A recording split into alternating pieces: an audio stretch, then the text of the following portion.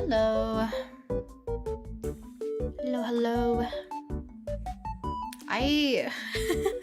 Not gonna lie, I was scared to hit live today.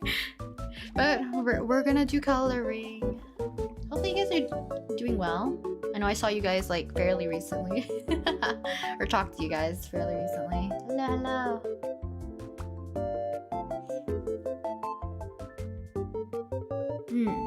So, let me think. We already did the line work, but we're going to be coloring today. So if you haven't seen yesterday's video where I did the process of basically doing the line work and the sketching process, you can refer to that if you're interested. Today's purely just coloring, and if we do get far enough along, we'll do like final embellishments, etc.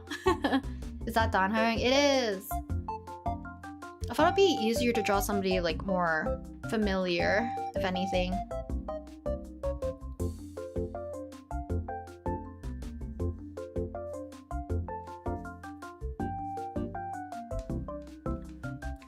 How are you guys? Let's let some people roll on in before we actually start with coloring. But we're gonna do kind of like a mixture of like whatever colors I need. But I think for skin tones we're gonna use the Copic sketch, and then the majority, let's see, of our markers that we're gonna be using is the Ohuhu set, I think.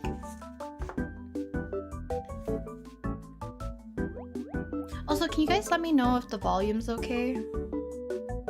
I had like more quiet music while setting up, but I decided that maybe to not make everybody sleepy, we'll use something a little bit more upbeat. So I actually don't know if it's too loud.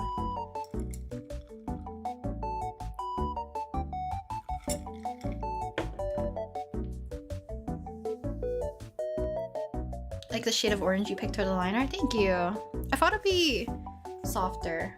It's almost like a reddish orange, which I really like. Volume's fine? No, it's good? Okay, awesome. So I think these are the colors I wanted to use for the line art. So this is what we used in the very beginning. And then later on, after we finish coloring, most likely I'll go back in, darken up our lines with the blue. And that should be everything, I think. Volume is fine, don't worry. Awesome.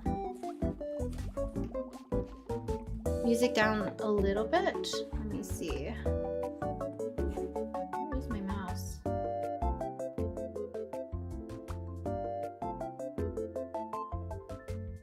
Should be good.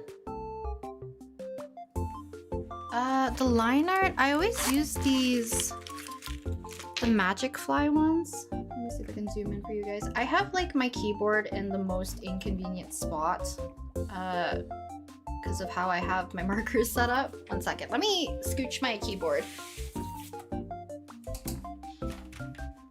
I'll just like shuffle a few things around in the meantime.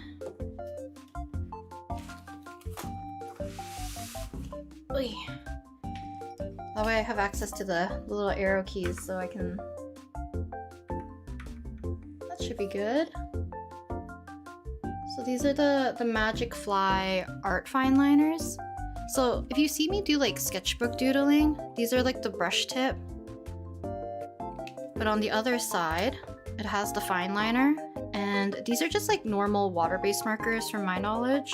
But they work really well with alcohol markers, or at least like for me, it has.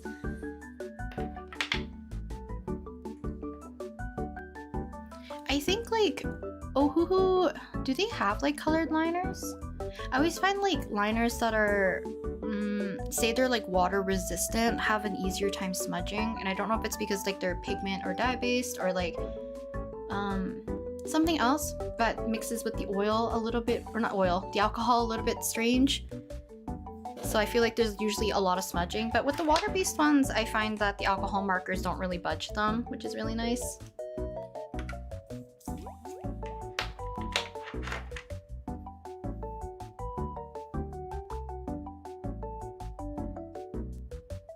I fell asleep halfway through last stream and I wanted to ask you to do something with your model. What do you mean by did I do something with my model?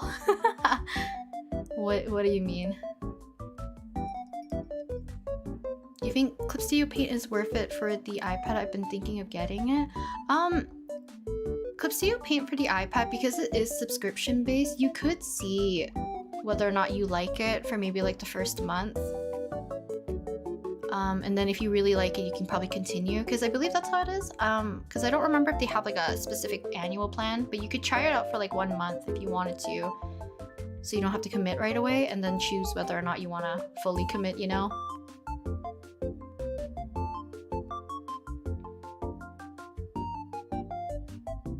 Hello, Listia, welcome.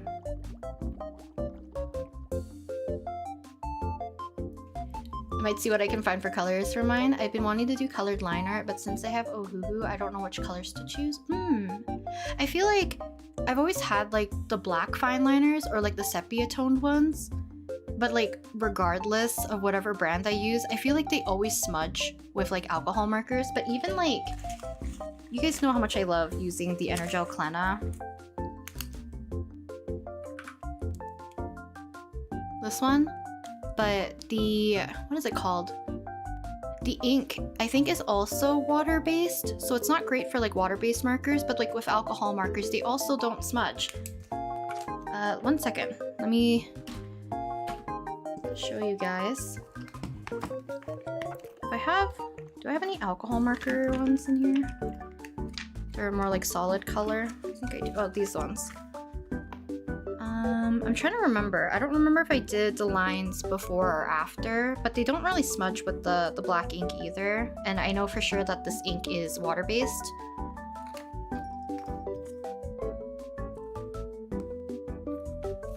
But yeah, the markers more or less don't bleed with the alcohol markers, which is really nice. Oh, Lana, welcome. Okay, but I think we're gonna get started with coloring. I think I've stalled long enough. Okay. So if you guys ever have questions regarding like alcohol markers or anything, do let me know. I'll try my best to explain.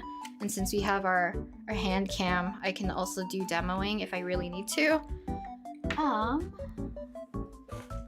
need this other book because I need to check my swatches.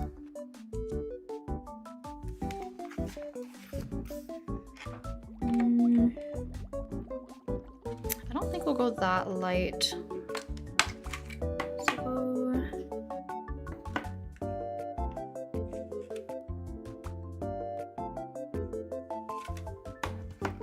I should have also chose like, what is it called? The colors prior. You guys are gonna like wait a lot because I'm gonna be digging around for colors, and I feel like I'm always like blind when it comes to looking for markers.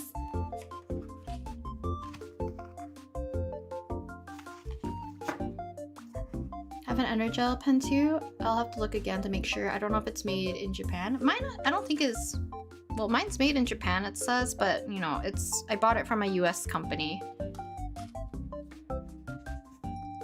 Have you watched Goodbye Laura? I have not. I actually saw a few tweets about like I don't know if it's the opening animation, but they actually use like traditional cells for the animation, which I think is very neat because I've seen the aesthetic of it and it's really pretty.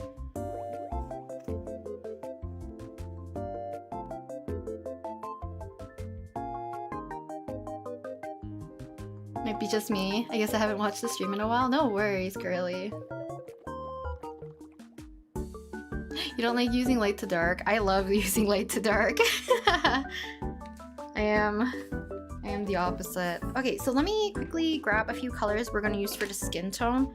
For the Copic ones, these are kind of like the base. So this is our lightest, and then this is our shadow, or kind of like our base for our shadows. This won't be the darkest probably, so let me quickly look for some colors. Also, my markers are like on the very left, so if my model like freaks out, just be wary.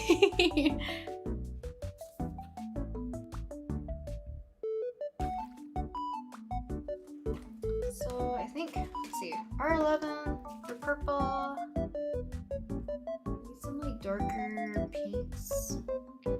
I don't mind also going a little bit more orangey if I'm gonna add more like mint colors to Dan Heng as well. So that's also an option. But I don't want him to be too orange. Let's see.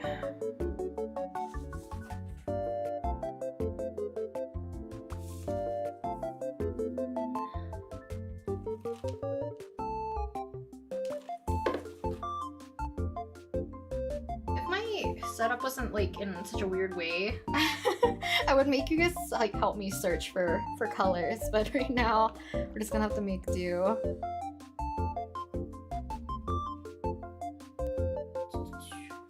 I feel like I can't find anything at this point.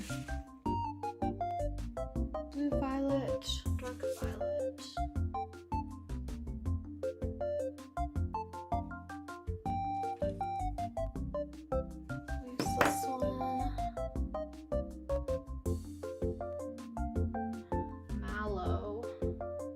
I should really keep like my most used colors in like one spot instead of like sorting them by certain colors. It's very hard for me to locate some of these. Maybe I will pull one of the light oranges.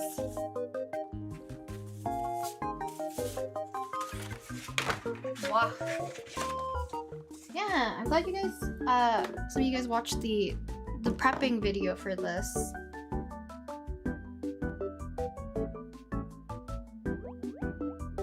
You really love the Artex acrylic markers. Those ones are very fun to use, honestly. They always have like a very good selection of colors, I find.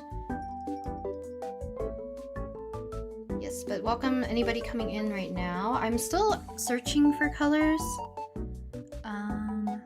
So it might take me a little bit. You guys are gonna have to bear with me. 3340, let's see.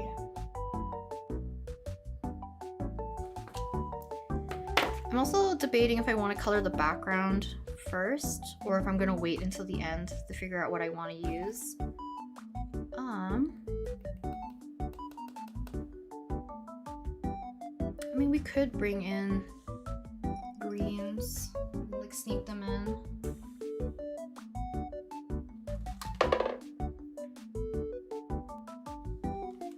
So the thing is like about alcohol markers, a lot of it is gonna be like trial and error for me.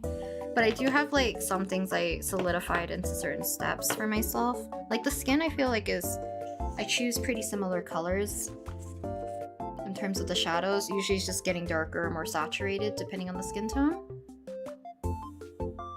What else is there?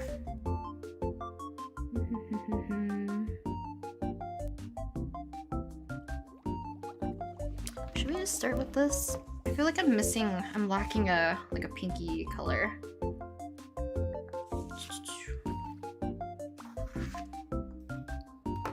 So I have these two, maybe shadow pink we could go with. R270. RV270.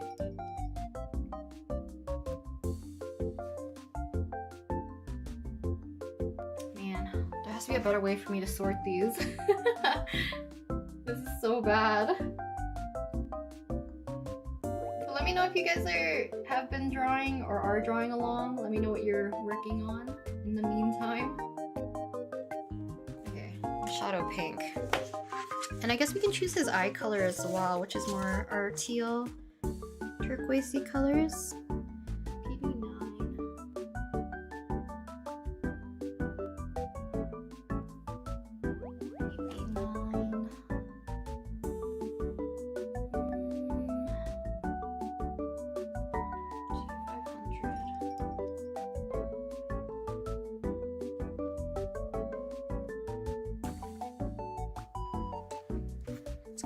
Okay, I want to look up his eyes really quick. I always feel like I always make them either too blue or too green, and sometimes it's in between. I guess we could use lighter blues. Mint blue, BG4, and maybe aqua mint. I think we have kind of like the basic colors right here. And we'll use calamansi and summer lemon for our yellow. Yes.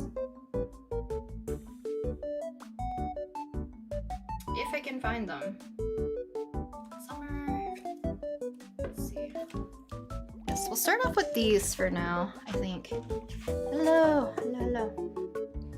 Sorry, but isn't your voice a little low? I'm facing away from the mic when I'm looking for colors because my mic is like right here.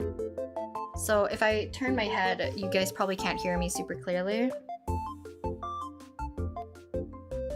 The colors in the stream are super vibrant. For some reason, my webcam is being weird about the saturation. It's like that with the watercolor ones as well. Actually, let me show you guys. 1 second. Because look how crazy the colors look. Actually, sometimes it looks fine. So, and then we have, let's see, Ike, which makes the colors look really saturated. It's more muted in person. The music is loud. You guys have to let me know how much more quiet, because like I said, every time I turn away from the mic, I'm going to be much more quiet regardless. And then we have Sampo from last time. So this one I do have like the process video of. Oops, let's get that out of the way. Okay, so I think we're using similar colors to Sampo, I think. For the most part, it might be some of the blues. I might, you know, we'll figure it out how dark I want to go, because Dan Heng's hair is a lot more darker than Sampo's, so I can get away with kind of making the colors a little bit more deeper if I wanted to. So let's see. Okay. Can you guys let me know how the volume is once again? Because like I said, when I turn, it's gonna be different versus like when I'm speaking in front of the mic.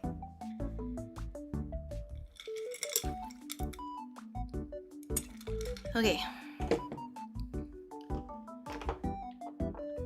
I'm glad you guys are also drawing along, if you are, or like working on other projects in the meantime. Okay. Volume is good, it's good. Volume is fine for me. Awesome. Okay, we'll just continue then in the meantime. So, I'm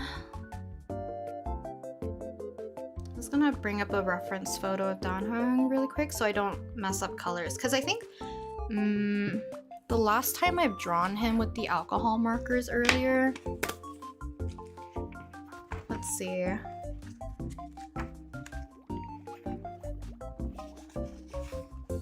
I didn't do the yellow in the center of his eyes, which technically I can add in right now. But I feel like I could have went a lot darker with the colors, so we're probably gonna deepen his hair like quite a bit.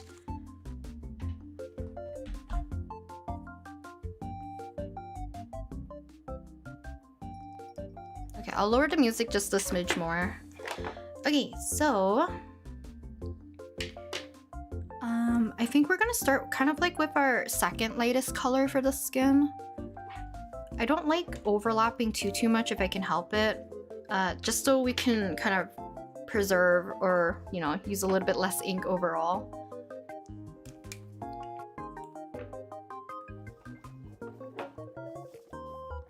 Okay. I'm so nervous. I don't remember the last time I did like a traditional art stream, but then again, like I think I'm more confident with using what is it called? Watercolors, more so than like acrylic markers or like alcohol markers. I do think because I'm such a, it's a little bit trial and error every time I use these mediums, that we're gonna experiment a little bit.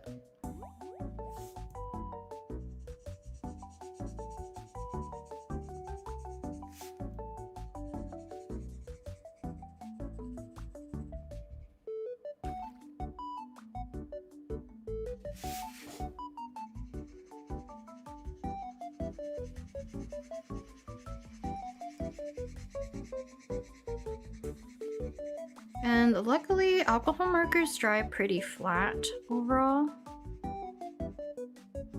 So it shouldn't be too bad in terms of like even the dry time or blending. But if it does get a little bit splotchy, we can just go over with another pass over everything.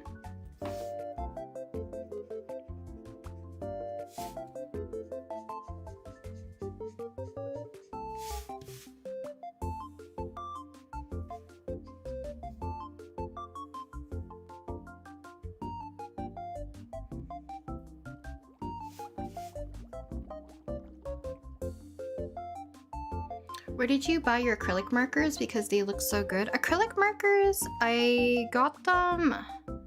I bought sets from either Amazon or directly from the site itself. But I was also fortunate enough that the company itself sent me markers to try out as well. But if you guys are looking for discounts, I think some of my codes for certain sets are still active, so you can probably get a little bit of a discount from those as well if you buy directly from their shop or their store.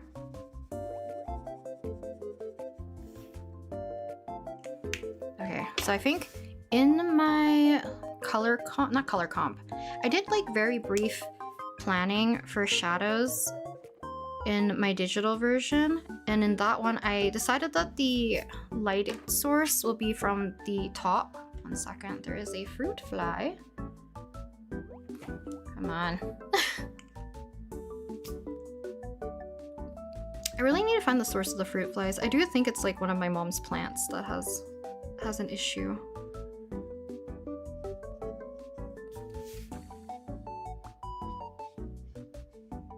Maybe I will grab the lighter color. Also, this marker is driving me insane. I don't know if it's picking up blue pigment from somewhere else.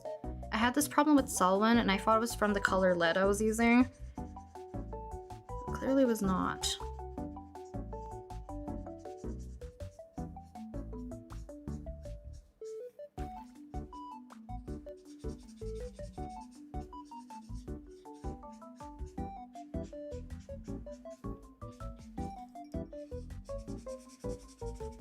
Also, you guys are gonna have to bear with me.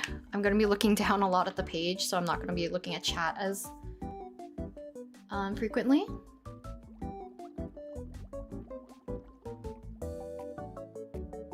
Let's see. I meant, how do you know where to shade for lighting?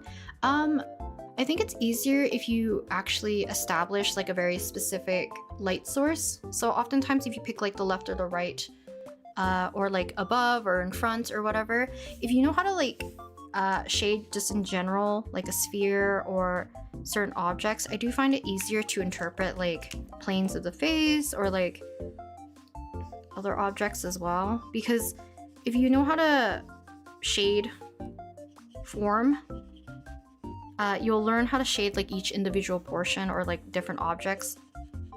I don't know if that makes sense. Because I feel like lighting takes in consideration a lot of different things. Like, is there objects blocking it? Is there like reflective light? You might want to take in consideration like the object's material.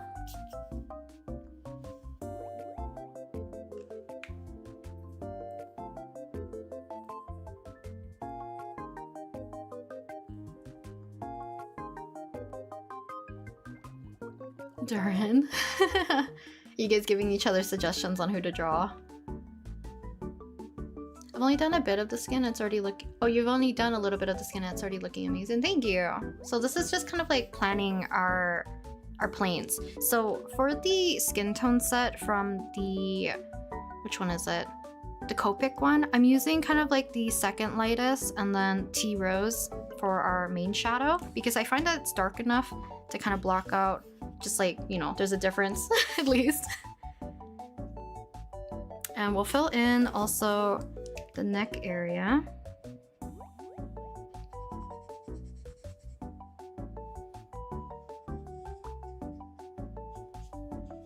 But I wanted to pick something a little bit less like complicated for me to the color today. So the lighting is probably going to be more simple anyways. Because when I did the one of Ike, Which one is it? This one?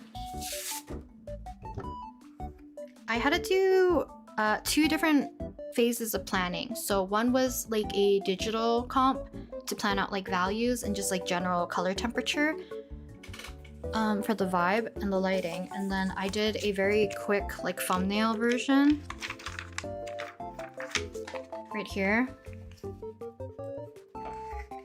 Because I really needed to figure out what colors work together before committing like directly to the page. Oh, the camera is making this look crazy.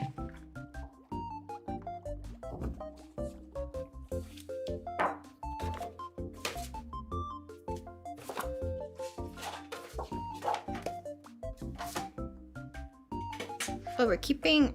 Oh, maybe I should have shown this first as well. Well, this is our digital sketch that we printed out. This is kind of where we are. Hello. Batula? Welcome. Do you film with a camera or a phone? I'm using a webcam, which is probably the reason why the colors go a little bit crazy. For some reason, one of the settings is probably like off. Because it makes my colors go saturated at times. Got the fruit fly. There we go. 1 second.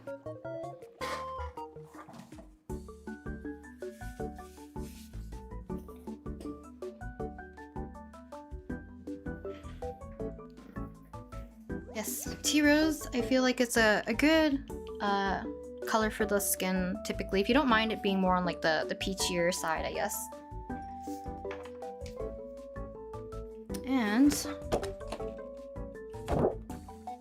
can't tell if I was using the right side of this paper or not. It's probably fine. I don't think it makes like too big of a difference. But then after this point, so this is just with 2 different colors. Usually I'll go back in adding more like pinks and purples, and then we'll hopefully transition some of those colors into like blues if we really need to.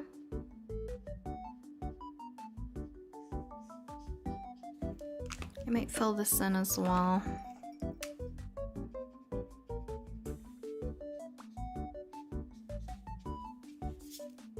He's a little bit splotchy, but I'm not too bothered by it.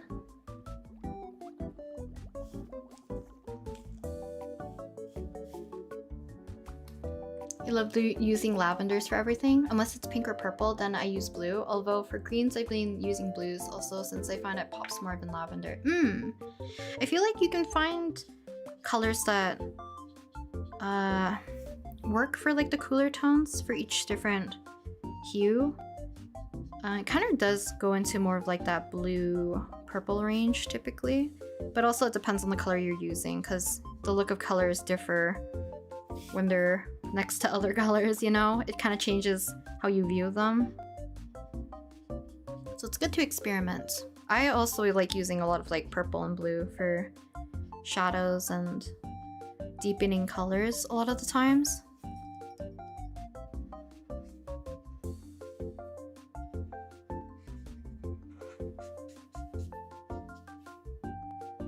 I've been also looking into getting like the refills for the Copic ones for the skin tone because I feel like it's easier for me to find the refills for those ones rather than buying like a whole completely new set every time.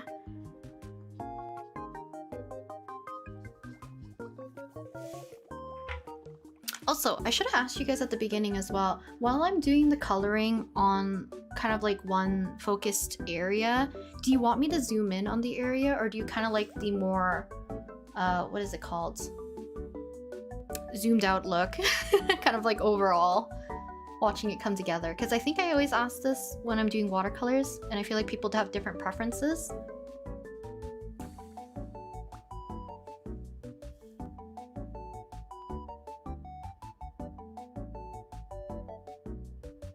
The subconscious wiping the paper after lifting the marker sometimes. Am I doing that? I don't really notice. I guess it is because like it feels like you're wiping away like debris, right? Overview? Overall? Freeze-dried Fuji apples. That sounds really yummy. Overview? Okay, I just wanted to make sure.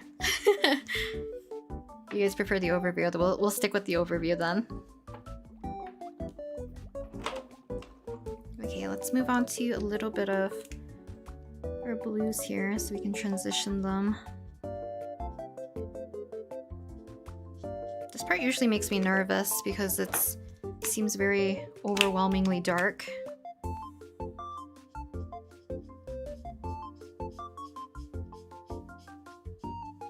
But Dan Heng's hair will have enough contrast between the skin tone shadow.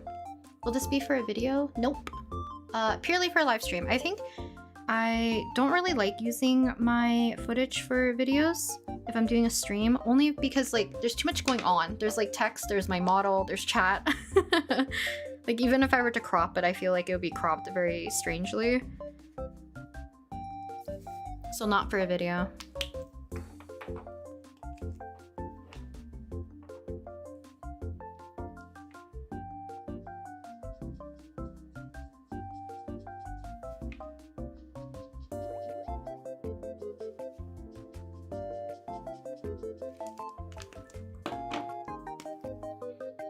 I definitely prefer having it kind of reads like, how to explain this? After you add like the surrounding colors, now this might depend on the character's hair color. So in this case, because Dan Heng's hair is really dark, it will make these areas seem a little bit more pale in comparison, so it won't look as intense, I promise.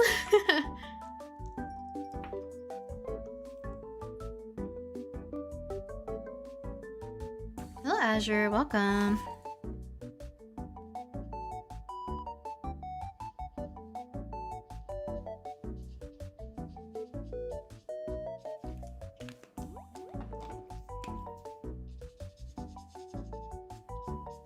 And I think like other than me being chattier for this type of stream, if you're looking for like a full alcohol marker kind of coloring video, I think I have 2 sessions of me doing, or maybe there's 3 sessions. I think I did one on a Shikishi board. Where I basically take you guys along the entire coloring process as well. And I think one of them is the Soneto one, so this one. And then I have one I think of Aglaya as well. What colors will be the flowers and the background be? Background, I'm leaning towards leaving them kind of like, either we'll go like with a deeper green or like teal color, or we'll just stick with kind of like a minty seafoam green, because I want the flowers to be majority kind of like either really punchy dark red, or we'll lean into more of like a reddish orange, because I always like that in conjunction with like Dan Heng's color palette. And I think like the camellias that I was like referencing when I was drawing and planning out the illustration, majority of them that I found were either like pink or kind of like a deep nice red. Let's see, a little bit more.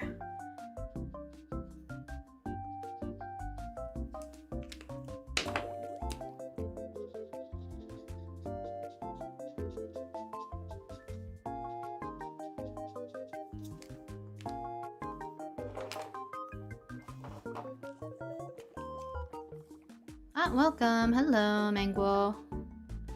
I love the warmth of the colors you use so far. Thank you. I'm glad to hear that. I hope the colors work in the end, because usually I will have to kind of adjust things once we add in the hair. Because like I said, the hair kind of will change the look of majority of this because the color difference, but also the contrast.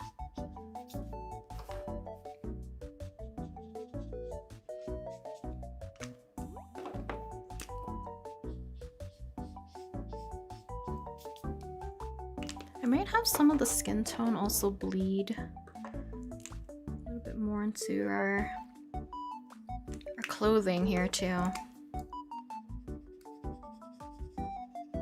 Because we are working like light to dark, I do have to plan out some of these lighter areas if I want them to be mixed in nicely with our darker areas. Otherwise, it's a little hard to go back.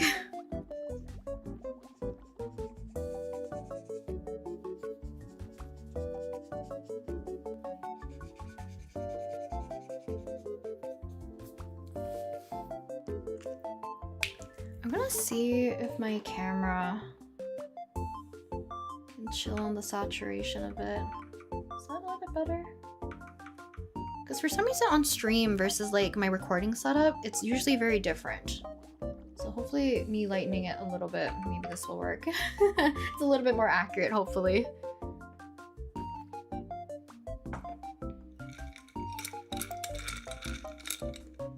Ah, no worries. What are you embroidering? Oh, Lavender Leaf, welcome. Hello, Sakurai.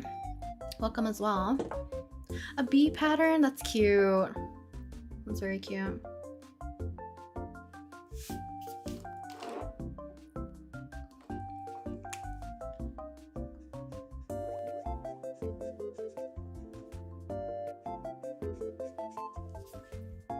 Okay, first shadow color for his sclera. I think we're gonna leave the skin as is right now. We'll darken things up if we need to later, because I might add a little bit more of like a reddish pink color to some of the areas on top, because we're a little bit maybe too cool. We'll see. I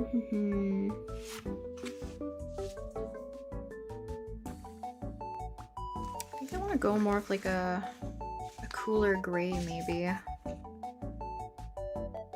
Green gray. GG1. Okay, let me see.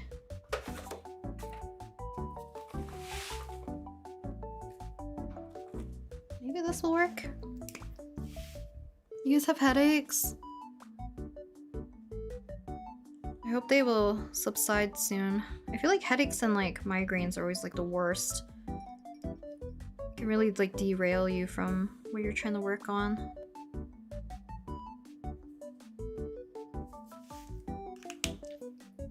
So if you can help it, I think like not looking at certain like screens, making sure things are well lit so you can see things properly. I'm trying to look for the chibi version of him. Okay, so we can get the eye color. Ah, the storms are wreaking havoc on you. Are you affected by like the weather and like change in temperature?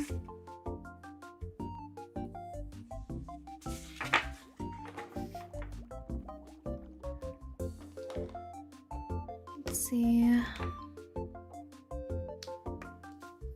just have to make sure I know which color is like the lightest that I have here. We could add the yellow right away, I guess. In the center. I'm still bummed that there's like a little bit of blue peeping. It's whatever this marker is picking up for whatever reason.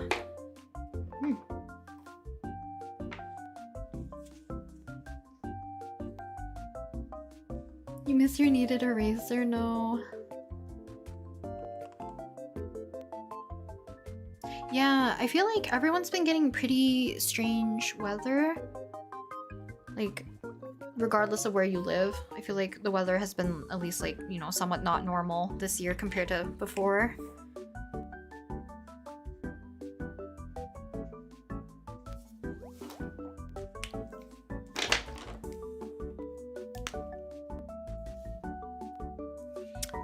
Like an even lighter blue. Well, mint blue's pretty light. Maybe we're okay.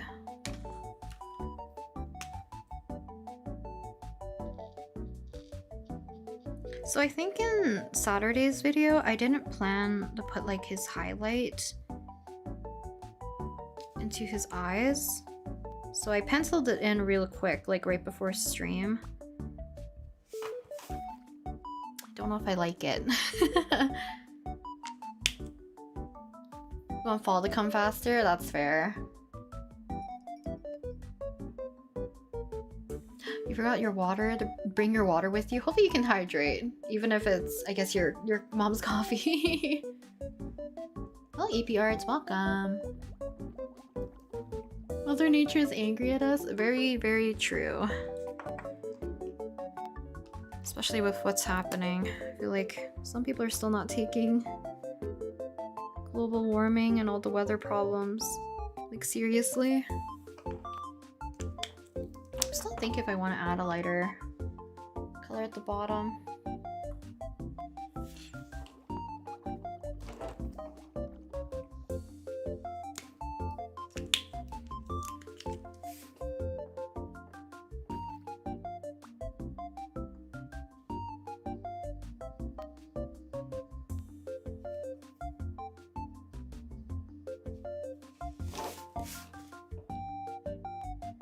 So basically we're just layering up the different kind of green blues that I have for his eye color.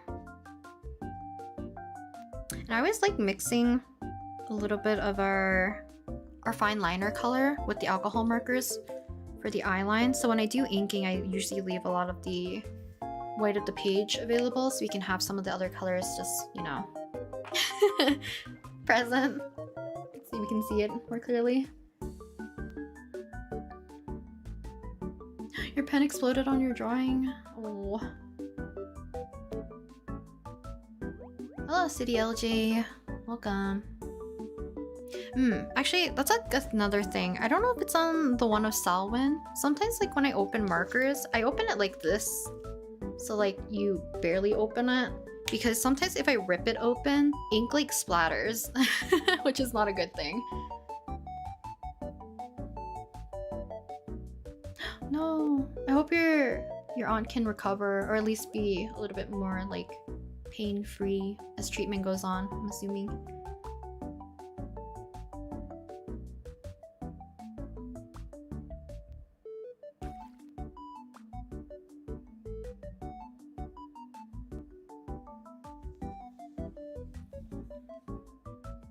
You had 3 pens explode on you in one day? That seems like such bad luck, honestly. Okay, let's see. How much can we deepen the eye color? This one will make it more green, which I don't mind at this point. Ooh, it's hard to see. I use this marker quite a bit, so it's a little bit on the drier side.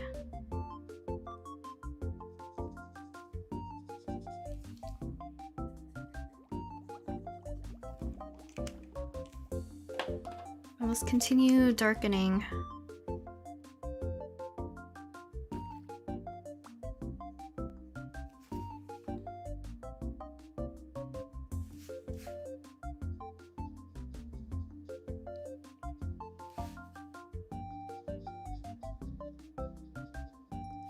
I feel like I've asked this question in a different, it was either a stream or in a video.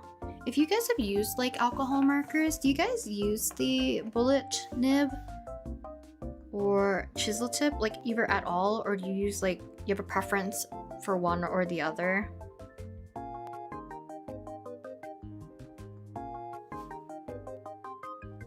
So I feel like I like the chisel tip more than the bullet nib, only because as long as the brush tip is good, I don't really use the bullet nib all that often. But I will use the chisel tip to sometimes fill in areas so that I can preserve the shape and not ruin kind of like the tip of the brush nib end, I guess.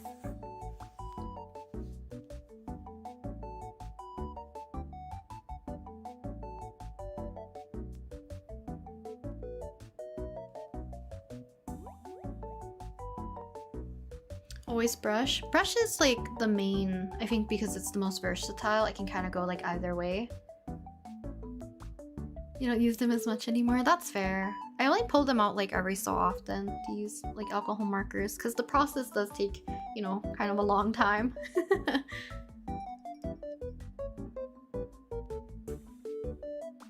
use chisel if I'm filling more of a geometric area. That makes sense as well. Chisel tip more, methinks? I feel more comfortable blending with the brush tip.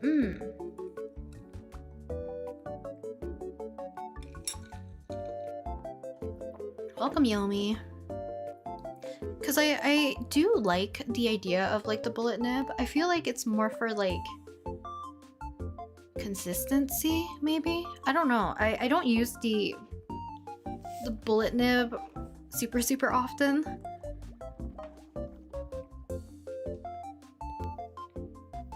I also don't know if I want to add more extra shadow here.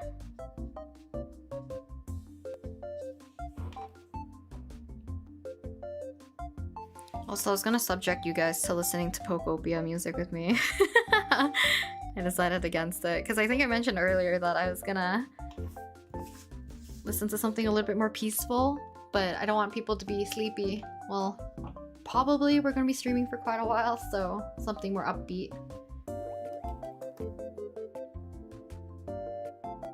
I did get a smaller pack with the brush though, so I can blend easier with it. It makes it, or take it with me easier as well, which is nice. I think it's more convenient, the brush tip, right? Usually brush, but if the marker doesn't have one, then I use both nibs as much. Ah, I see. I'm assuming you use maybe the bullet nib or like the fine tip side more for like smaller areas. Yeah, some people use the chisel tip to really like block in what is it called? Like value and form, right?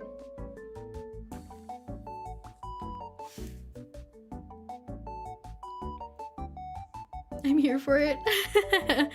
If you guys, I think I mentioned in yesterday's video, but if you like calming, peaceful music, I highly recommend listening to the new Area's music. It's really peaceful and so pretty. Because I was just building, like every time, I usually play at night because it's like the most downtime I have. So when I was playing and I'm building like the homes for the Pokemon, the music comes on, I'm like, I love the nighttime version. It's so nice. Okay, I'm gonna pick out one more darker color, I think, for Dan Heng's eyes, because I feel like they need to be a smidge darker.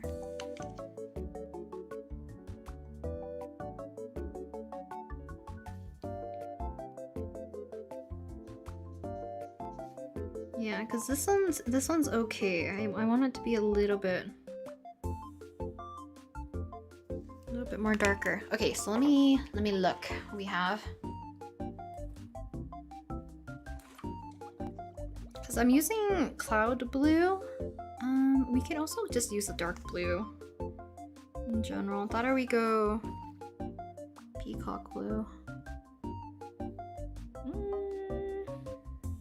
Maybe I'll use royal blue. We can go like real dark. PB6. Okay.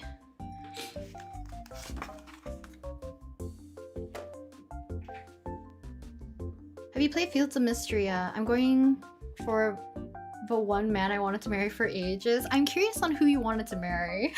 I played during the beta version. I haven't played since. I kind of want to get back into it since the 1.0, 2.0, whatever's like the full version came out recently, right? But the character that I like the most is not marryable. But it's fine. I forget some of their names because I do like March. I'm talking like out of the guys because I feel like I have different preferences for the girls as well.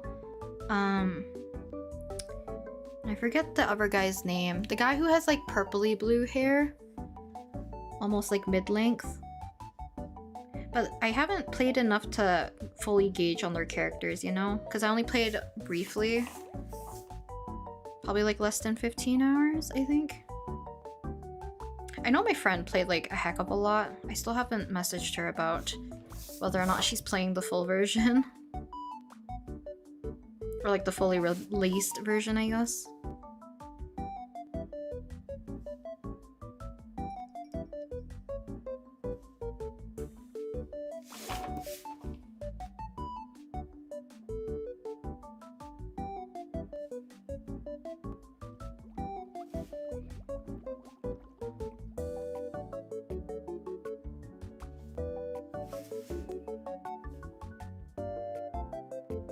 Should I deepen it even more? I feel like where the yellow starts, I need more than half to be kind of on the darker side.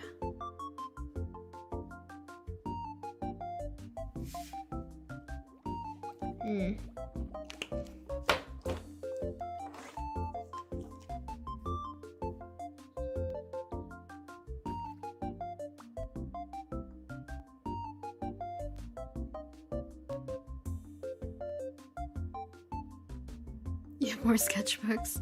Yeah, you could probably sell the markers as well. If I feel like if you feel like you have too many, or to gift them to people who maybe want to start using them. Because those are also options. That are like, you could use them in conjunction with each other.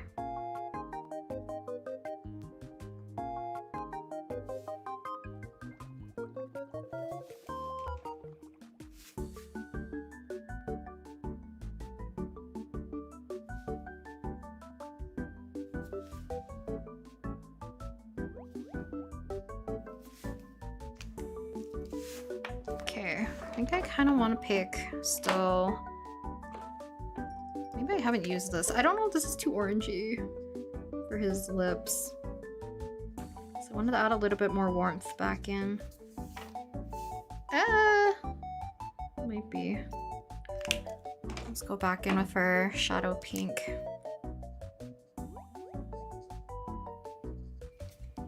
But this could be fun to use on the nose, maybe.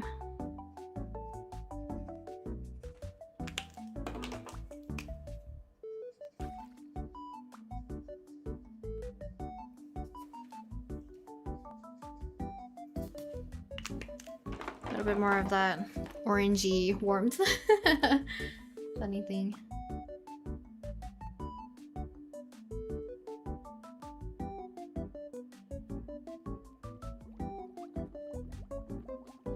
Which man is it? Maybe for the dragon? Oh, I feel like I actually forgot to see what he looks like, the dragon. But the man that I for me it's Ulrich. I wanted him to be playable because cute himbo, you know? Okay, I'm gonna stop drinking my London Fog so I can drink something that has no sugar.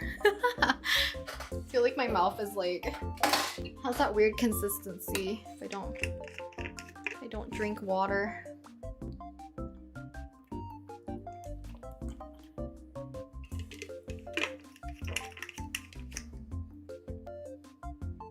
You're already halfway through your sketchbook and it's only been 2.5 months. Awesome! I like when people get like really into drawing their sketchbook, you know? It's like something I wish I could do.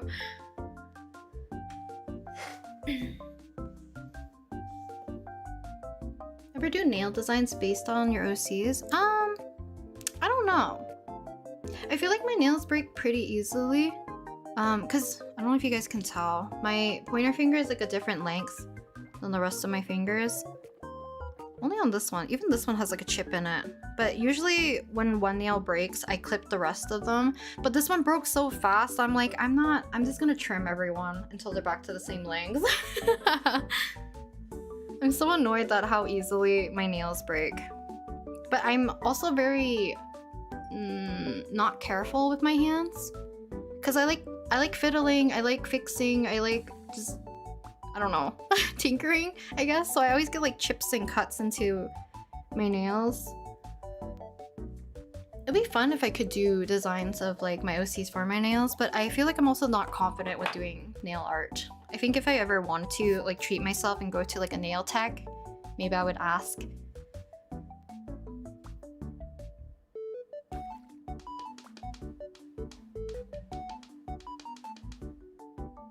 Your last one almost took 11 months? That's okay. It means you loved that sketchbook for 11 months, you know? It's fine. You have 10 pages left and it's been 8 months. It's okay. There's definitely people who had like, you know, sketchbook for years, right? It just depends on what you prioritize. You know? Okay, this is the part that I was worried about, is Dan Heng's hair. So I need to figure out, and I'm kind of leaning towards our yellows here and our light green to blue, I think. Because I need to figure out how I want to add in kind of like our basic highlights, and then we'll kind of like chunk in the hair section by section. So let me quickly check. Working on your sketchbook now. Nice. You've been forcing yourself to have a liter or after every cup of coffee or tea. Yeah, I feel like I get more dehydrated when I ever have like a sweet fun drink, you know? Because I feel like I don't drink enough water, so I wanna alternate again. I usually don't like sweet drinks, but this one I added too much honey so I can taste it, and it's a little bit too sweet. But I love a London fog. Hello Day, welcome. Scribbling in the same old sketchbook since like before 2020. That's okay. Like I said, people have different priorities, right? Some people might be more digital people too. Oh yeah, being wet for too long. I guess they would soften the nails. I always forget to do this. This is mostly for like cuticle oil, I think. What's like a nail and cuticle oil? So I use it occasionally. You can see it's like, I only used a little bit, but I used to apply it a lot, especially when I was painting my nails more. Because I feel like my nails are weak. But after taking like vitamins and stuff, I feel like they've gotten better. Let's see. Oi. So. Shadows and highlights. So Dan Heng's hair is black, but I don't want to go full black only. I will do like a mixture, but we need like a base. And I don't know if I want to go like gray, or do we want to go... Well, I will use gray. It's either I go warm gray, which will be easier for the hair with the skin tone, or if I want to go cooler gray, which is what I'm leaning towards, because it works better with his color palette, in my opinion. I also forgot the little red mark. Wait, 1 second. Let me look. I cannot forget. R070.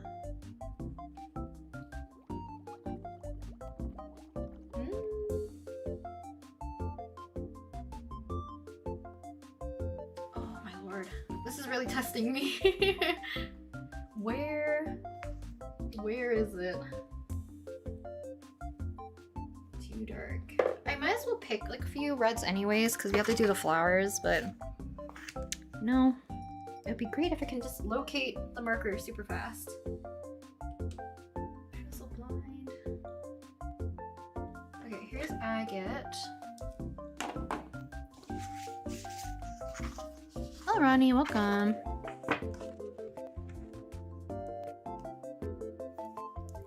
Do you guys have like a preferred sketchbook you like using?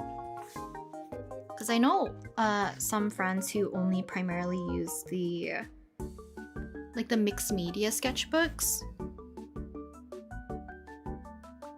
And I have some that use like the ones with the black hardcover, or like the rendered sketchbooks, I think they're called.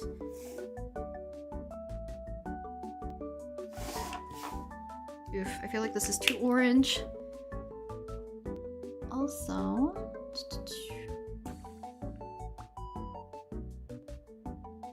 yeah, I'm gonna move it slightly away from his eye, so maybe we will also choose a more vibrant red. Even though this looks so vibrant. So maybe I want to go darker.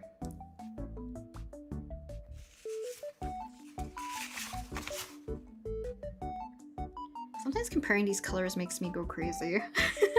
There's like a subtle difference between some of these, but it matters.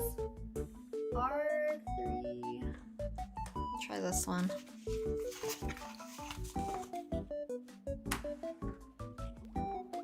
Neon acrylic paint that I'm really excited to use. Neon colors are very fun. Mixed media is the way to go. Whatever sketchbook. One that can handle watercolor, since that's what I use to color my sketches. Ah! I guess like, yeah, mixed media would be a great choice. I feel like it would buckle a lot less.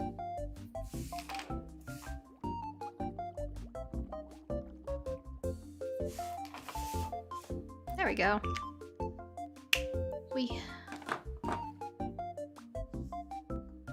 Old squash. A lot of you guys do painting, I see.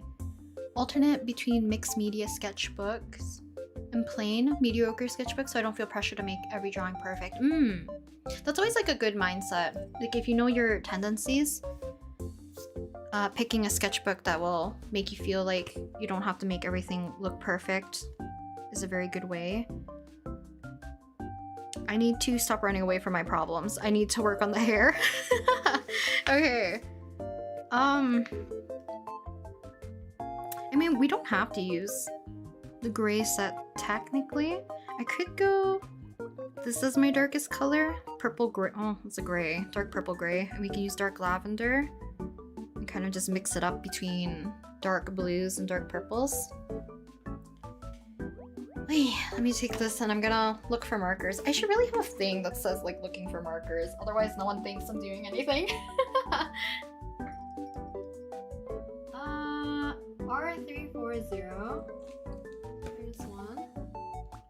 R350. Here's another. B450. Okay. I might have to swatch these again together.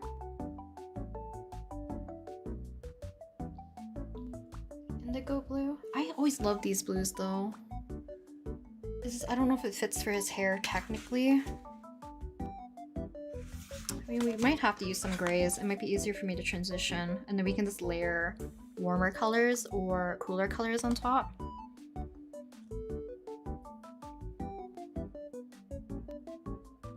Cool grays. I guess we'll use the cool ones. Let's see. CG1104. CG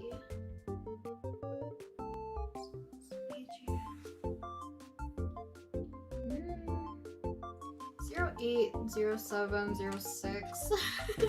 I'm finding all the wrong ones.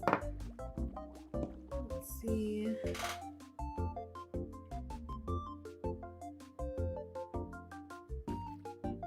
There has to be an easier way. 00. What's in my blues?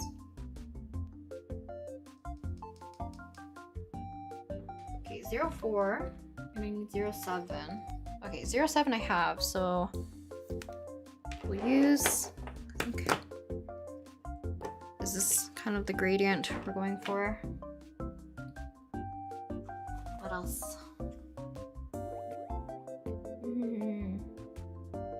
Bought a Canson Mixed Media. Canson Mixed Media is the one that I usually see people use, but I haven't used it yet. I'm using just a basic Exceed dot journal. Journals and like notebooks, like blank ones or like dotted or grid, they work well too. I think it's just like you have to find what mediums you like to work with and see how well the paper can take it.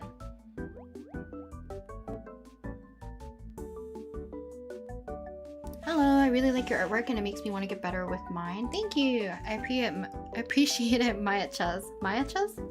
Welcome, welcome as well. Okay, so I think... Oh, I don't know. This is like where I would recommend doing like a color comp of some sort to plan. Because I mentioned, let's see, highlights, we might go these. So this is kind of like our first pass on certain areas, and then we need like lighter highlights as well, which won't like disrupt the entire thing.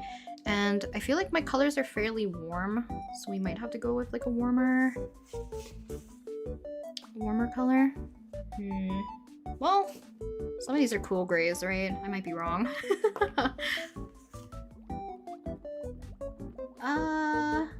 Lavender blue. Do we have that? This is lavender mist. Okay, I'll have to... No, I do have it. No, this is the same one. Okay, 1 second. Lavender blue. V250.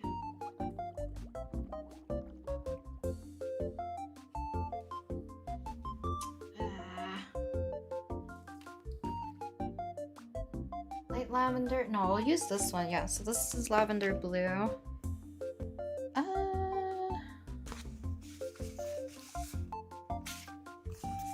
Okay, I'm gonna do a quick swatch because I don't trust myself.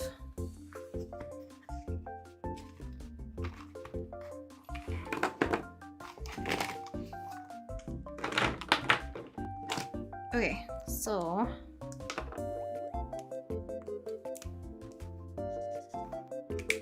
I feel like that's a little bit too bright.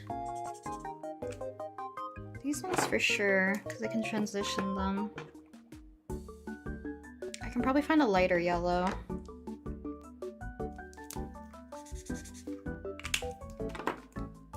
Oh, you guys can't see what I'm doing.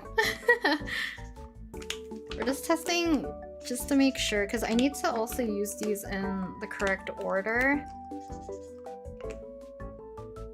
This is very saturated. It really depends on if I want to make it very gray or more like purpley blue.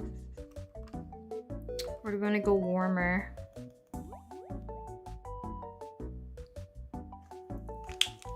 Okay, I'm gonna look for some cooler, darker blues as well. Because I don't trust. Hello. You gonna lurk? Maybe back? Maybe? No worries.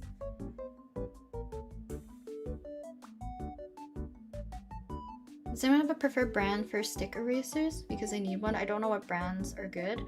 I actually don't know. The ones that I use are like a Korean brand, but I bought them like years ago. So I don't know if they have like a specific name to them. I think it just says Pocket 68 is what it says. So let me change my zoom.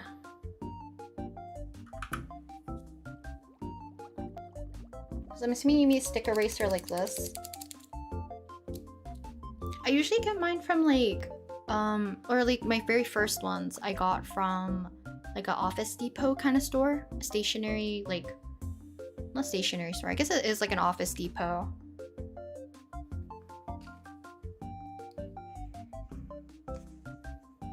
I think mine was a Staedtler one. That's the one like the blue barrel, right?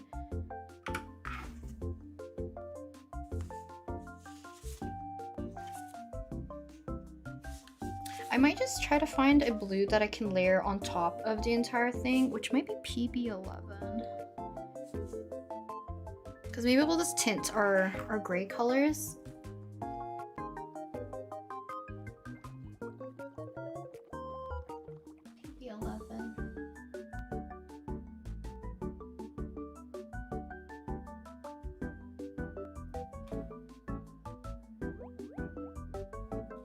I think this is one of the steps I was most nervous about in terms of like coloring Dan Heng.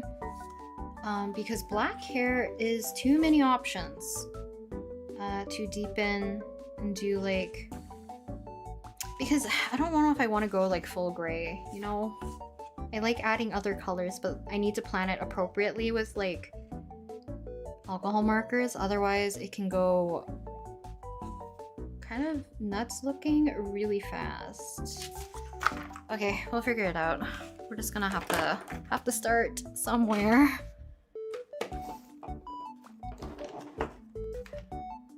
Okay, so for our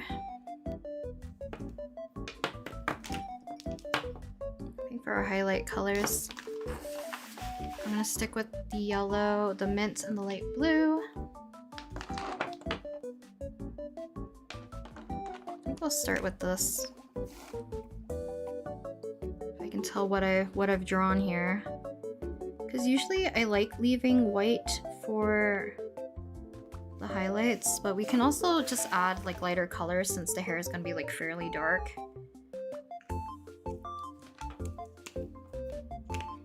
Like I said, I don't really trust myself for this.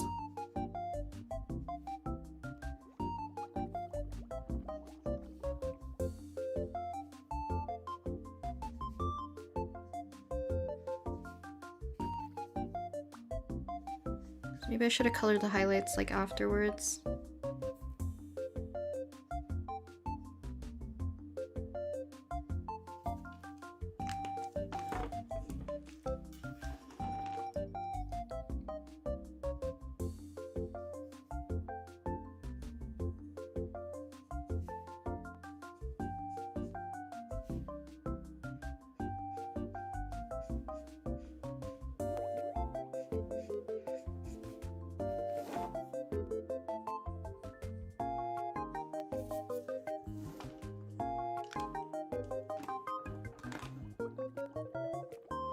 Is there a tool called a needle threader? Otherwise, wearing a good pair of glasses and licking the end of your thread helps. There actually is like a little, I think it's like a metal flat tool that you can use to actually thread your needles in really quickly. And it has like a little hooked wire in it. So basically, I think you put one in, you stick the metal part in through your needle, and you can pull your thread through.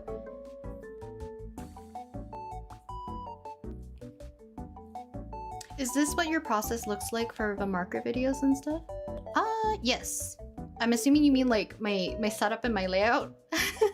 I'm assuming. Unless you mean like the amount of pauses and stuff. Because for pauses, I usually just stop recording and then look for markers, press record, and we're back. If that's what you mean.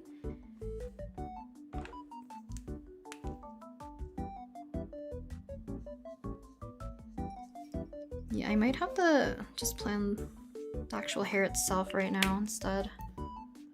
So I don't know what I want to use as our base color. I'm assuming it's a gray. Because now I'm thinking the red gray might work the best. Instead, we can make his hair much warmer. RG80 and RG050. Okay, we're gonna start. Okay. And I know I shouldn't start with the center part, but we're gonna do it.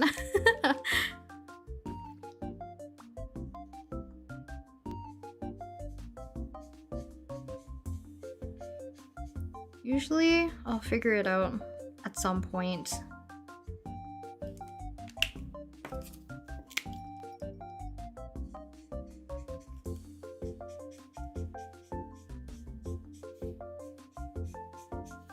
Because we're gonna do probably several passes to get the desired color. But my problem typically is trying to figure out a good base color for black hair especially.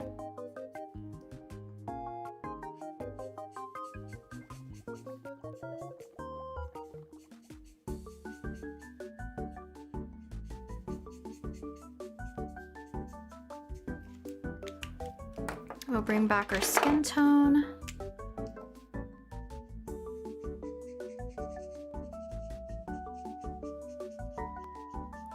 Blur out a little bit of our grays.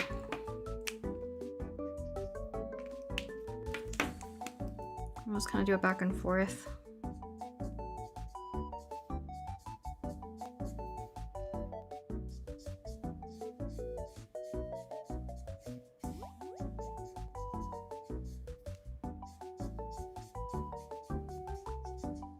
But hopefully whatever you're working on, you're having a an easier time than I am. If you're not struggling.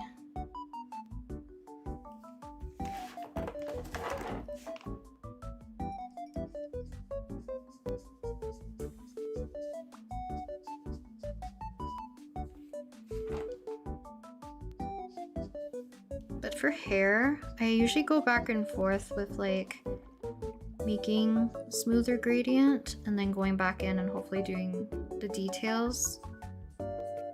Because I usually don't like when hair is like entirely smooth.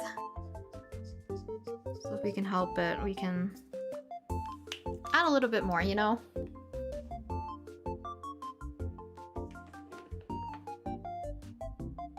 Twisted Wonderland. I've been trying to figure out how to draw my favorite character from that game. I've definitely seen a lot of the characters from that game. And I feel like there's quite a few people who actually like the characters in that one as well.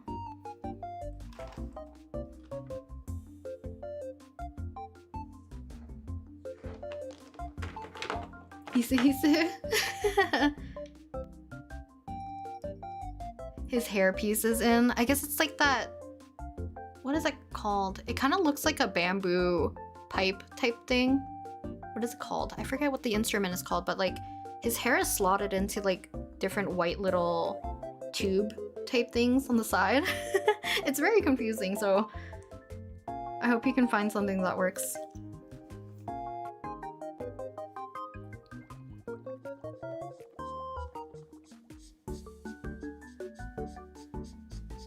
Finally got the thread through the needle. Nice.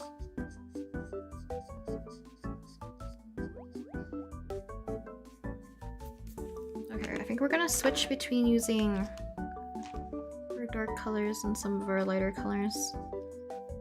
So I also like making the hair shinier by adding kind of our band of darker colors right, like directly under it.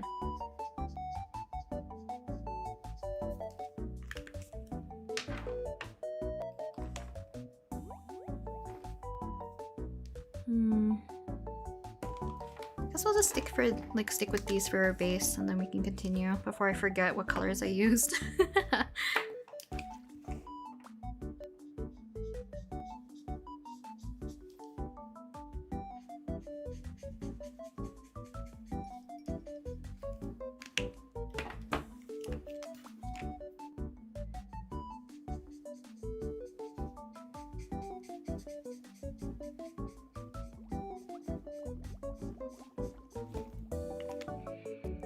Also, another bonus with this type of paper, now hopefully it doesn't prove me wrong once I flip it over, but I feel like it can take quite a bit of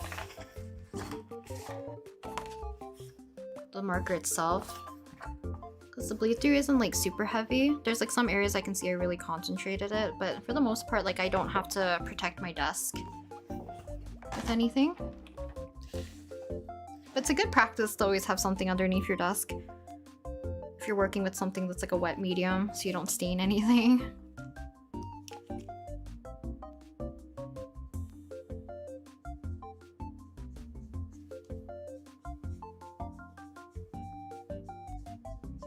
Because it's usually the places where like you heavily blend colors. I feel like usually takes the brunt of it.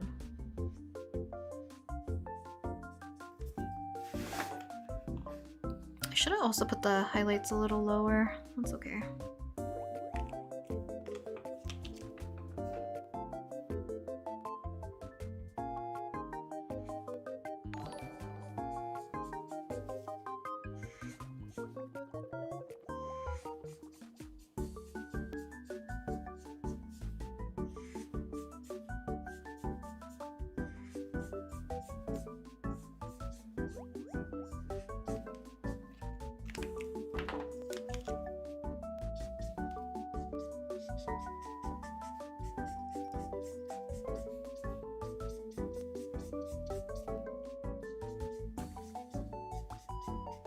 Okay, and one more pass with our skin tone.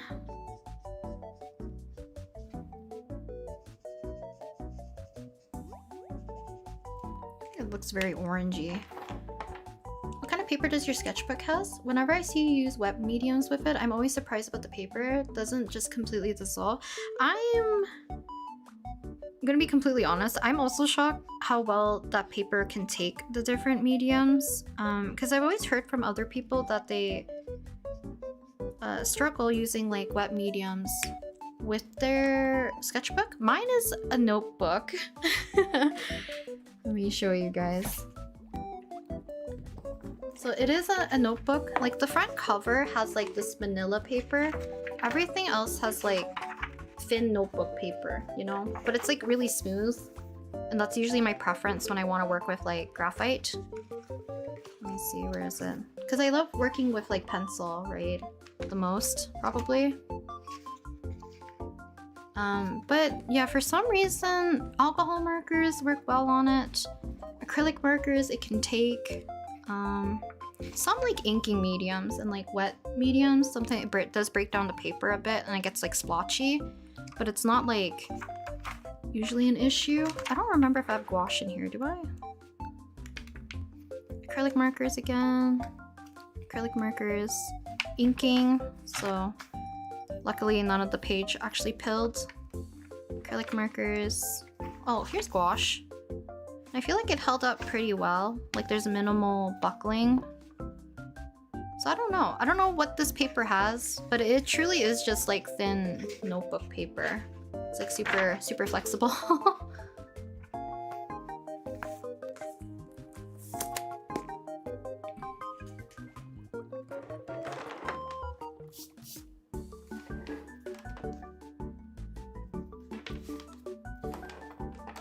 Okay, let's see.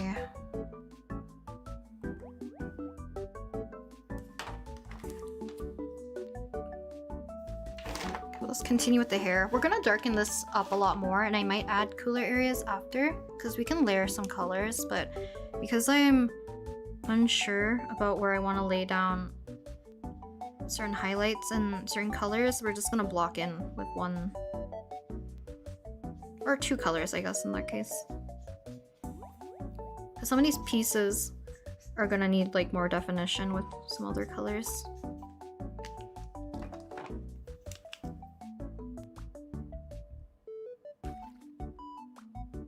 Silver alert? Is that like one of the warnings you get on your phone, like your phone?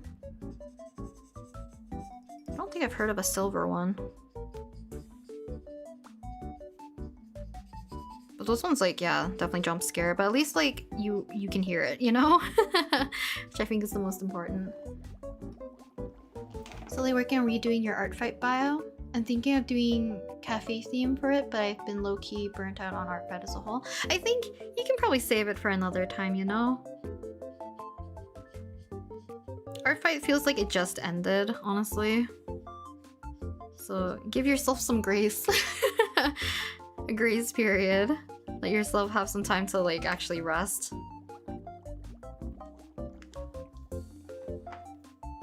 Amber alert, but for older people. Ah, that makes sense.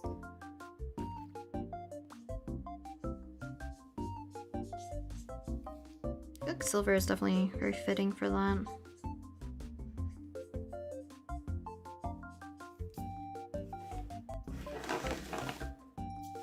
You have a whole year. That's true.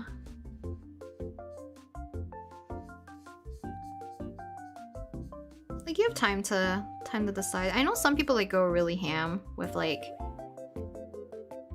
how they treat art fight. So I can see like if you're wanting to like mentally prepare. Why can't I say prepare for next year? But if you're feeling burnt out, then there's like, you know, work on other things so that you don't feel burnt out from it.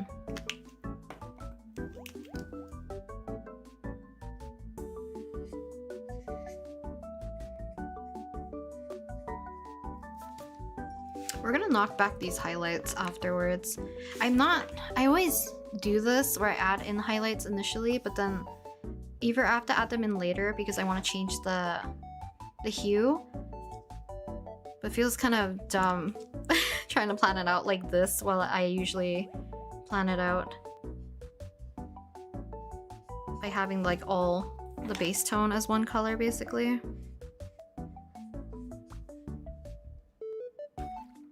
Welcome back. Also, art fight is going to be low-key down for at least a month, and I'd like at least to get some stuff updated before the site takes a break.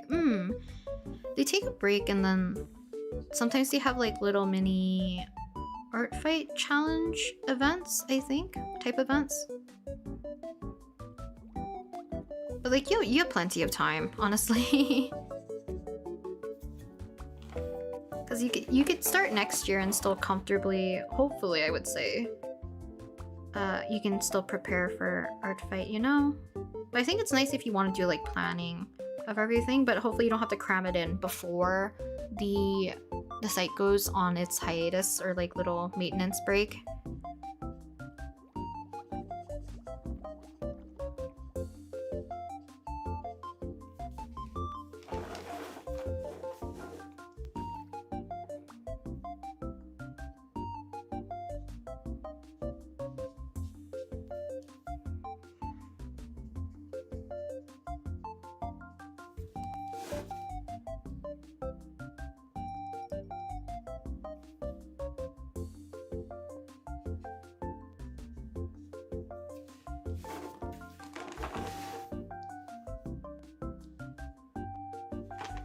Do you have any tips on learning anatomy or drawing bodies? I've been kind of struggling with that. I think it's just taking the time to learn and break down the shapes for the body, and then slowly tackling perspective. I can't give too much insight into it because I also struggle with anatomy. Because if you can't tell, my favorite thing to draw is the face. But I think with the more practice you do, doing like breakdown of the body, figuring out shapes that work for how your brain can kind of comprehend the shape in a 3D space, I think helps the most. And then also doing figure studies, so you can capture like gesture as well.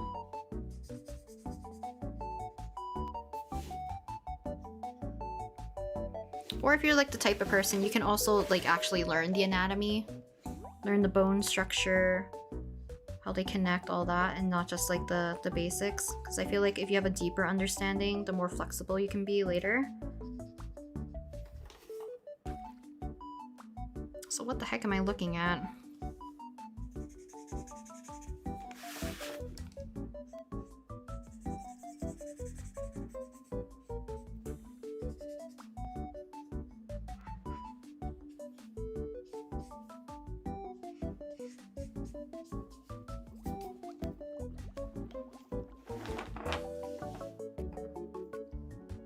Life drawing class, yeah. But if you can't or don't have access to life drawing classes, there's also like, I forget what it's called. Line of Action is a website. They have basically like human model photos.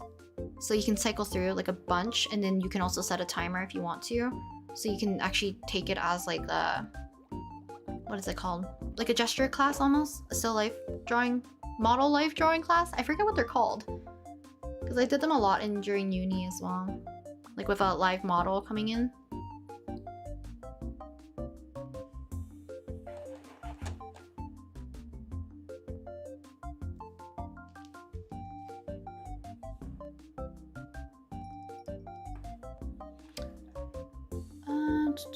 Also, whenever I work with graphite, I put magazine paper on it to avoid smudging the other pages, but is there an amount of time after I can remove it? I don't want to have pieces of magazine paper in it. I think it depends. It's not the amount of time. Let's see. For your sketchbook. So right now, because I don't have any ongoing drawings that I'm doing, I will probably have to put them back in later, because usually I have one in a few places. This is kind of like my rule of thumb. Let me grab a scrap piece of paper real quick.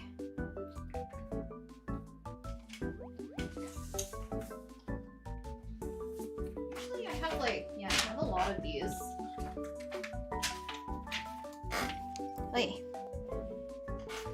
So, if you have like scrap pieces of paper, what I do is that you would sandwich it in between, usually like places that have like mostly dense areas of graphite that you don't want smudging.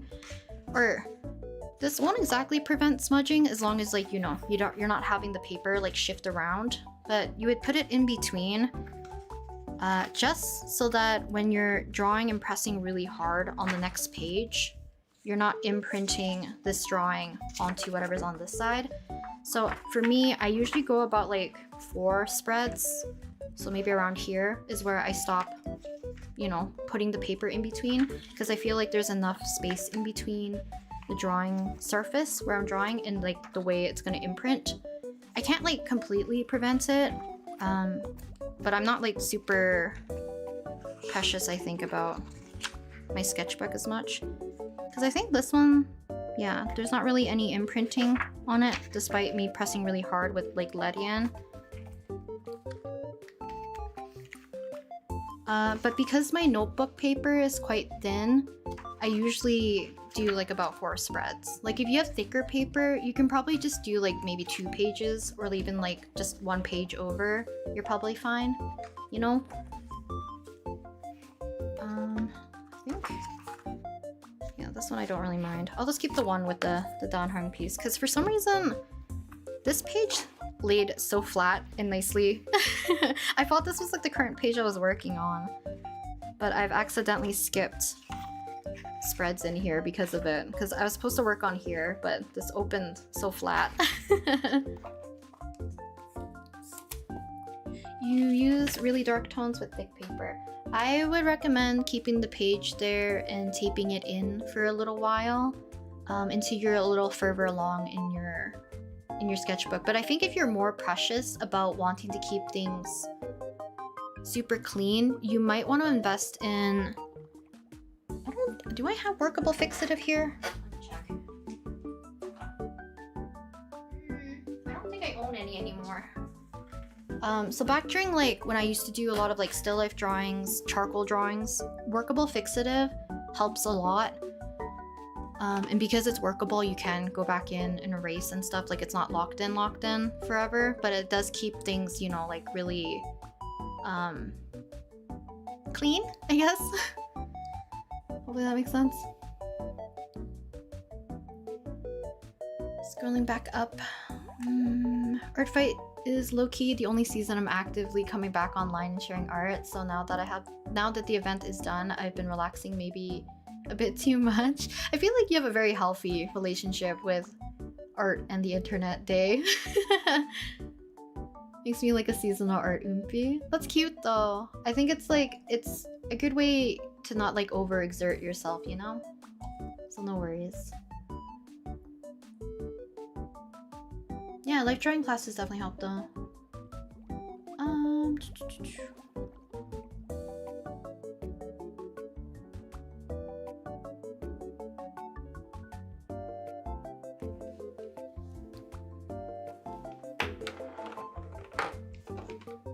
Dan Heng.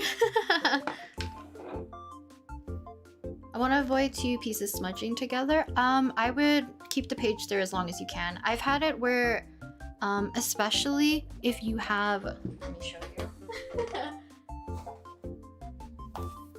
I think it's this one. So if you have this type of sketchbook with this, like the rings on it, rather than it being stitched together, there is a problem, because even once you remove your magazine paper, your sticker paper, whatever you're using to protect your drawings, these pages move regardless. So regardless if you put something in between, because I think I have, like, I don't know if you can tell, there's some drawings in here that have little bits of like graphite showing, despite being like many pages past it, because these papers move. If that's the case, I recommend like I said, using workable fixative or taping in securely like a piece of paper or something to protect your drawing if you do want to like actually truly preserve it, you know? Uki Mama? I have Uki. Like Uki, I do have a few drawings in here, I think. I even have Millie. See, this one I had taped for a while, but now this is like too light, but this is using like a 6B pencil. I think 6B. Ike in here. We have a Luna. I have a Uki. I have like a bigger one of Uki, I think you saw. This one. But his eyes are a little wonky, so I never really like this one so much. Yeah, I know I have another one of like Noctix somewhere in here as well. Another one of Millie. Wonu. Yeah, spiral bound, that's what it's called.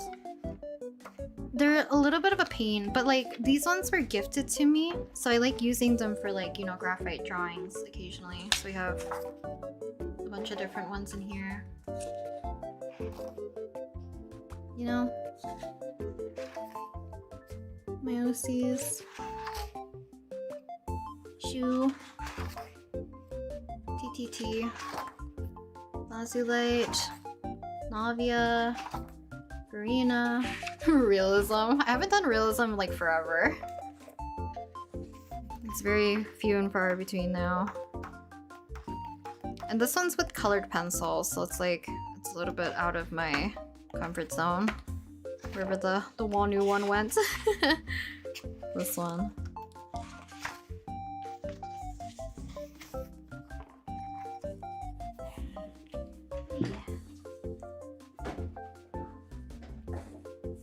I think my favorite one I don't have anymore.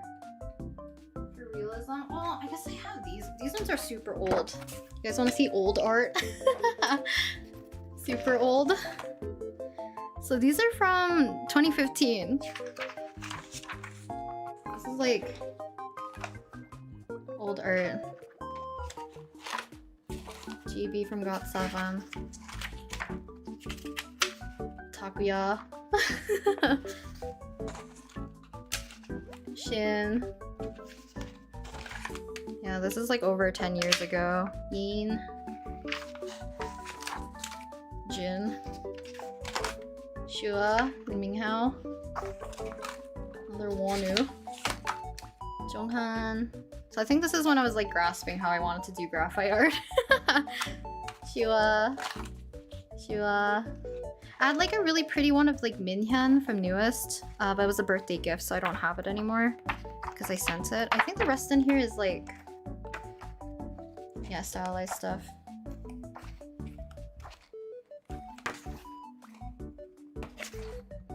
You know, I have like a few other sketchbooks in like my uni days. I don't have them here, but like I had like a few A4 and A5 sketchbooks that had like majority of my realism stuff.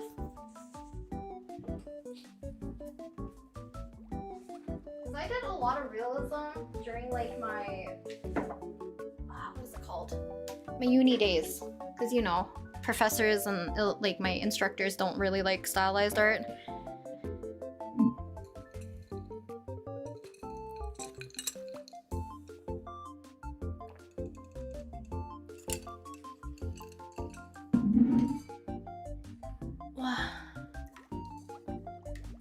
Noctix and Luxium spread. You should do it. They're fun to draw. They all have like very fun designs.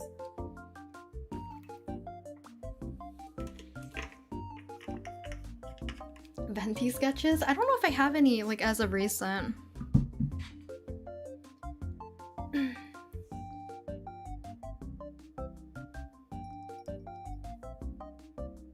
Great paper drawings. Like the toned paper is always very fun to use. I think I have one more. Toned paper, do I have it here? I don't think I do. I didn't move like all my stuff into this this office area. They're like packed away somewhere.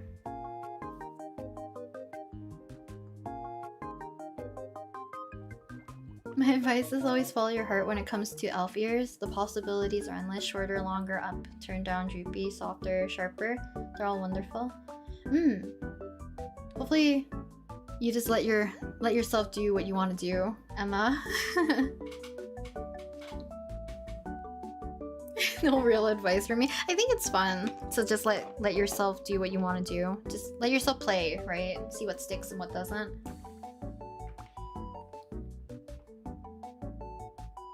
Art school hates whimsy. Certain like instructors hate whimsy, and not in like the traditional sense. Because you could say like not anime and stylized art has whimsy to a certain extent, but like you can definitely fall into like specific tropes. I would say like some people who do other types of art will have more whimsy than you do. You know what I mean? Like my favorite classmate that I had, he was like somebody who struggled with doing the fundamentals because I think he didn't like the restrictions, but once he got to like 300 and 400 levels, you can see him go wild and they were all impressed. And I'm like, you guys had so much doubt in him. Because he kind of did a mixture of like abstract and like street graffiti type of art. Which lends itself really well for like what my instructors wanted during 400 and 500 levels, but they were low-key a little hard on him during like fundamentals, so during like my 100 and 300 days. Yeah.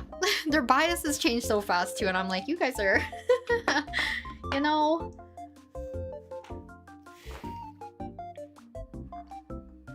Okay, let me go back to the hair so we can actually get some progress done again. We're using alcohol markers today for anyone who's coming back in or joining. We just had a little bit of a detour of me showing my old art from 2015. Because I don't do realism anymore. I just don't find it fun, to a certain extent. I did so much realism, not like specifically to please my instructors, but I also liked rendering and following like a reference to a certain, like, you know, technical skill, I guess, versus drawing whatever, coming up with illustrations and stuff. Because I also had a prof that I fought like they were frustrated with me because I have no graphic design in my body. It is not my passion, but I feel like they were getting frustrated with me being like, you know, you keep going into illustration route while it's supposed to be more like design aspect of things. But then we went to a almost like card designing type of project, and they're like, you should really get into like illustration graphic design. I'm like, why did you change your attitude towards me now?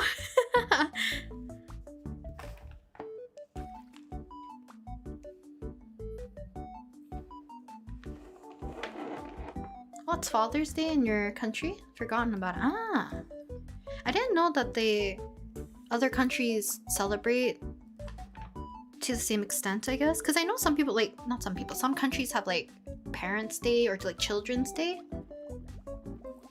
So it's interesting hearing about how other countries have Father Day, Mother Day, Mother's Day, Father's Day, also integrated in kind of like a celebration kind of way as well. Because I know, like I said, some countries just like lump them together.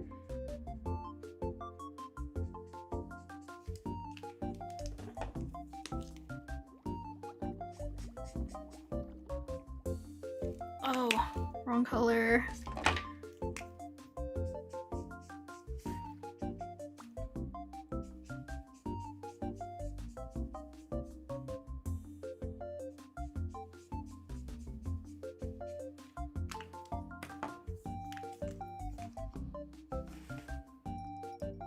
I'll do realism every once in a while for idol birthdays or something. I think also I got lucky with like, because I became so attached to drawing K-pop idols at the time, it did push me to draw more realism, if anything, which in turn helped me like learn more technical skill in the long run.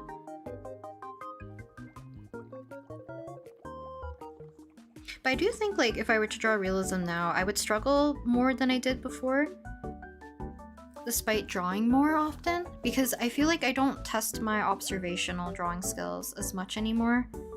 So my observational skill would be very weak, which is why I want to get back into doing like life drawing.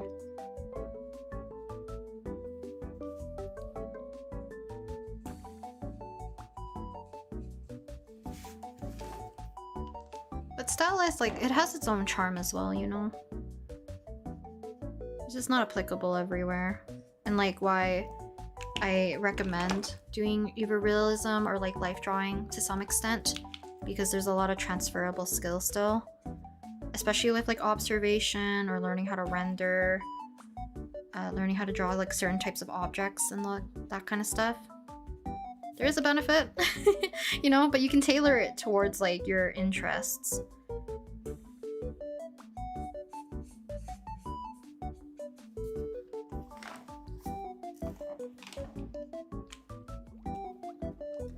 I have some old Genshin art I did back in 2021. I want to redraw. There's this Kazuha piece I did with him holding a maple leaf, and I want to redraw to see if I improved at all.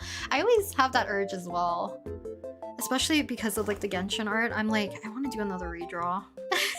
Some of them make me cringe like so hard, especially the very early ones. Granted, I already did like a lot, redrawing like Venti, Kaya, Amber, Zhongli, Chongyun. But there's like plenty of other ones I want to redraw. I think I redrew Kokomi as well, but I don't like the new one as much. And I know how many people are fond of like my old one. I feel like I didn't pay homage to it, technically. Hello Chains, welcome. In my country, it's not Children's Day, it's Children's Week. A whole week without classes in school during October. Oh, that's so sweet. That's really nice that they are able to dedicate like a whole week. Give them a break, you know? Do you have any tips for getting better? I feel like I can draw good, but also super bad at the same time. I feel like I'm an imposter. I don't know how to study. Do I simply just draw, or is there a route? I think finding a balance between like drawing what you like and doing studies is a good way. I think there's probably people who have videos on how to break down how to do like art studies in a sense. But you also should tailor it towards like how you like to work. Otherwise, I feel like people get burnt out, or following certain people's steps also doesn't like click or mesh well with how you think. Because I do agree that if you want to improve, doing studies in whichever area helps a lot. But if you do like a very broad topic, it's gonna take you a while to see a like very drastic improvement, because you're tackling a lot of things at once. And when you're tackling so many things at once as well, you might see it as more like, oh, I'm not improving, like it's becoming very stagnant. So you can like, you know, not like super like hyper focused per se, but you can like pick certain areas, like maybe like, oh, I don't know how to draw head angles, so you can focus on head angles. You could be like, oh, I don't know how to draw the torso, do the torso. Or like, I don't know how to draw wavy hair, you could do that. Hello Izuku, welcome. Ah.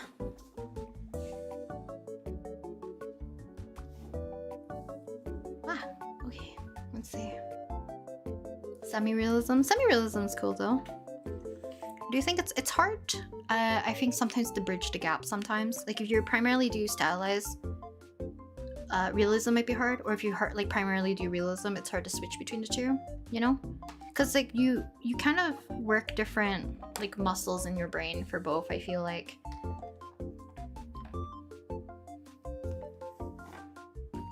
Hello from Japan, so beautiful colors. Thank you, thank you, thank you, and welcome.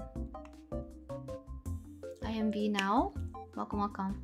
You have a question? Feel free. As long as I can answer, I will answer. If I cannot, then I will not. You know? So if you ever have questions, just feel free to shoot it in chat as long as it's respectful. Okay, what colors did I... Ugh.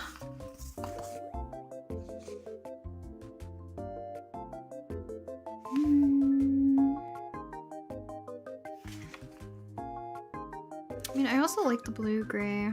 MG 100. Oi.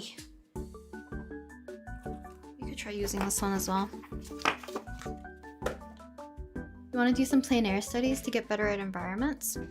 I'm curious on what medium you would use for plein air. Is it like more painting medium? Are you doing sketches? Are you doing inking and washes? Because I definitely think that's like a fun way to do like environments or like drawing on the go too. What are some of your favorite hobbies to do? I know like drawing it will be always like my #1. Hobbies? I like crocheting nowadays. I bought new yarn recently because they were on sale, and luckily I was able to find like not red. Blue and pink and white. And I want to make like a log pillow type of thing, but then alternate kind of like checkers almost. Because I have one made of like scrap yarn. It's not cute. So I want to redo it. Other than that, I'm getting into reading. I also just like any kind of like creative hobbies. I used to do like cross stitching and embroidery a little bit here and there. I did needle felting. Obviously just like sketching and drawing I just enjoy. Other hobbies, I guess like cooking and baking I do like as well. And then gaming. Pokopia is my life right now.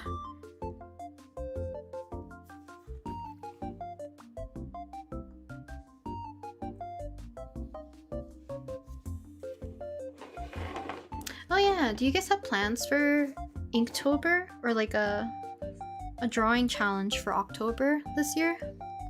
I'm still debating on what I want to do for it. Yeah, my webcam is struggling. This is reading like very black when it's not. It's just like kind of darkening but adding some blue tones into here. How would you go around having 2 or 3 art styles? Do you mean like balancing them or acquiring more art styles? Because I'm also the believer that art style is forever changing, and depending on what you work on might also change your style. So like I wouldn't be too fixated about it unless you're trying to curate a portfolio. Wow, I can't speak. If you're trying to curate a portfolio for like a job application or an opportunity, then you might want to have a little bit of consistency here and there. But also like you might want to show how versatile you are, so it depends on like what route you want to go towards. Because I think no matter what, however you draw will always shine through, regardless if you like, you know, acquire or pick a style per se. Because you have your own artistic tendency or like preferences, right? And I think if you don't have those preferences or tendencies quite yet, you're still in a stage of like figuring things out, you know? And that's also perfectly fine. Yare yare.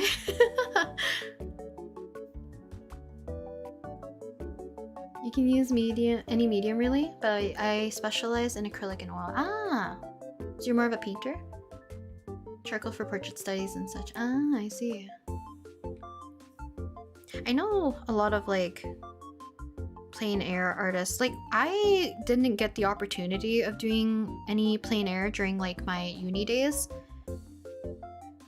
I don't know if it's because like we ended up being in the winter months for painting. I always see like the other students who were able to get the opportunity. They would be painting all around like campus and it was so fun. I think the closest that we had to do was like actually do like a live drawing. You had to pick like some sort of like architectural building, and I picked our, I guess like one of the libraries. It was always awkward because I couldn't tell when people were watching behind me. But luckily it was a drawing medium, so I felt confident enough to work in peace. Because I think I was using Conte for those, which was very fun. Because I've never used Conte before. Like I've never even heard of the medium at that point either. You never got the opportunity to do it either? That's why you want to do it now? You should! I think it could be fun. Want to try Osi-tober? You want to crochet a Takaradachi plush? I think that's what Alban's little cat is called. Alban's fan base is called Takaradachi. They're really cute. I feel like you can probably find like a cute cat pattern and maybe find a way to make it into like a Takaradachi alongside with like the little hat that the cats wear because we work in a kombini.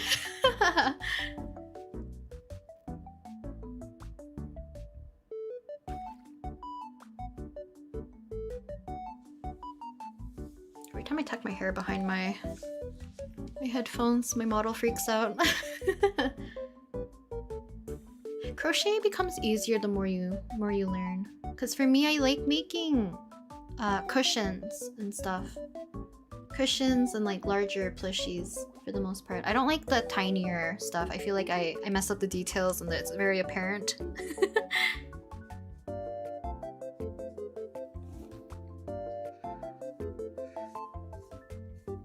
I think I showed my cushions before, right?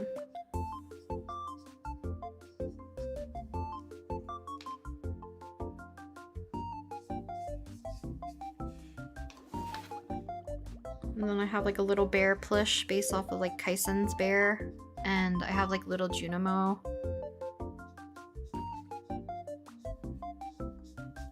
Little plushies. Ones that's like unfinished and one that is finished. Because I was gonna make them for like me and my friends, but I feel like we stopped playing Stardew as much every week. So I don't know if I should make them little Junimo plushes for Christmas or not.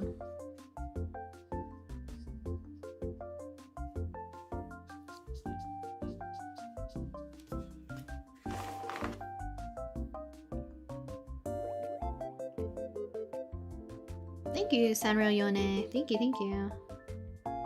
Oh, kid, welcome. Don't know what you're doing for OC-tober, to be honest. Any suggestions? I feel like there's like so many.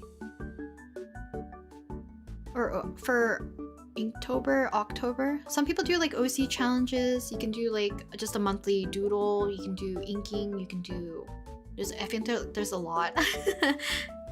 Some people do the one where it's like you don't do anything for the 31 days.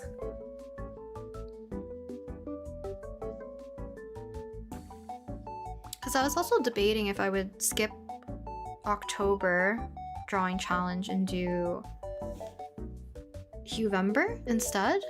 But Huevember seems way more daunting in terms of like prep.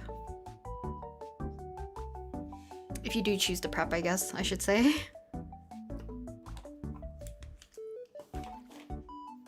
What is Art Fight? Art Fight is like an art gifting game or event that's held on the Art Fight website. So basically you can submit your own OCs, make a profile, and the whole entire month of July you are drawing other people's OCs.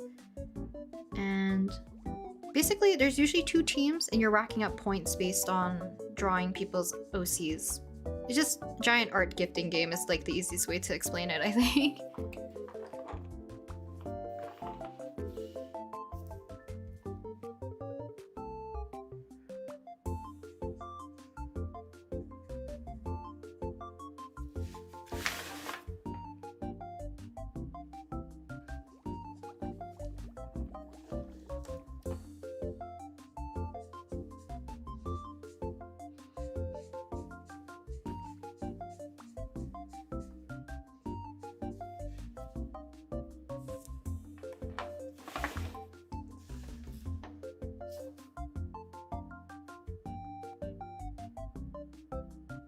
Crochet is convenient.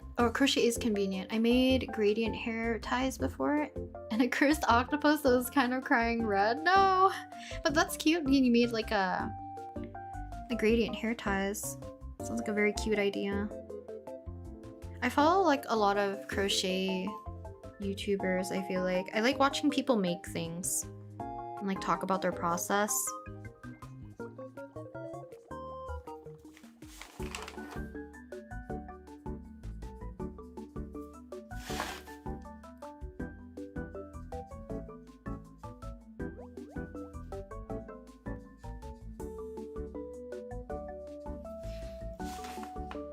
I can probably go darker. I know like on camera, for some reason, it's making the black seem very dark. Like the contrast is just strange.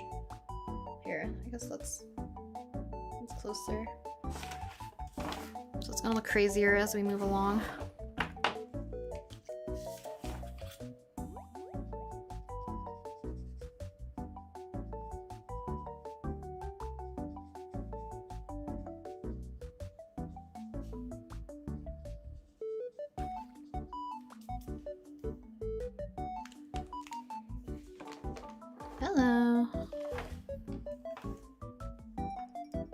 It's like a food fight, but instead of throwing food at each other, it's OC art you throw. So actually it's still a food fight. It's a cute way of explaining it. You're feeding us with your OC art.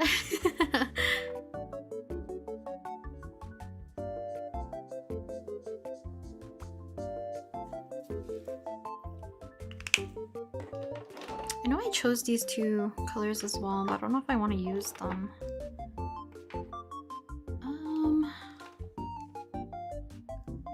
Cool gray is not as dark as I thought it would be. I have to look at my swatches again.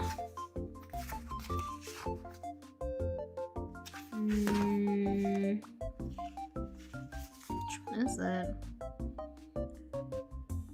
I guess yeah, this one's very dark.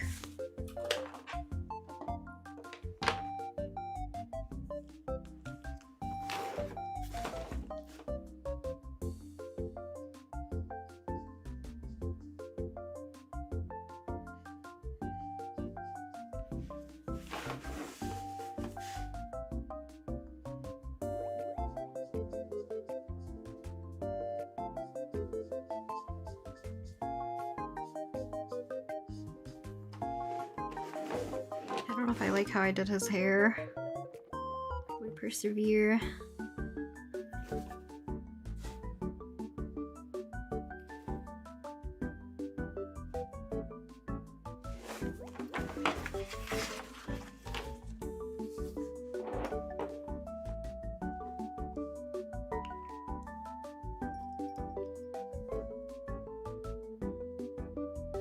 Have to head out for a bit. I should be back in a few minutes or so. Color looks great so far. Thank you, detective.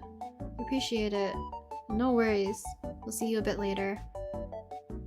Yes. So in November, it's basically a color challenge. It's kind of like the opposite of Inktober.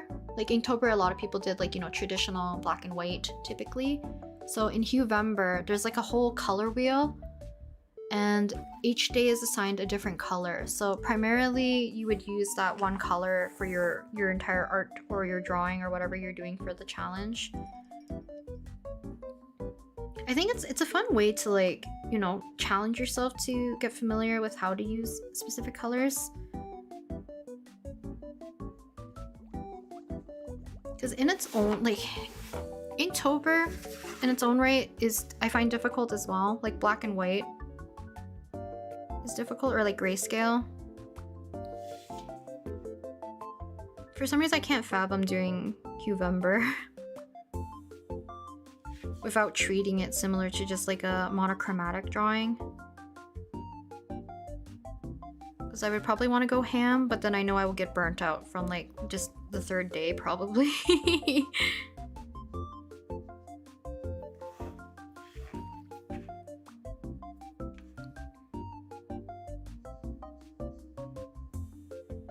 I'm trying to think what other art challenges there is. There's Mermaid in May.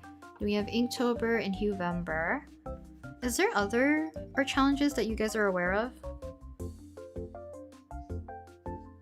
Like a month-long art challenge, I guess? Not just like the normal art challenges that like pop up here and there?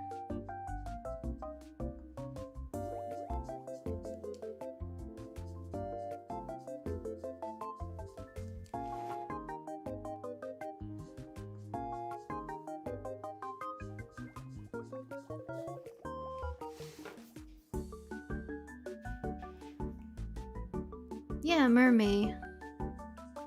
Mermaids basically, I think, every day of the month of May. I don't know if there's like specific prompts for that one, but I always see people drawing mermaids for that one.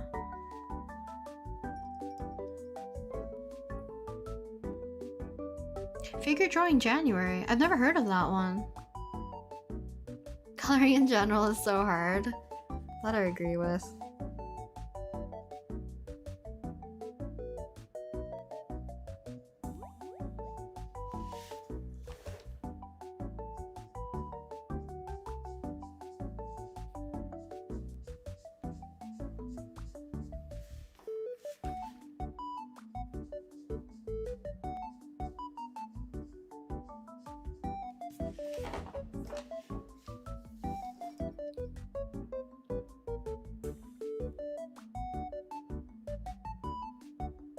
Hi, my name is Lily. Welcome. Welcome, Artsy, as well.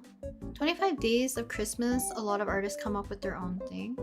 Oh, I guess like that's similar to how people do like, what is it called? Vlogmas or whatever. Like they do one thing for the entire leading up until Christmas, I guess.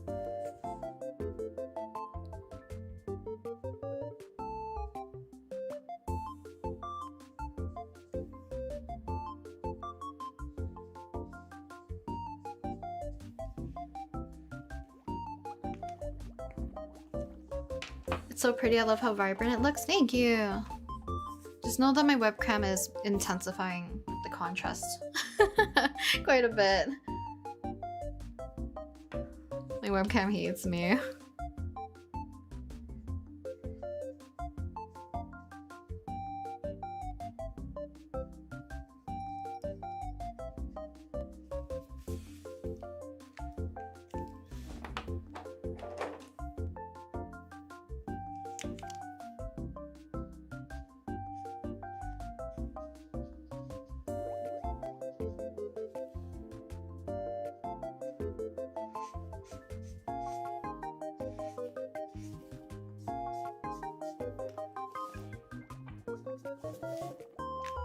Trying to like tint some of these areas a little bit more with our green blue here. But it means that I need to find the color to kind of mix the fit a little bit here and there.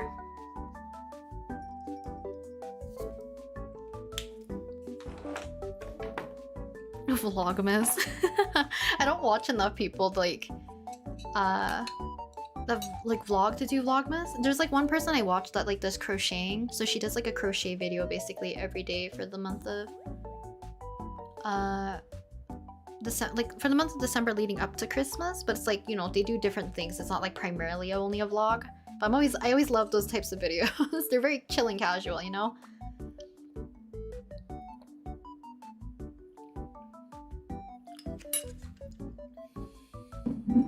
Mini Beyblade anime drawing challenge some month. I just don't remember which one it is. Oh, is that more like a personalized one? That's interesting because I feel like Beyblade is a very specific niche, you know.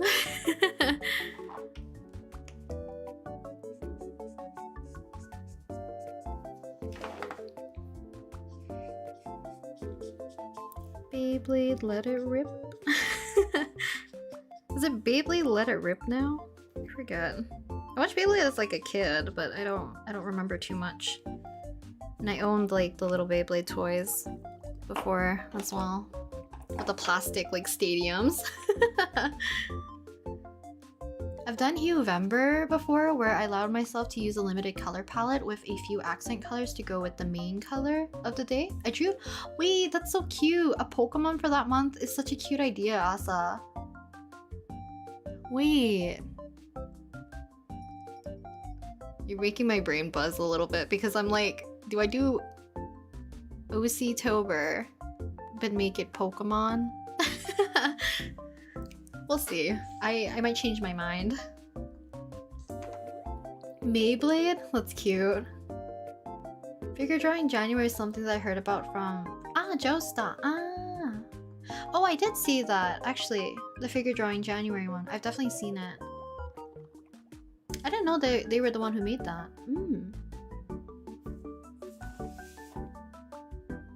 Okay, we're gonna intensify the hair even more, because like I said, I know my camera is making it more intense. Can you see like my webcam kind of flipping out? Like right here. The band of black. So it's not that intense, I promise. But I need to probably continue. And I will also change more of the highlights to be more fitting. But I think I'm gonna look for some gold so that we can do the horns. Let's see. Yes, we can do horns. I feel like I've drawn his horn so poorly too. We can shape it out. We can figure it out.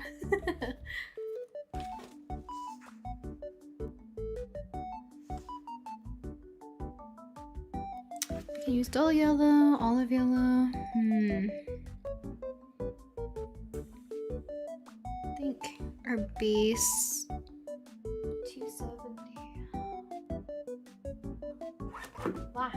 pale ochre,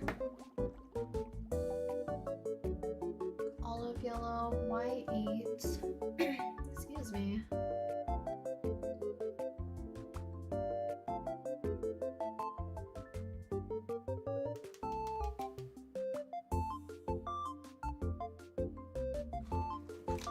Okay, so these are two. You guys can hear how squeaky my chair is, right? Okay.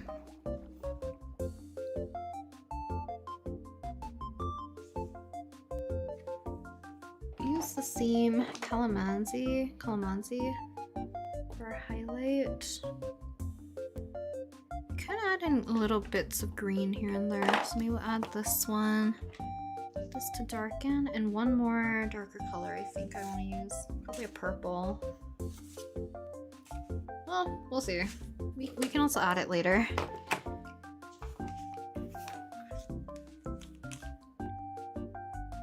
Ooh, let's see. Our base is 270. I'm excited to do the flowers to a certain extent because I feel like it needs more color in general. We're so slow. Working on Dan Heng. I also want to drag a little bit more of the darker color of his hair. I feel like this is getting lost.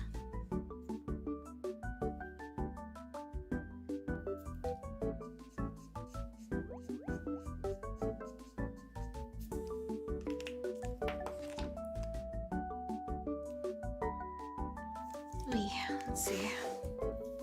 Apparently in Beyblade, you basically just draw your favorite characters in the anime in various or cute, funny situations. Ah! It's a very cute, like... what is it called? Monthly challenge. Monthly challenge? Daily challenge? For the month of May?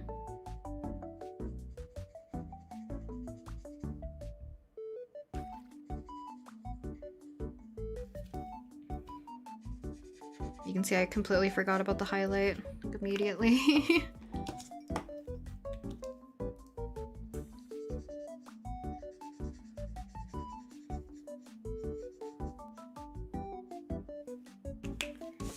I want an even lighter yellow. Lemon chiffon or primrose. 5030.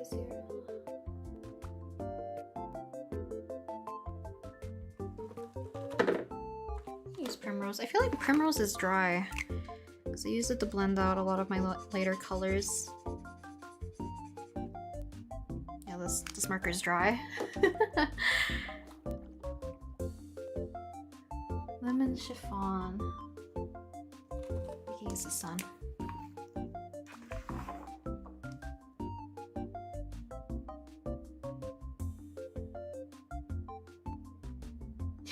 You talk smack a 1-year-old. That's okay. Kids are vicious in general, I find. Pay them no mind. Are there challenges every month? I actually don't know. That's how I was kind of like seeing if there was. I feel like if someone did all the drawing challenges, it probably would drive them insane.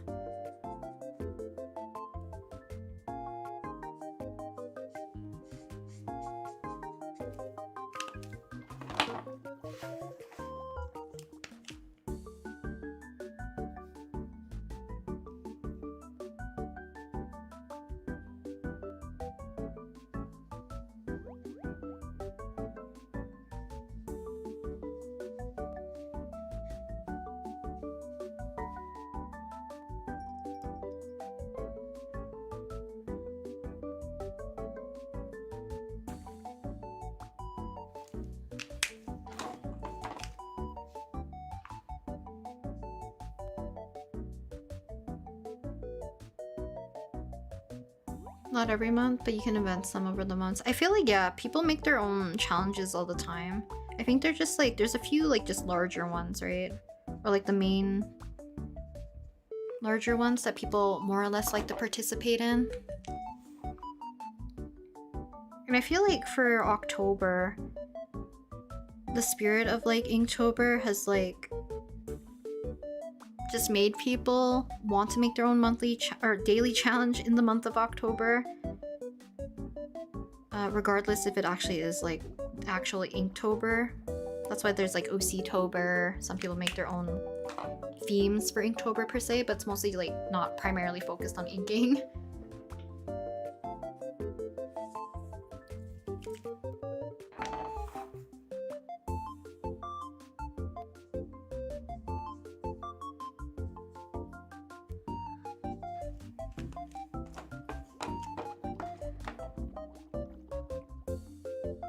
I have no idea what Inktober is. Inktober is a 31-day drawing challenge created by Jake Parker, I think? Something Parker, I think is their name. It's something of that case.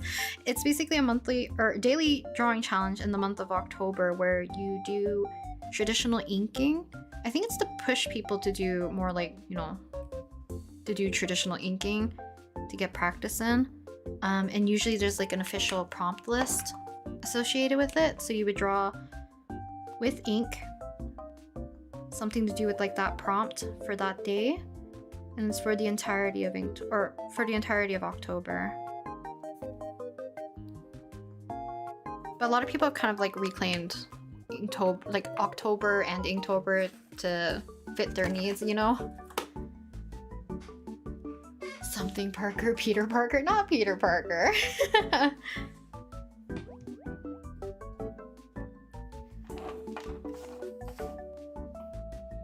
You know what? Maybe if they go all year doing monthly challenges, they could count Notober. Yeah, that's what it was. In November challenge where you just sleep instead of draw, so it was super silly. I did see a lot of people do saying like, oh, I'm participating in an art challenge for October, and it was definitely the Notober. Which I always find funny because there is like a lot of pressure sometimes where you see everybody participating, but you know, you yourself is like, you know, you won't have time for it, you don't have the energy for it, etc. So it depends on what you want to do with it, or like, you know, there should be no pressure. But I think it's supposed to also help you build up almost like a daily drawing habit as well. I don't know if that was like the intention, but I know some people use that as an opportunity.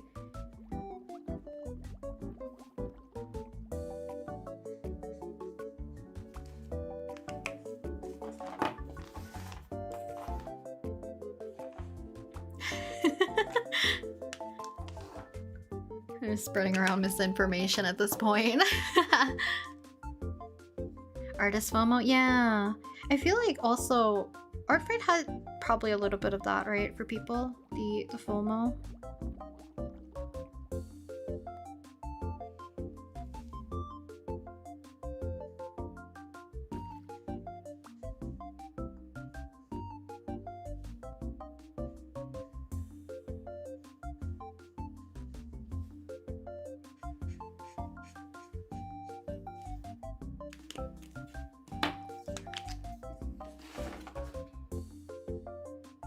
I can't wait for all the October prompts that I know I might not do.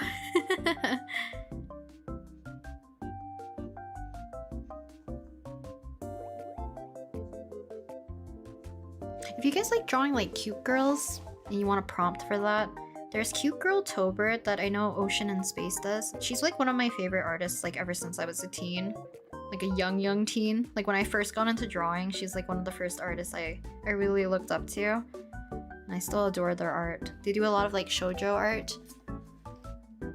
But they usually do like Cute Girl Tober for the month of October. And they usually have a pretty cute like prompt list.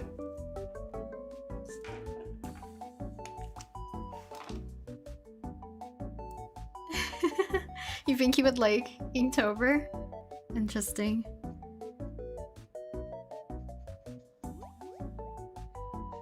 I don't know enough about them as a character for me to be like, yeah, I agree, or yeah, I disagree. So I'll take your word for it.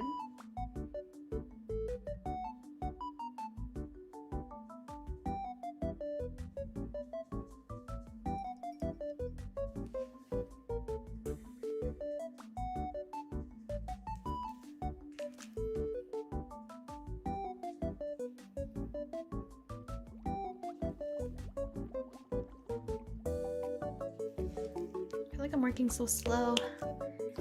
Okay. Okay, so I think horns more or less done. I wanted to change part of the highlight because if our light source is coming from here, I want to make these darker.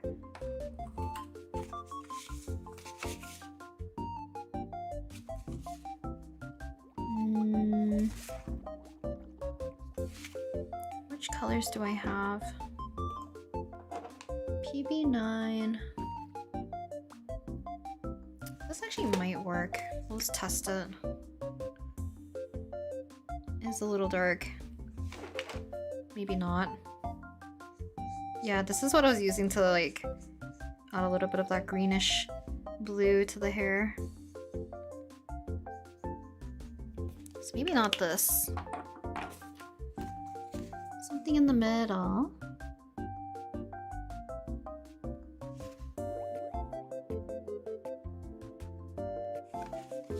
Texting story channel?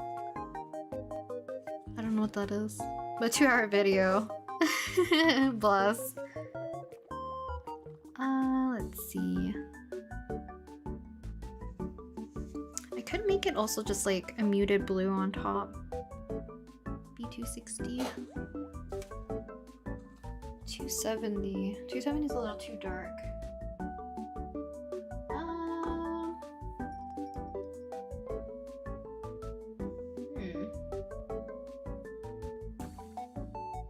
I found 270 and 250. Where's 260? 290.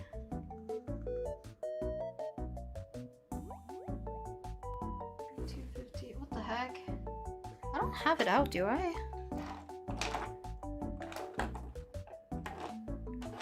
I have too many colors on my desk right now.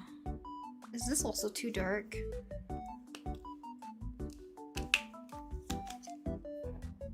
Gotcha life stories? Ah.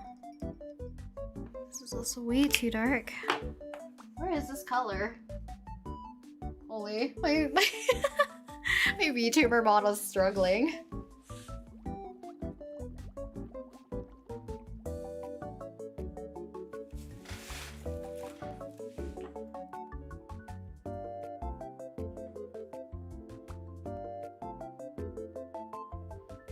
Okay, I think I found it.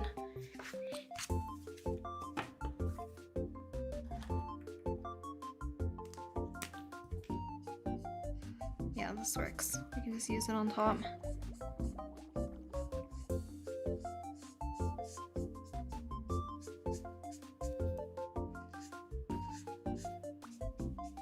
So that way we can cool down some of these warmer areas as well.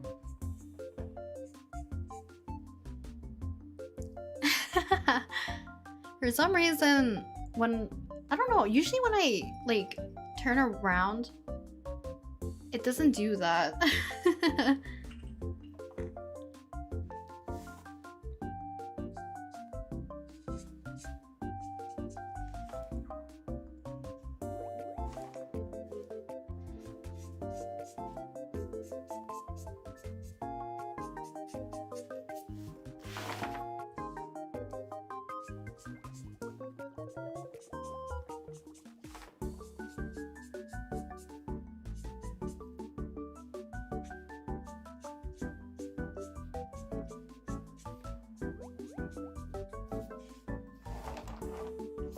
Hopefully it helps like dull down the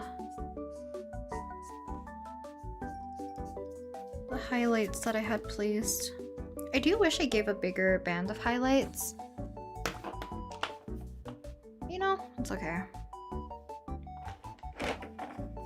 And I think the shadows no longer look too dark, like right under where the hair is anymore.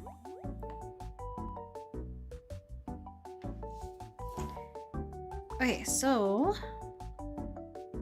Man, I just missed this chunk for no reason.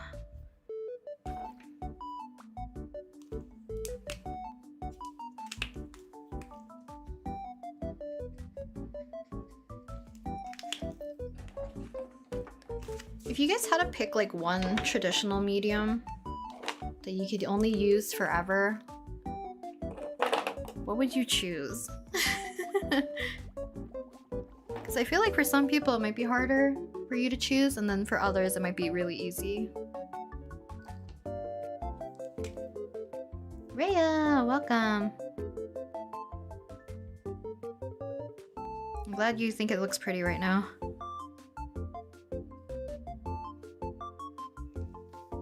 So I feel like I'm gonna screw it up at some point.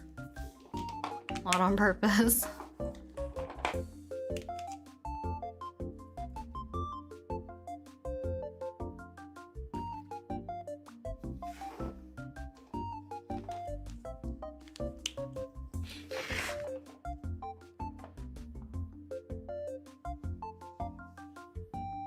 Acrylic? I don't have patience for anything else. Interesting. I fight with acrylics a lot, I feel like. The dry time, like I always have to use retarder in my paint so that it wouldn't dry on my palette super quickly. But then I struggled with oil having the opposite problem where it never dries. I don't know, to be honest, because I barely do traditional art. But then do you think you would have a preference? Like even if you barely do it, maybe you still have a preference? Graphite for sure. Yes. We're in the same boat. Wow.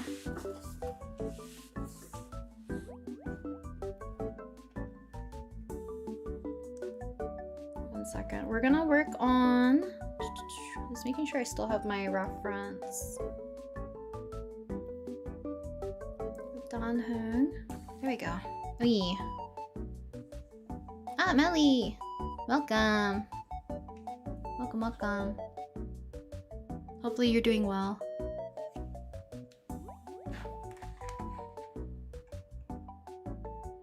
Tough to choose between watercolors and alcohol markers. That's fair. I'm glad a lot of you guys also like watercolors though. I love watercolors so much. But I will probably choose graphite. Pencil for sure. I'm on my break at work, so I'll probably have to catch the bot, but I'm happy to chill while I can. No worries, Rhea. Thank you for stopping by. I appreciate it. Why do you have to do this so silly?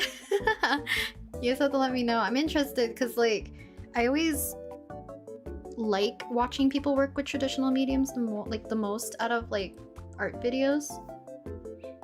Because I feel like everything's always saturated by like, you know, constant digital art and like, you know, time lapses, speed paints, the process of like how to render, etc. You know? So I like seeing traditional stuff.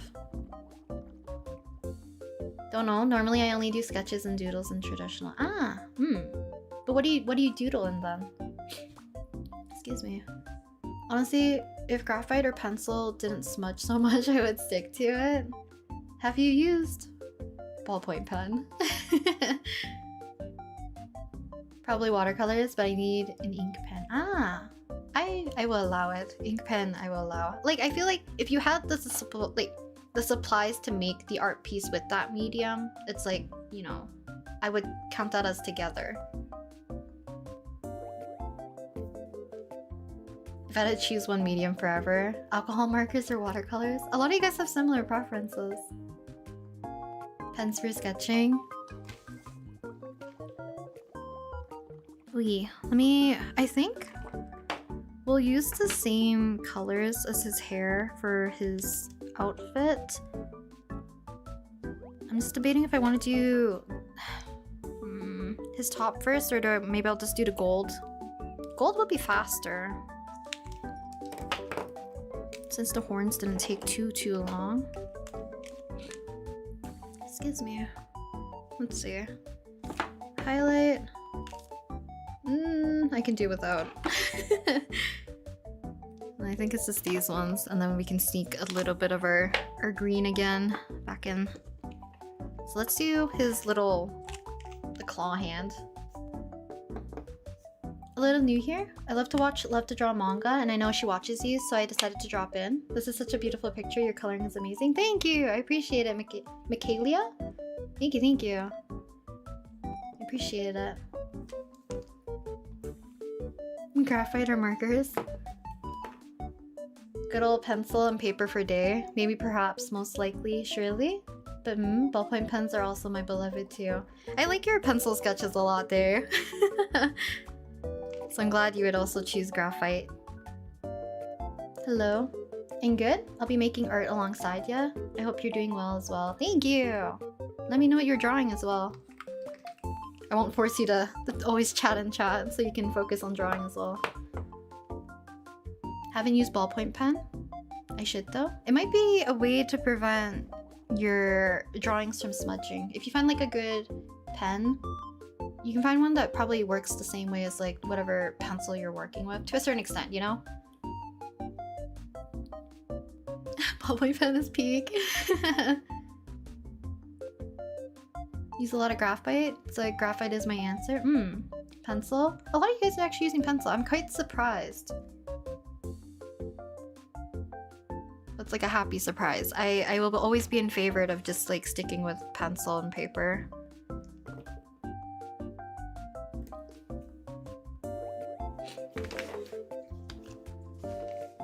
Wow, I should really clean up some of the markers. I can barely turn the page. Okay, we'll use this as our base, and hopefully we can make it kind of read a little bit more like metal. Or at least like a shinier surface.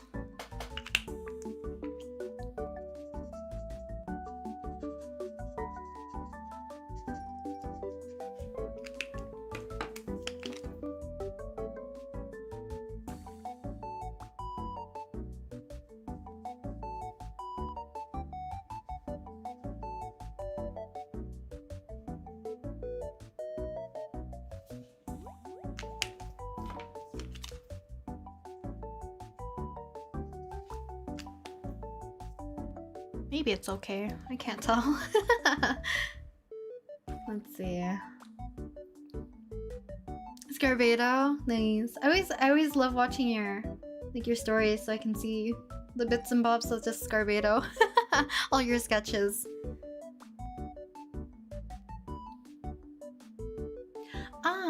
Painting with ink.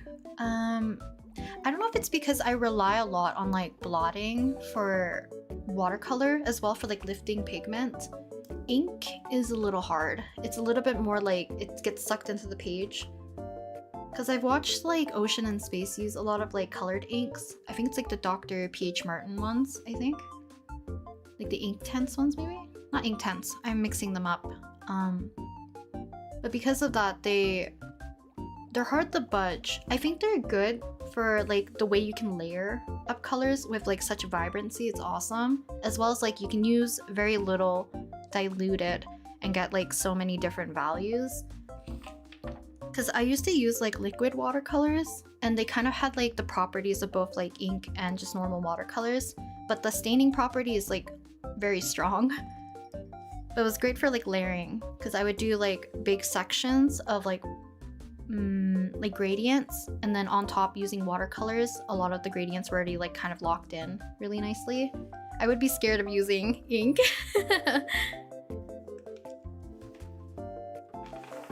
Because I'm careful using watercolors, but there's a little bit of leeway that I can have with it, I think. Yes.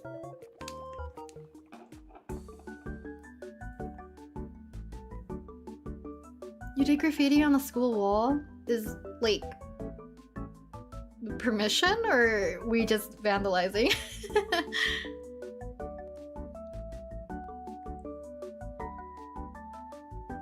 I'll be drawing along while watching, listening to you. I'm currently drawing made-up characters for my church's kids group. Oh, cute! Good luck with working on it. Saw a mini exhibition on my old campus where someone used watercolor and graphite, I think. I'm guessing they use graphite on top. It looked so pretty. I want to try that sometime. I think it's fun to do mixed media. It's just sometimes intimidating to see what works with each other. But hopefully you get to use those together as well, Rhea.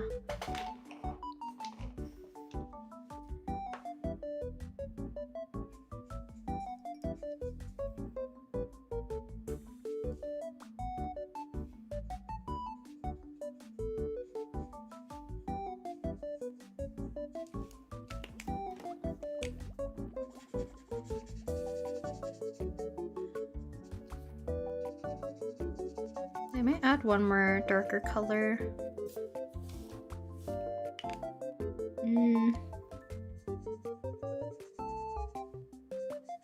Yeah, it's probably fine.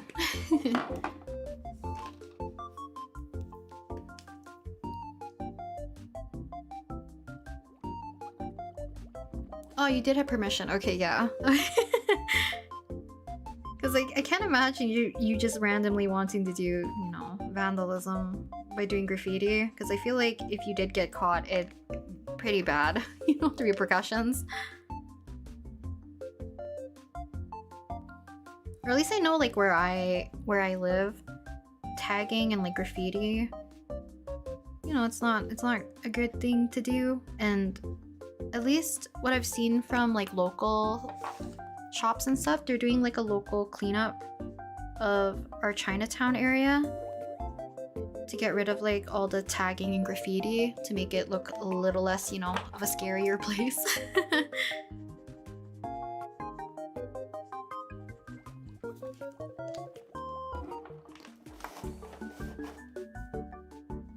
Ink stains more, but it also looks cool. I think there's like colored inks that you can get and they're super intense. But yeah, the staining quality of it would make me very nervous because the lack of dry, like the dry time I feel like is smaller with the window. So I would be scared with things being very blotchy looking. Excuse me, because usually my preference is like things being smooth first and then later on make them have a little bit of texture if it needs it, or like, you know, have sharper edges later. But being on the clock would be a little bit more difficult.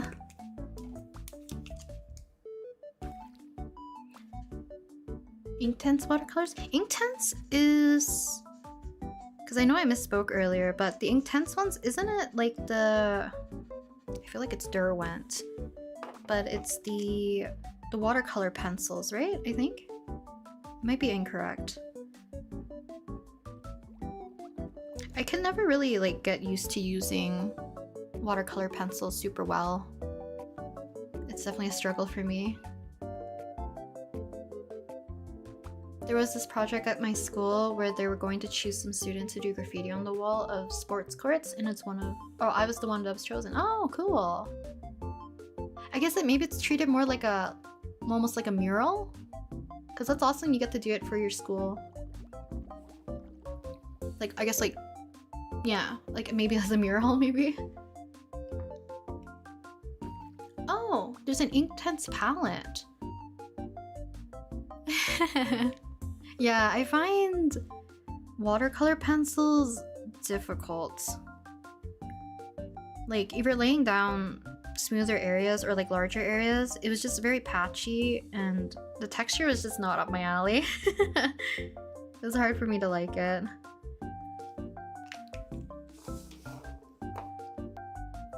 But some people use it like really well, or like for even for plein air as well. I've seen people use it for that because it's like an easy way to have color on the go. But I would probably just take like a...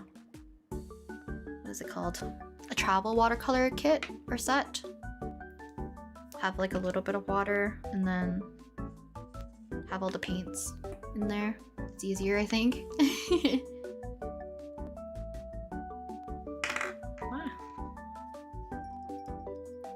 As always, I can't finish the stream because it's starting to be late, but I'll watch the VOD and I was able to figure out my new OC's outfit. Good night, everyone. I'm glad you were able to figure a new outfit for your OC, and thank you for stopping by to the stream, and have a good night as well.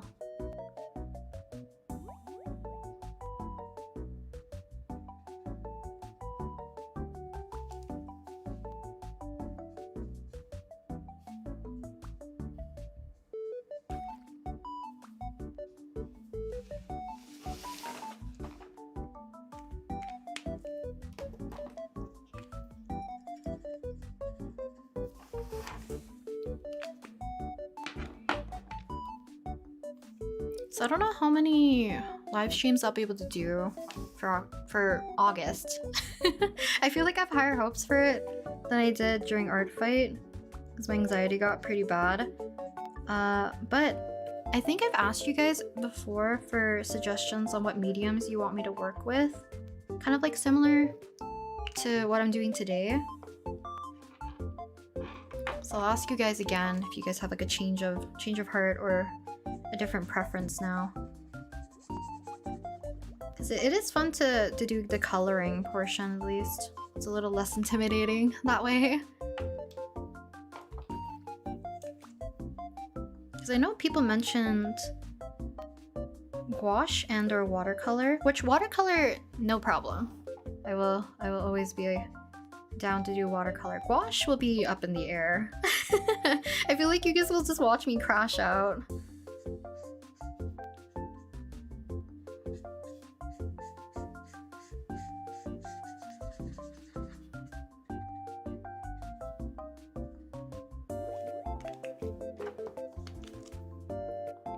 Watercolor? I'm always down to do watercolor.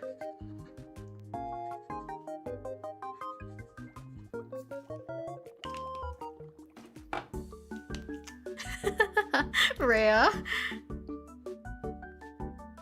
I mean, with that positive attitude, how can I say no? I don't know. Gouache is a hit or miss for me. I can definitely give it a go. This dang fruit fly.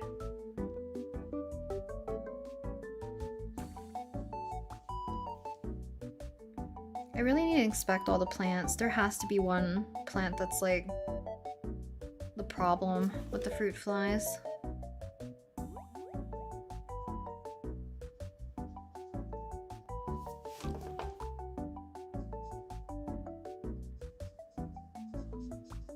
I guess I'll do a deep cleaning tomorrow anyways. That's fine.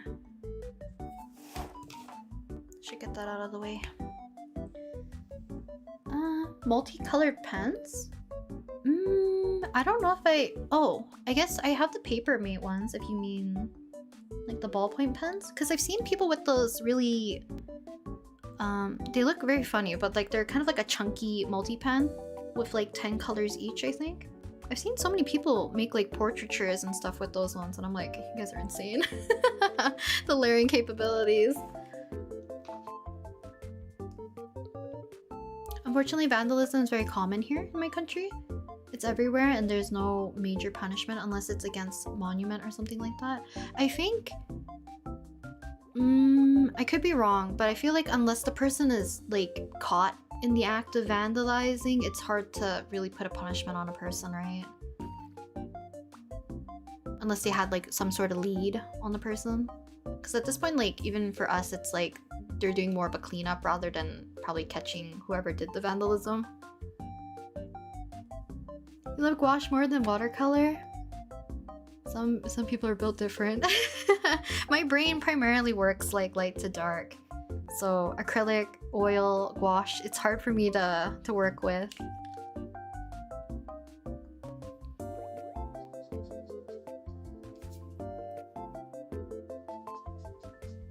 Sometimes it turns out okay. Other times I don't even want to show you guys the gouache pieces. Granted, I might do a little bit experimenting. I always did gouache, like I've showed you guys earlier. Where is my sketchbook? Oh, here. Wait. You find it tolerable? I think I'm in that state. I agree. Hate turned into tolerable. So every time I've done gouache and I've had like a love-hate relationship with it, I always did it in my notebook, and I've talked about what I guess we talked about it earlier. This notebook paper is technically not meant for like water-based mediums, so it's probably me also fighting the paper because I haven't used gouache really on like proper watercolor paper, mixed media paper, all that. So, you know, there might be a little bit of less fighting if I use the proper materials. We'll see. I don't know if it'll fully change my mind about gouache, because I know I use acrylics and oils with the proper supplies and I still didn't like it, and I know it's a me problem.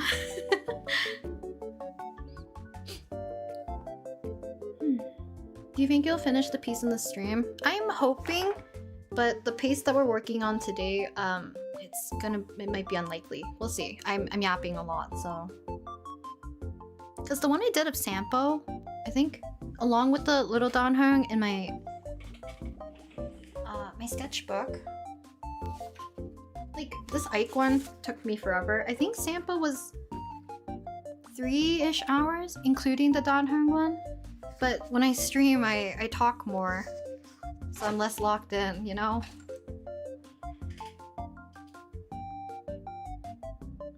Want to try gouache, but the thing is, the one I get gets moldy. I buy the ones from Five Below and have not bought one since. Oh. I've been seeing a lot of people talk about the mold in their gouache palette, and a lot of it is due to like humidity. And I know some people have methods on like how to preserve them a little bit better so that they don't become moldy. I do recommend not getting the Himi Jelly Mia Gouache one if you know you're more susceptible to like higher humidity or to mold. I live in a place that has like pretty dry climate, and my gouache dries out fairly quickly, but I've never had the mold issue. I recommend like getting tube gouache if that's the case, or like I have a bunch of mutuals who will swear by the acrylic gouache by Holbein, so that's like something you could look in. I think Holbein's a little pricier though, so there might be other options as well. In some cities in the US, the citizens like the vandalism because it makes the city pretty. I love when tags are super colorful and had font in them. They make abandoned apartments look cool. I feel like abandoned apartments are like not actual people's property. Sure, go ham with your like tagging and graffiti and stuff, but when it's on people's property, it's like, you know, I don't want like owners and like other people to be responsible for the cleanup for something that they didn't want. Because I do, like I mentioned, the art student, like one of my classmates back in my uni days, he did a lot of like abstract work. He did do a little bit like street art, so there is a little bit of like graffiti and stuff in it, so I do like that look. But I can see like, you know, there's some either inappropriate tagging or like some things that are a little bit more distasteful, and I know it's like either out of anger or like, you know, being immature, etc. You know, there's like a time and a place.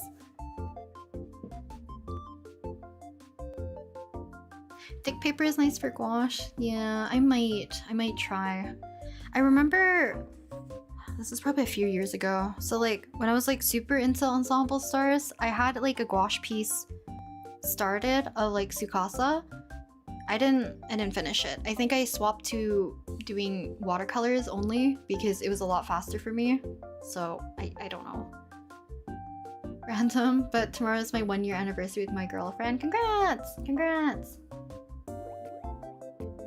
My sister somehow ended up getting a second set of Himi gouache, and it's been sitting in my room, so it's been on my New Year's resolution to try it out. Oh! Do you like more like painterly mediums, Day? Because I think I've mostly seen only like your digital and your graphite stuff, like sketches. Tube gouache is definitely better for like... okay, let me put it this way. I can't say the benefits of tube gouache specifically because I don't use it. But for Himi gouache, because it was made, I believe it's a Chinese company, and they have art classes where they're painting super quickly, and having that amount of color and it not needing to be prepped is very beneficial for them. For like the way how their classes and their lessons were set up. I think a lot of people treat Himi Jelly Gouache as normal gouache, and they're, you know, you're not using it fast enough, you're not, I guess like the color selection maybe like not catered towards you, etc. Like the consistency is very different than normal gouache, I've heard. So, you know, I feel like the gouache itself, like the Himi gouache, was kind of taken out of its the real purpose of it, I guess. So like, at least from what I've heard. Yeah, tubes ones don't get moldy. I'm sure it's because they have different binders in it too. Because I think, I don't remember the brand, but I watched like a tutorial on how to make your gouache, I guess like prepped for a normal palette, and I was using like tubed gouache. They just chip and get really dried, so I feel like I was wasting a lot of the paint because they would fall and mix with each other and break inside my palette. So I stopped using the tube gouache because, like I said, I felt like I was just wasting the paint because it became kind of unusable when the pigments got all mixed up. Because I tried, I think it's like some sort of glycerin you can get to make your paint bind a bit differently and dry a little bit slower. And I've seen people use like honey as well, which, you know, you're a little bit more susceptible to that mold.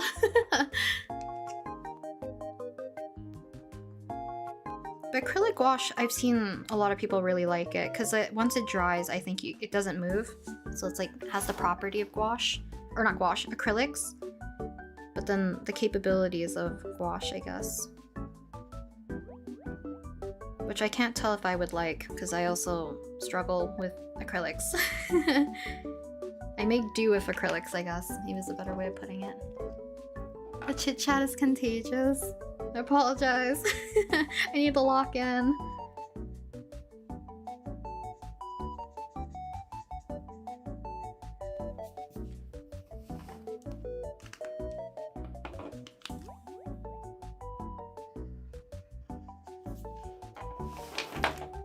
Wow. Got the stream recommended and immediately clicked. The colors are looking gorgeous. Thank you. I appreciate it. And thank you for stopping by.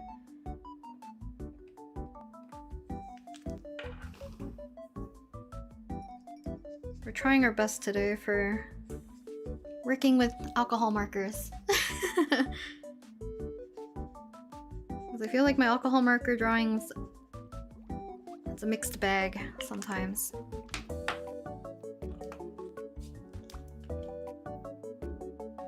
Talon art creation gouache is pretty good. Ah. I probably won't make myself buy any more gouache though. Especially because I know it's a medium I don't like 100% enjoy. I don't want to spend money on it. At least not like at this point. But definitely a good recommendation for other people who might be interested. I'll stick with my Himi gouache and I'll see if changing the paper at least changes my mind about it a little bit more.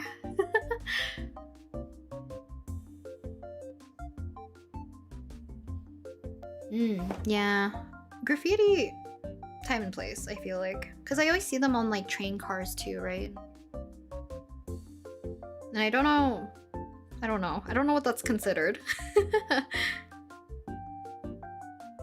Because I always find it very neat. Because there's like a person I watch not frequently. It comes up on my Instagram like a fair amount. They always do like neon Pokemon graffiti. And it's always very cool watching their process. Because I can never fathom how much control they have over like the spray cans. Because I know you can get like bigger and smaller nozzles and like how close and how far you are. But the control is crazy to watch.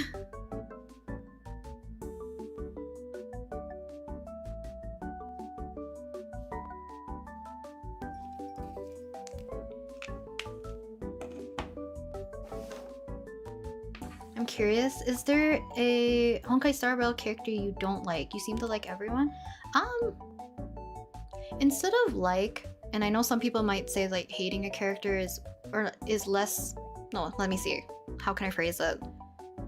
Being more indifferent is sometimes worse than hating a character. I feel like there is very little amount of characters. I only can think of one on the top of my head that I don't care about, I guess, but I don't like hate them, you know what I mean?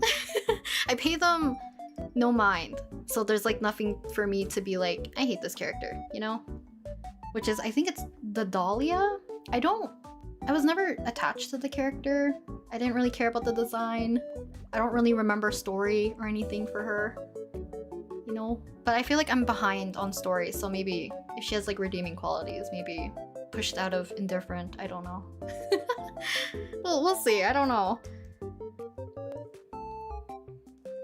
I feel like for me, most characters are in like, you're cool, kind of box, and then I have the characters that I really like Dan Heng, right? Or like, I like Hyacinth, I like, oh my god, I forgot her name. I am blanking. Dang. But I like Finon, I like Mighty, I like the entire Amphorius cast for like the most part. But then like, you know, March, I like Himiko, I like Welt a lot, I like Sunday, I love Robin.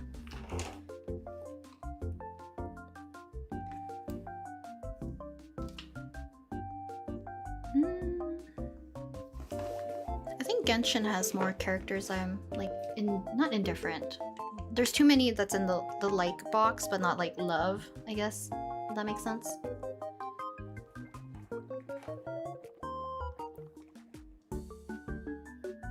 Truthfully, I actually don't touch anything outside of graphite and pens, decorating with markers, highlighters too actually. It's my older sister who has collections and tons of different mediums. I just poke around her room to find stuff to play with. And every now and then. Ah, that's very cute though. I like that you're able to do art with your sister too, or like with a sibling. It's kind of fun that you can kind of share art supplies.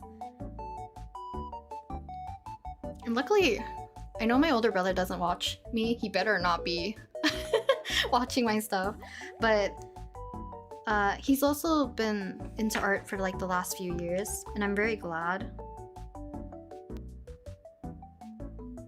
Because I always knew that he liked the creatives, at least like as a kid, because we had very similar interests. But I was like, he's very book smart, so it's like his priorities were other areas. But then now he's been drawing, so it's nice. He can yap about like the same gripes I had before, cause he I remember him talking about like, I don't understand why you always had problems like drawing on the wrong layer, like why can't you just draw on the right layer, etc. But now he's like, I understand your pains now, I'm sorry. I'm like, you understand. You don't mean to be drawing on the wrong layer. But our art tastes are a little bit different, you know? But we can still talk about stuff, which is fun.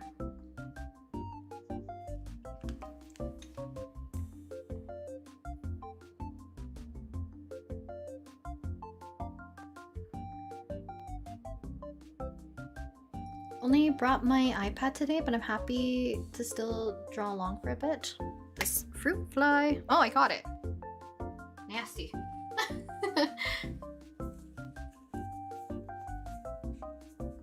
I am gonna locate that plant. It's gonna drive me up the wall that they always like... There's always bugs down here anyways, but the fruit flies are most annoying. You draw on the right layer is crazy.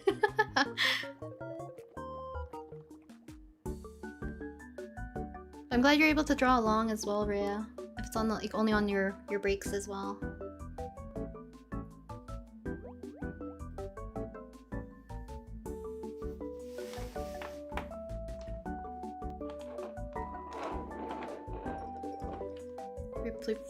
Fruit fly? I mean, look, they can live if they're not like in my space, you know? But they like anything that has like moisture, salt, or like, I don't know. I think I looked it up when I was a kid. Like, why do fruit flies go for your face? Like your general face area? And I think that's one of the reasons. Also means my drink isn't safe, but you know, it's okay.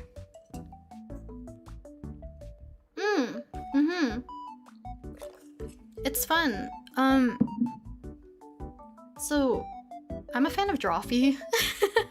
Thank you guys. I think I've talked about it before. But Karina, who used to be part of Drawfee, talked about how her brother's also been like drawing recently, which is nice because yeah, they go through the same kind of like trials as you did, but it's fun witnessing it as him, like him being older witnessing and experiencing the same things that I did when I was a kid. So like I can give him at least like, now you know my pain. And all that stuff. It's fun. It's fun. Because I'm glad he's at like a point. I think because we're fairly close. He doesn't mind like showing me his drawings, you know? But he won't show everything. But he's like, he will show me stuff without me asking.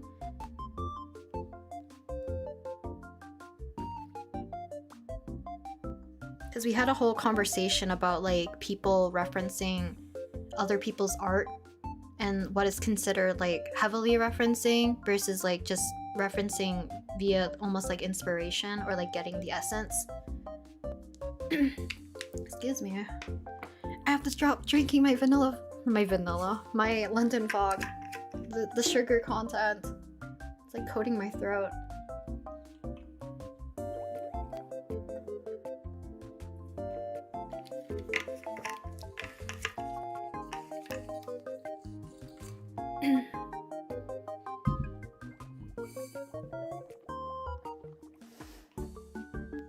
That's an awesome drawing. Thank you. I appreciate it. Thank you, thank you. I want to get better coloring and I don't have much material other than colored pencils. You can get really good with colored pencils though. I think colored pencils are pretty versatile. And like depending on like the surface you're working on, you can kind of get different looks. But I hope in the future you get to experience the different mediums that you want to work with. But fun fact, because I was primarily a graphite kid, I guess, how do I explain it? During like middle school, high school, even like when I was doing like realism and stuff for my art classes in high school, I did everything primarily with like a mechanical pencil and just using graphite. So the only time I had access to colored pencils that were like the Prismacolored ones was during the art classes. So I got really good at least like learning about value and how I wanted to work with pencil, and that translated at least to my colored pencils. And like the ones I showed you guys earlier, like where I was kind of burnishing more, you learn over time. But then a lot of those skills still are very much like transferable to like other mediums. Because I feel like I mentioned that I like working light to dark, but that's kind of like the reason why. I barely do like, is it called reduction drawing? I did it very briefly like in uni because it was for an assignment and it was fun to do, but my preference still is like working from light to dark for mediums. And I feel like it goes hand in hand with a lot of like dry mediums, if anything. Wish my brother liked art too so we can do things together, but I really like soccer more. Oh, that's okay. I don't know if you also do play soccer with them as well. Because I think sometimes sharing hobbies with your siblings, it's nice to a certain extent, you know what I mean? So like maybe when you're super young or like younger-ish, it's like a bonding thing. But then as you grow older, hopefully it doesn't become like a competitive viewpoint. Because I do like the fact that my brother is into it more now than he was as a kid. Because, you know, siblings get compared. So, you know, my parents are not an exception to that. So I'm glad he can kind of like freely work on stuff and I can freely work on my own things. We can have our own preferences without being compared. So I still get asked by my parents being like, why do you draw the things you draw? And I'm like, can I not? Am I not allowed? Or like when I take a break from drawing, they're like, so the whole crochet thing, does it bring you money? And I'm like, can I not have a hobby? I know they mean well because it's out of like concern of my future kind of thing, but it always comes out of being like, work, you gotta work, gotta make that bank.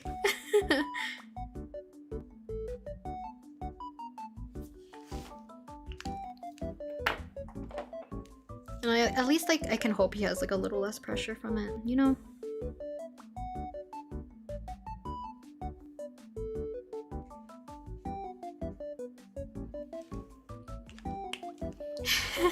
Because I bought yarn, like I said, it was on sale. I think it was $13 for 4, I forget the weight of them. They might be 100 grams, I forget, but it was fairly cheap for like 4 bundles. Is it bundles? No, 4 skeins of yarn. So I got like 3 colors for basically, let's see, 13 times 3, around 36. So it's like under $40, and I'm like, okay, it's a steal, I'm gonna get them. But my dad's like, so do you sell them? And I'm like, no. He's like, will you sell them? And I'm like, probably not. And my mom's like, why do you have so many crochet pillows? You should sell them. And I'm like, can I not make things for myself, please? Kind of in the same boat with your brother. Cute! That's awesome. I love when my brother, who's never been super into art, shows me stuff he's drawn whenever he suddenly gets the urge. Oh, that's nice too. You have a very, like, art family, in a sense. Older sister and younger brother. Cute. Or brother. I guess they never... younger, older. Whichever. Excuse me.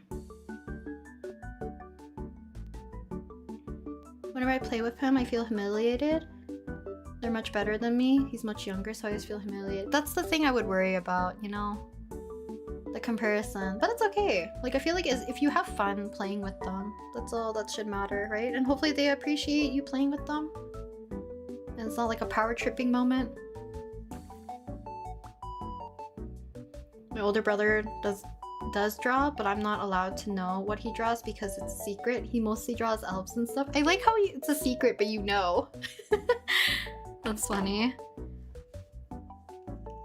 Because some people like to keep their, you know, their hobbies just for them, right? So they don't want to share either.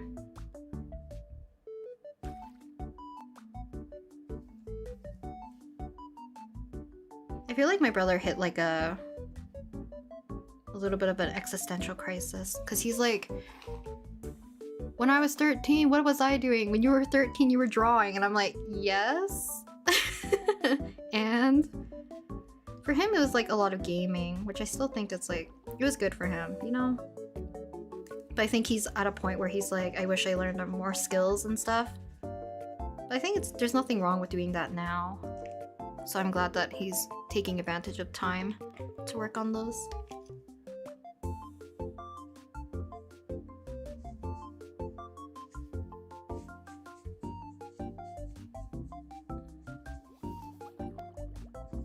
You know, like people who, like him, who work more like corporate or work with like a company, or you have like a normal person job, I guess. You're gonna have like a little bit less time for hobbies and stuff, right? So it is more difficult. Especially like, instead of being more like carefree and all that as a kid. You're kind of a little bit more wary about time and maybe where you want to put your effort and your energy.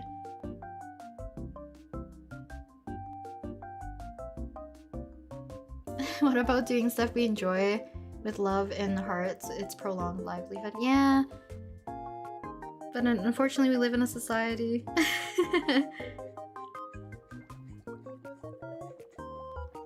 As long as like, if you can help it, as long as you don't hate your job and then you get to go home and, you know, work on your hobbies and things you love. That's also enough too, right?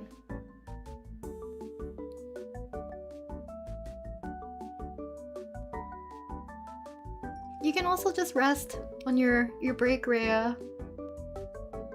Hopefully you don't feel too pressured. I know what he draws because I used to sneak into his room and look through his sketchbook when I was little. Ah, I see. I thought you meant like right now, and I'm like, no. Their privacy. Because if they catch you, that trust, it's gonna break a little bit.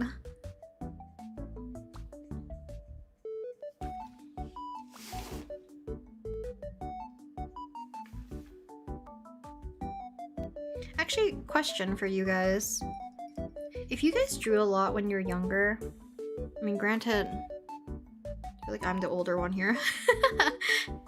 But did you guys ever hide your drawings from like your family members, or were you very like, take a look and you don't mind? you know?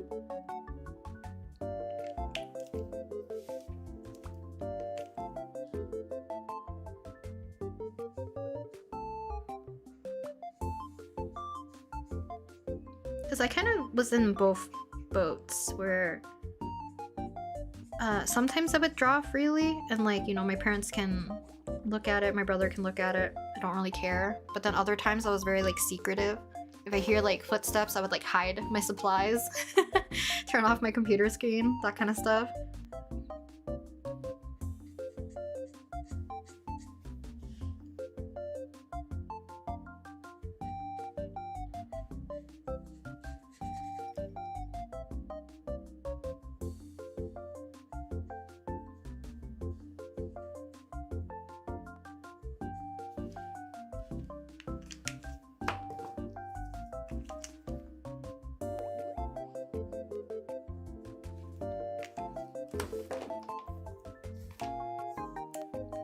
He did catch you once? No! I was very prideful. Ah, I see. Yes, and you still do? That's fair. Used to show it a lot, but I stopped over time. Used to hide them, but now I do it less. I see it. People are kind of like going in different directions. Take a break from drawing to draw us so honestly, so it's fine. I'm just insane. As long as you're resting, Rhea, to some extent. Even if it's to draw. Think you're the same? Hid mine because my family burned them? Burning them is kind of intense. I hope that's not the case anymore. Hid them because I was embarrassed? I think I'm in the same boat as well when I was younger. Because like my parents didn't like that I drew like, you know, anime or girls or like, you know, cutesy things. They're like, why are you drawing things for children?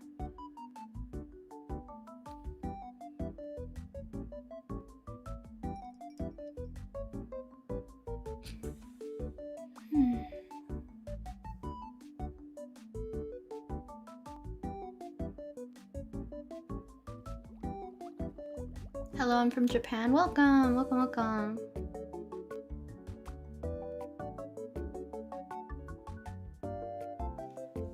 Paintings were free to view, but drawings were secretive. Wait, that's such an interesting mindset though. Is it because it's more finished? Or maybe you're more confident with your paintings versus drawings? Because sometimes like for me it's like, you know, people make comments being like, hey, did you draw that funny? And I'm like, okay, now I feel less like I want to show them, because it's like they only want to put in their 2 cents. Which I feel like my parents were like that a lot, but they also are like a little bit more strict about being like, you should focus on your studies.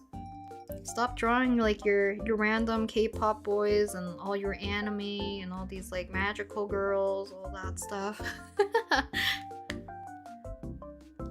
I love your art. Thank you. Thank you, thank you. Jokes on your parents because you draw cute girls as a job. They hate it. They hate it. Well, I mean, they tolerate it. If I can make money, they're fine. Otherwise, there would have been like, you know, they're the typical Asian parent to a certain extent. They were not pleased that I was more focused on art. Because like I said, I have like more of a book smart brother. He was into the sciences and stuff, so you know. Sometimes it's like look, and other times it's like if you look at my sketchbook, I'll cry then shatter into dust. No!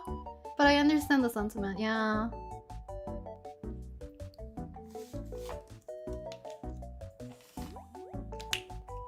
I feel like I made his hand so tiny. Which feels crazy because I also made his hand bigger in the drawing earlier. And it's only this big, so it means that it was even smaller earlier. Oy.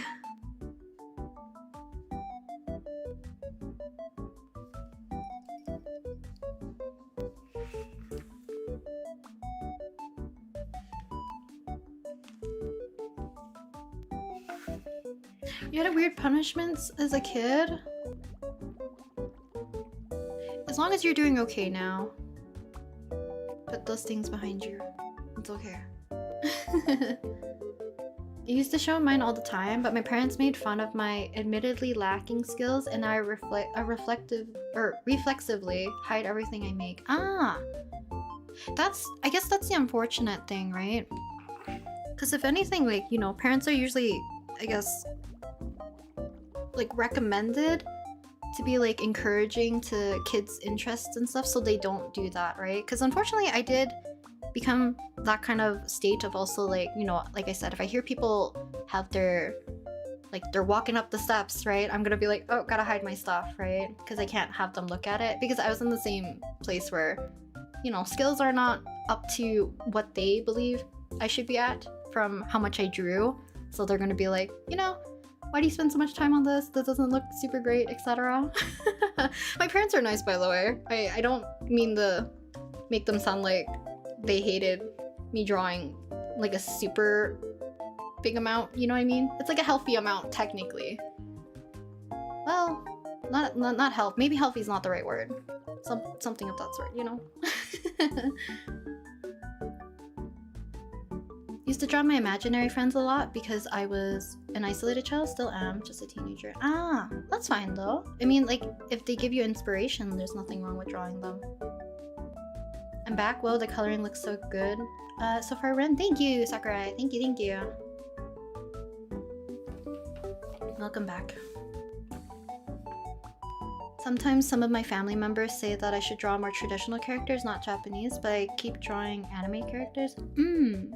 I think it's also harder for them to grasp. I guess like even like the anime style, right?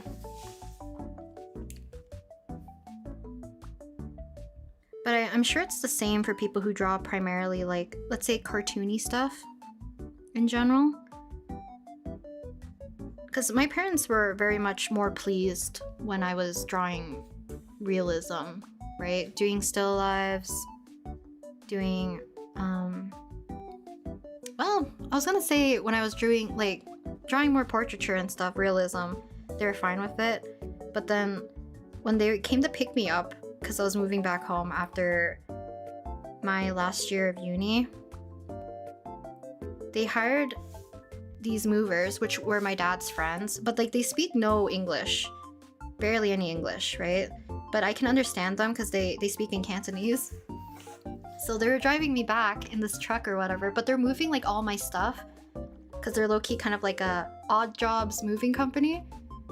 I had, oh my lord, it's so embarrassing for me, 36-inch by 48-inch, I think, giant wooden canvas boards of nude models painted in oil. And I'm like, I should really throw these into the giant garbage bin that they have in my apartment complex. But I did not have enough time, nor did I really want to get rid of them fully. So they were moving them, and apparently they told my parents, being like, what the heck does your daughter study? And they're like laughing, and I'm like, what? I thought it was evident that I'm like an art student, but I guess... Okay. Yeah. Luckily, everything else was like, you know... It was in my giant portfolio cases. I should have just thrown them out. My lord.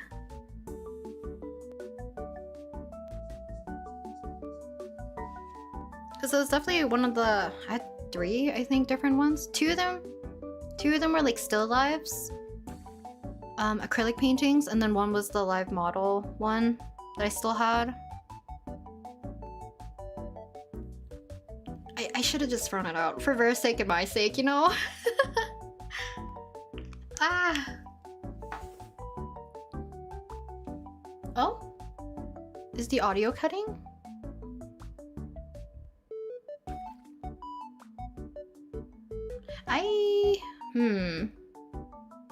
I know I changed stream settings, but I didn't know it was like an issue.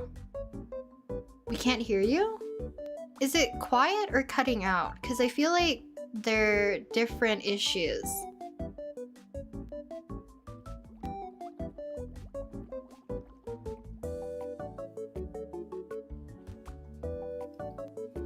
cutting. Audio is fine? I can hear. I can hear.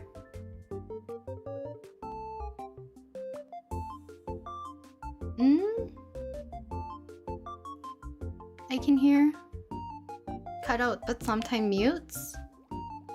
Network thing?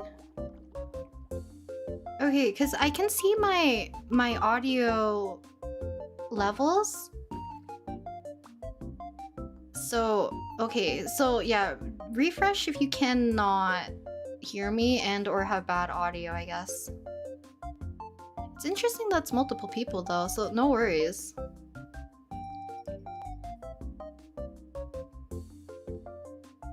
Because I was worried because my mic, it is on my right and I'm facing more to my left when I look at chat. So we'll see. We'll see if it continues, just let me know. But I don't know if I can technically remedy or fix it technically while I'm live. Nor am I good at trying to fix like audio tech stuff. Well, thank you for letting me know though.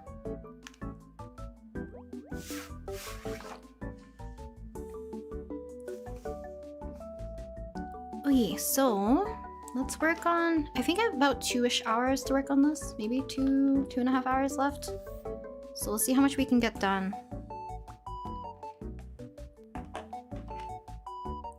So I mentioned earlier that I wanted to use similar colors to his hair for the black of his outfit, which I think is the majority of this anyways, and then we just have like bits and bobs to color before we can get to the flowers.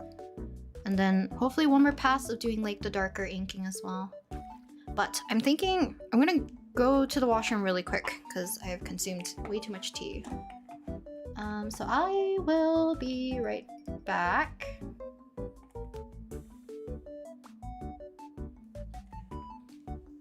Okay, see you in a little bit.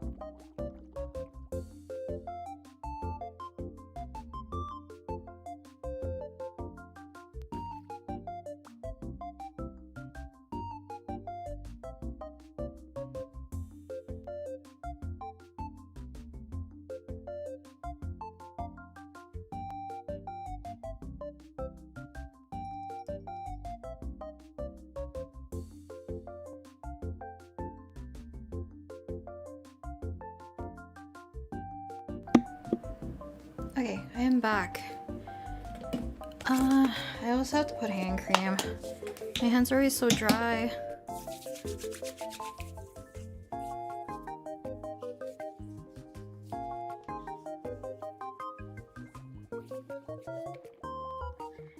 Okay, so let me see. Also, if anyone's feeling intimidated by how long I'm taking to do the drawing or the coloring today, I promise you, it's me. Alcohol marker drawing can probably go a lot faster for some people. Excuse me. Accidentally pulled an all-nighter and figured I could tune into streams since I had to wait for a specific time before I could. Please sleep.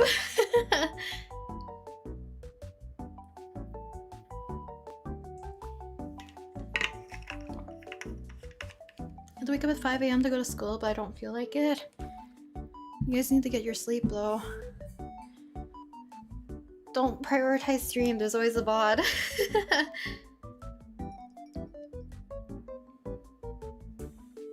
Go at 5 a.m? What time do you guys' school start? Or do you have like a 2-hour commute? Because waking up at like several hours before makes sense, but if you have to leave at that time, it's a very long commute there. Because I know like a lot of people do commute sometimes very far, but I don't know how it is usually for high school. High school usually it's like, you know, kind of like the local area sometimes. Dan Heng PT.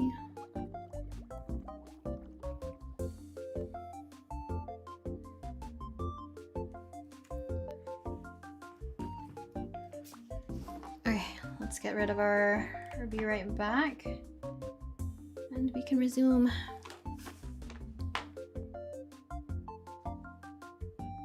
It's because I'm from Brazil. Classes have already started a while ago. We only have 2 weeks of vacation in July and then vacation in December. Ah, I see.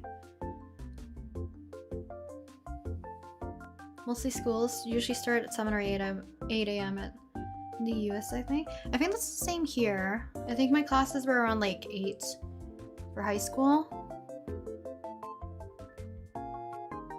High school, I think, and then my earliest classes for uni was at 8 as well.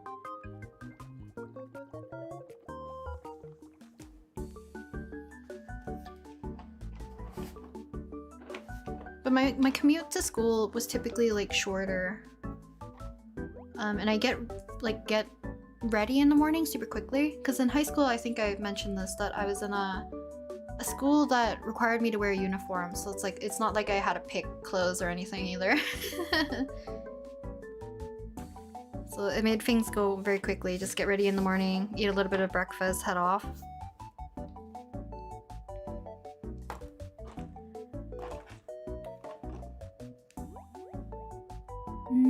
I think these are the colors we're gonna use. I'm gonna bleed a little bit of the skin tone into his outfit. A little bit more. Maybe only on this side, so that we can have deeper shadows still.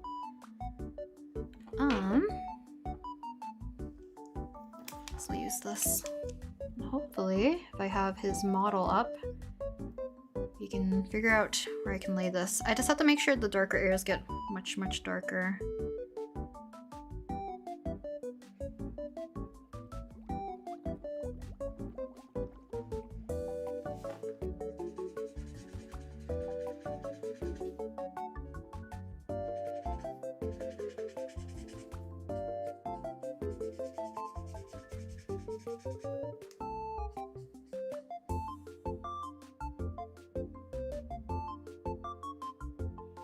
I'm like looking. I think I forgot. Let's see. This is yellow.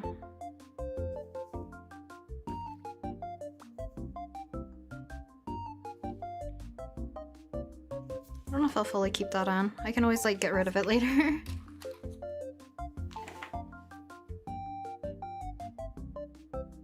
You will sleep? Just finished doing morning obligations, so I'm just tuning in a little longer till my brain clocks out. Okay. As long as you get rest.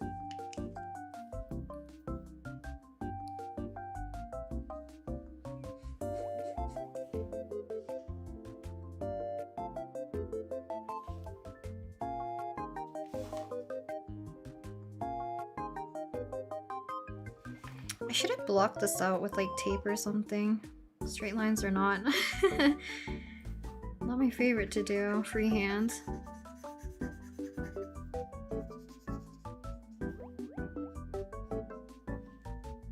I was thinking maybe I should have started darker. I usually go darker into lighter so that we can reduce the amount of alcohol ink we're using, so I'm not covering up the same areas like over and over again. As long as I don't have to rely too much on planning. Because this feels redundant if I was gonna make it dark anyways.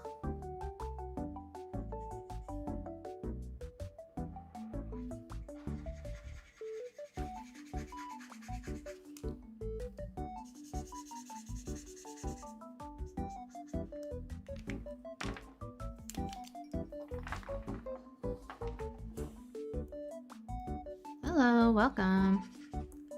I'll say it again, the hair looks so nice including all the colors. I want to eat your art. Thank you! I'm glad you guys like the hair. So I'm still a little iffy about it.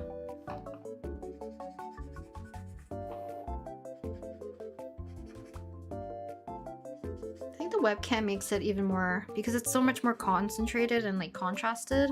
It looks extra shiny.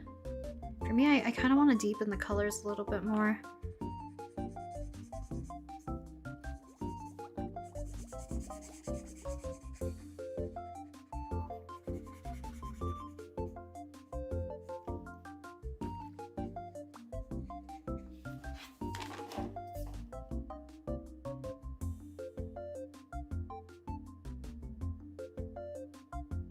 Ah, 5 hours feels kind of short though.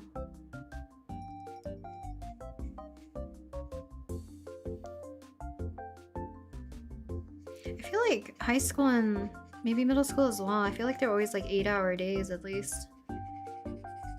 But it makes sense if you're doing homework after, maybe you get a lot of homework after school, so you need the time to actually work on the stuff.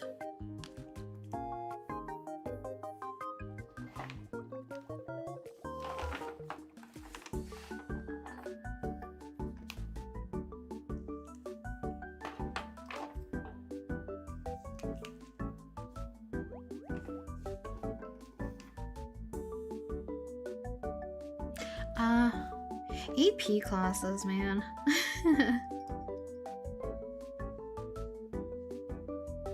For some reason, like, my school didn't have AP. They had honors in -1, but I think because of my school, we were all forced into -1. Because apparently I learned from, like, my friend's high school that they have option for, like, -2. Not an option for me. But I didn't take any honors classes. So I was very much like an average student, I would say. And I didn't put a lot of like priority into studying, unfortunately. Which is not great.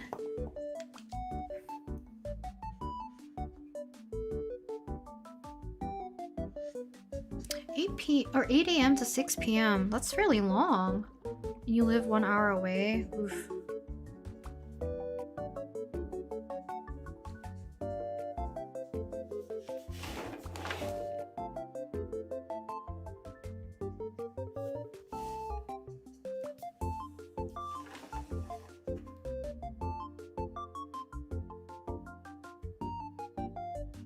Oh, so if you take more AP courses, then you don't have to take as many courses then?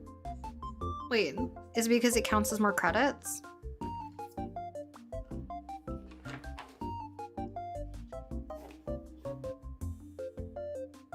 Because like I said, I didn't take honors, and all of us were forced into -1 on the minimum. Meaning our failing grade was like anything below 65, you're kind of screwed. Which I was so worried because I sucked so badly at physics.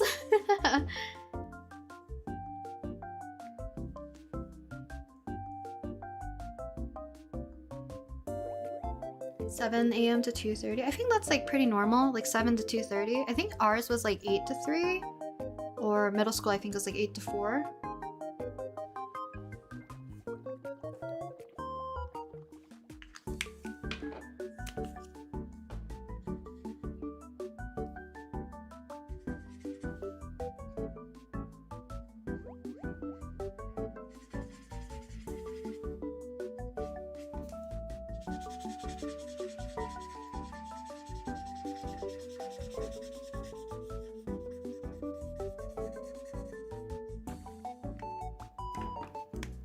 I think I left enough room for the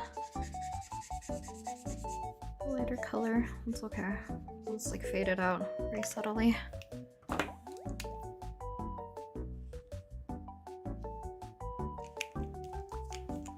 Eight to 5. Because I know some people's school program is like very different with like how your courses are. Because some people have like longer lunch breaks too, or like a study, like it's in like an allocated time of just studying and stuff. I know it's like very prominent in Asia.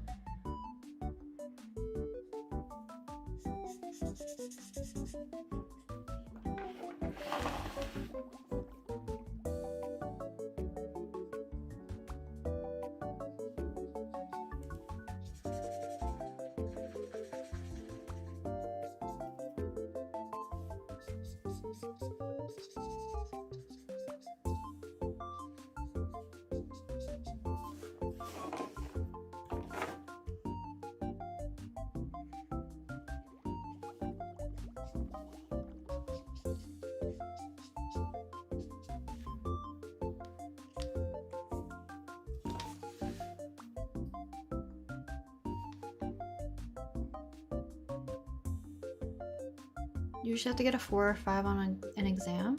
On the exam. Oh, I don't know the point system for it. I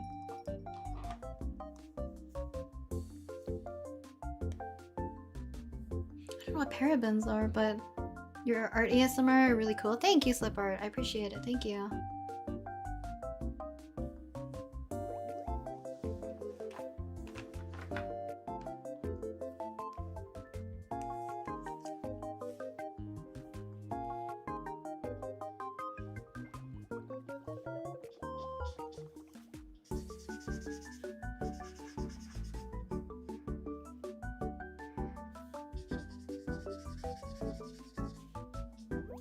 Apologies if I go silent. I'm gonna try to get as much as I can done with this area. Because I would like to get to the flowers today, at least on stream. I think whatever we don't finish, maybe I'll save for another stream. Because I don't plan on making this a video by any means.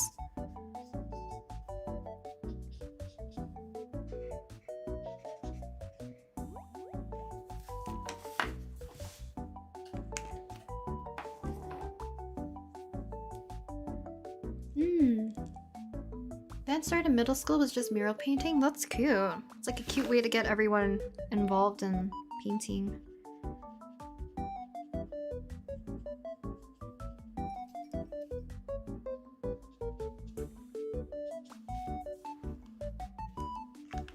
Let's see. Oh, I guess this is the right color.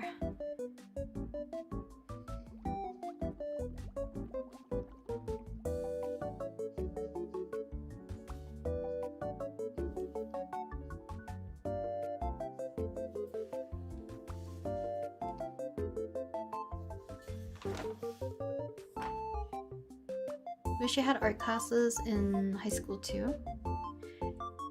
Do you guys not have like some sort of other like creative option for your courses? Or is it primarily like academics? I also find it's wild that there's such thing as like an art high school, or like it's more geared towards like either performing arts or like arts in general. Cause I can't tell how the environment for that would be.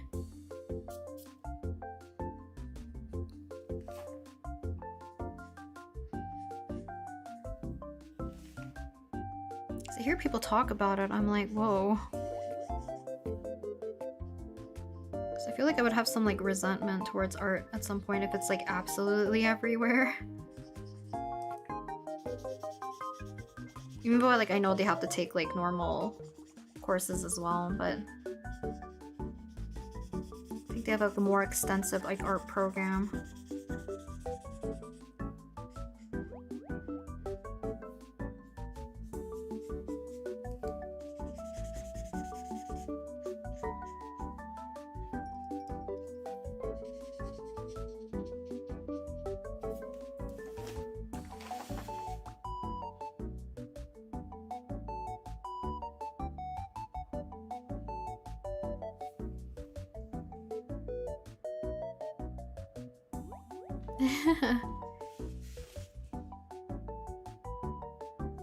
I have a question, guys. This is like slightly on topic and slightly off topic, because I don't remember if I asked this or it's just because I kept reading people's opinions on it.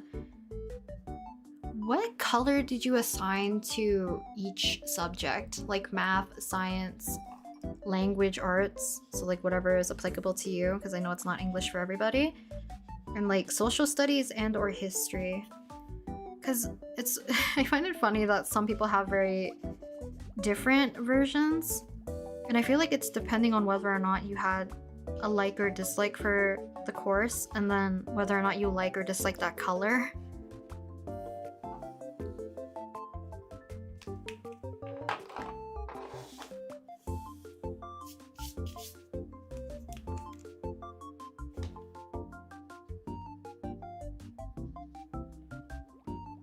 What's the best paper for Ohuhu markers? I don't know. I actually don't really like the marker paper from Ohuhu as much. I feel like it's just slightly strange, the way that they blend, in my opinion. I like using this Bristol paper, Vellum surface, whatever. This is like the 300 series from the Strathmore. But I feel like people have different preferences.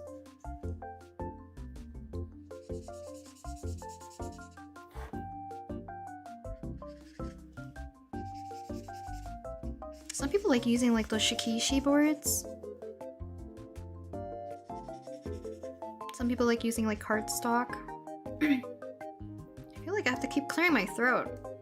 That's why I don't usually drink sugary drinks.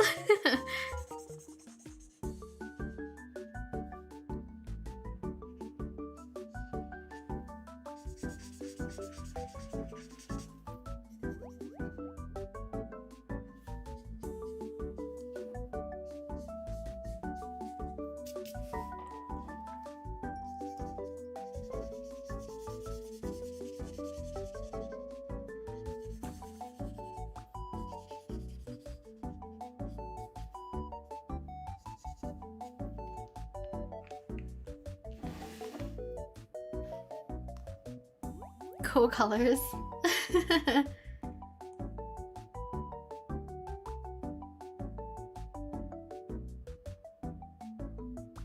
Blue is for English and physics. Purple. Math is red, green is science. At least, like, I feel like majority of you guys think also science is green. I feel like there's usually a discrepancy between, like, whatever is your language, arts, and your math being, like, red or blue. English is blue or purple. Red was for math and chemistry. I didn't like them. I see. History is brown. Math is totally red. Interesting.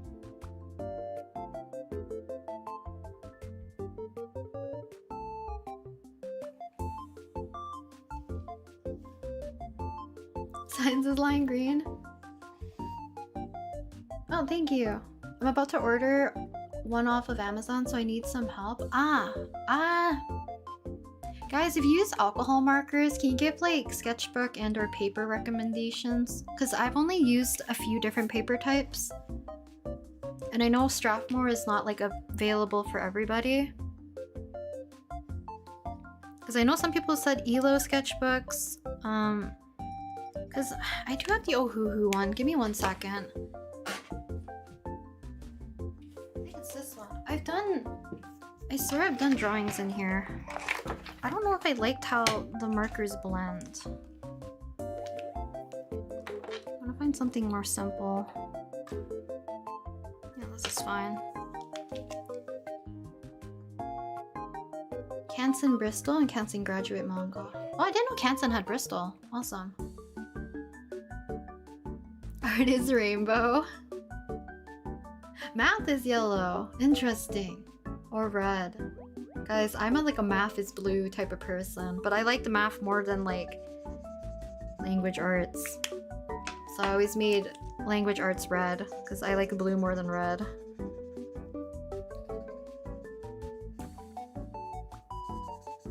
Like they blend fine. I don't remember what my gripe was about using this paper because I used it for doodles to make like little makeshift flowers. Maybe it just requires a lot more blending because you can get smooth gradations. I just don't know if it's my favorite.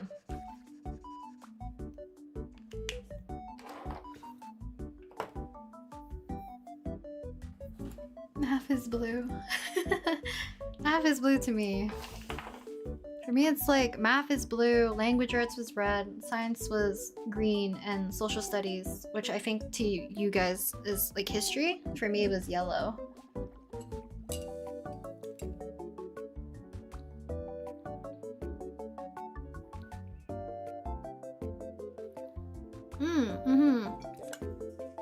Because the thing is, like, I can't gauge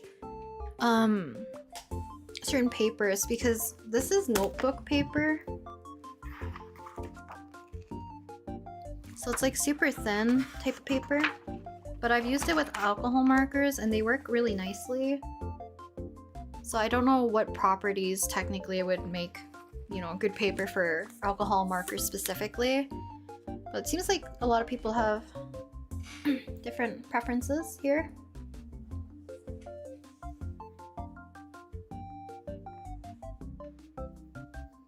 Yeah, I feel like Ohuhu probably works the best with their own products, so it's definitely something maybe you want to try out. Social study? I don't know if it's just like my province or Eastern Canada. Western Canada. We have social studies, which is basically your guys' history, I think. But like we branch out into many things. Like we did Japan, you would do I guess like specific events in the world. Like you would do the world wars, obviously. We'll learn about like Canadian history, about like, you know, Canadian railways, etc., all that stuff. But we learn about like other countries as well. And then we learn about political stuff as well in social studies. Because you learn about some of the jargon. Accidentally on Canson paper? I haven't used Canson. Is it like, I think the only Canson paper I've used is like very briefly some other watercolor paper, like the cold press, and then I've used the mixed media sketchbook in the like way before as well.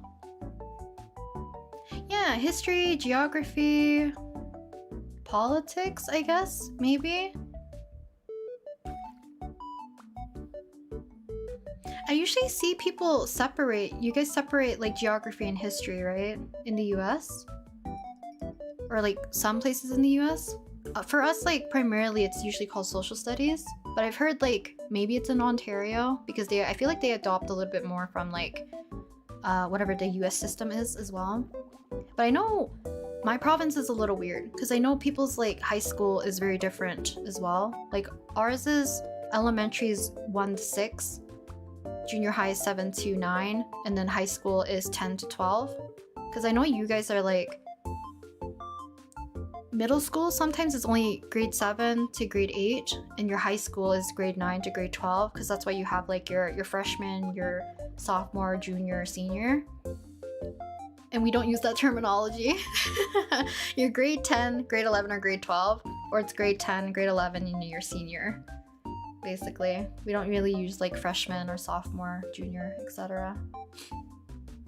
Social studies in the US?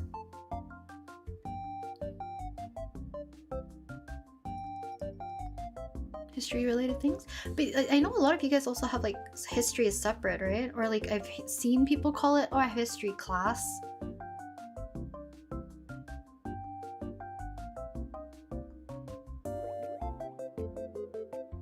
Do you still go on conventions? Love to see more videos of you preparing for cons. I have been super unlucky this year. All the conventions I've been waitlisted except for the one that I had in early March.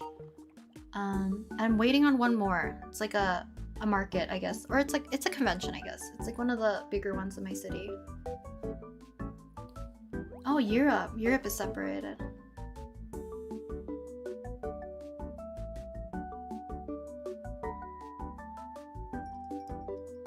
I never understand the US system as a person born in Europe. I feel like Europe has a unique system too, right? Because you guys have A-levels, and A-levels is kind of like the in-between, kind of like last year of high school-ish, early before college, I think. Because I think some people were talking about A-levels before, and I was like, this is news to me. Never heard of A-levels until someone explains it on a stream, like a few years ago, I think? A year or two ago? History is its own subject. Ah.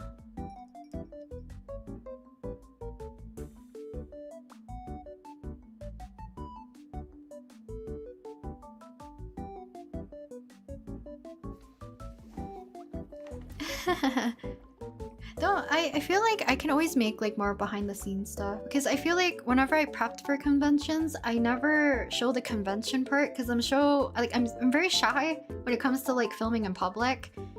And my two lovely friends who always help me table, I never want to put them on camera, so I always refer to them as friend A and friend B.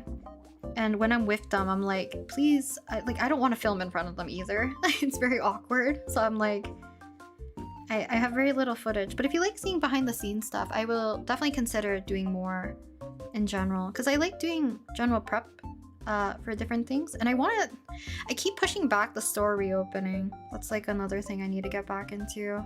And I can always do like prep for that, or like Patreon stuff as well.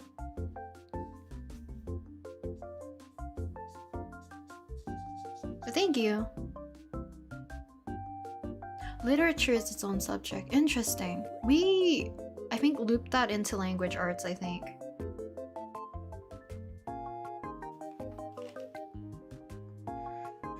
Especially like in high school.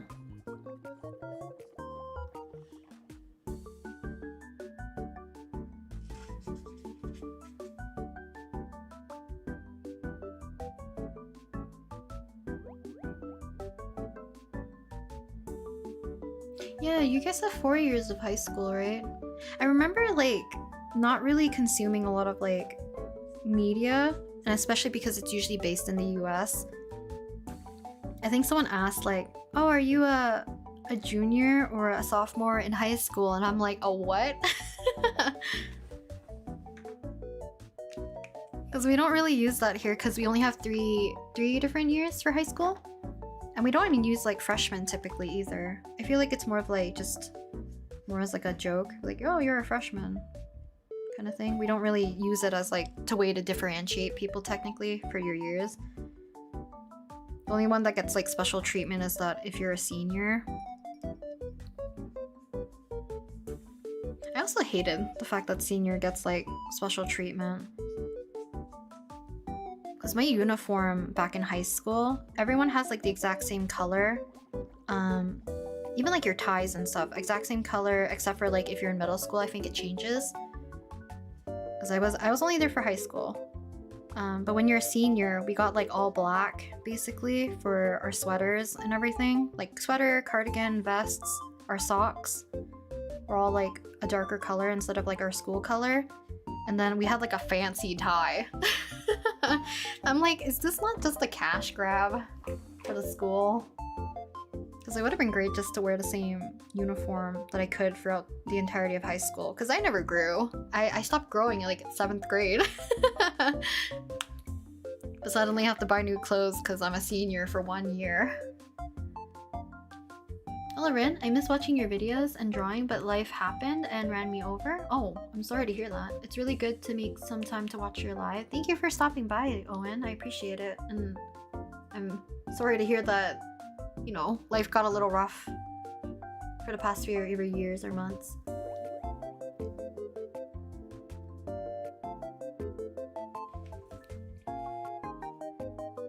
Hey, I just got some Ohuhu markers in today, and now I get the suggestion on YouTube. Well, welcome. Hopefully you can put those markers to good work, Aria.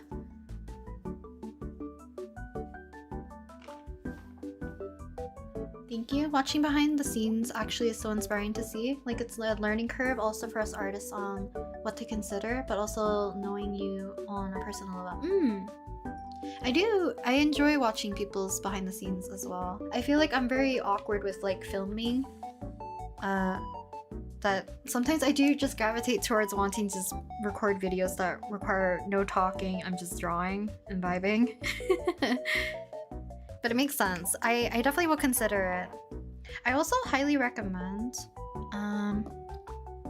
another artist, because they're on their kind of like merch making kind of online store making products, is Anj Art.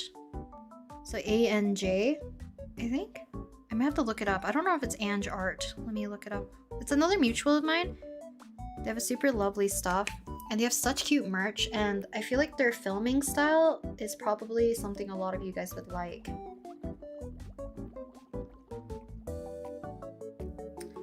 It's not Anj Art. Let me see. Instagram artist? Art for Anj. So let me see if that's their YouTube name as well.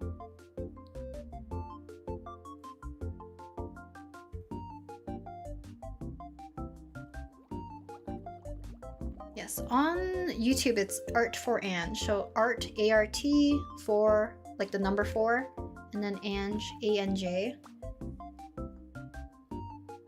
Because I think they have some really cool videos, and you get to see like their setups. I think they vlog a little bit of their behind the scenes.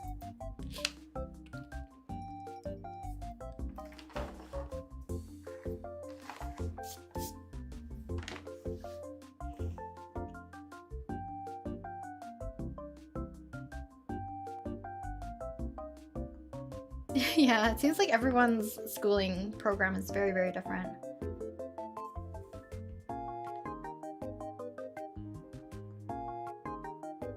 Ah, so you're familiar with them. Okay. Trying to think about other artists that I've seen like more recently that does like behind the scenes prep kind of stuff.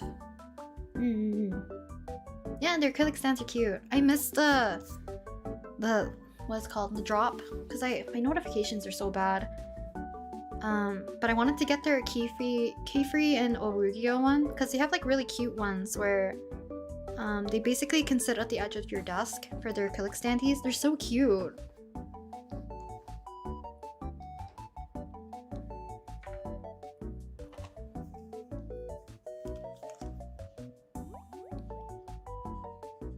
I think, because like I wanted to do a Patreon prep video so you guys can, you know, pack with me, but I am always wary about like accidentally missing, censoring, or just not including the filming portion of putting people's addresses and names, because I'm already worried about that for mine. For my own stuff, like if I got packages and stuff, I don't want to accidentally dox people.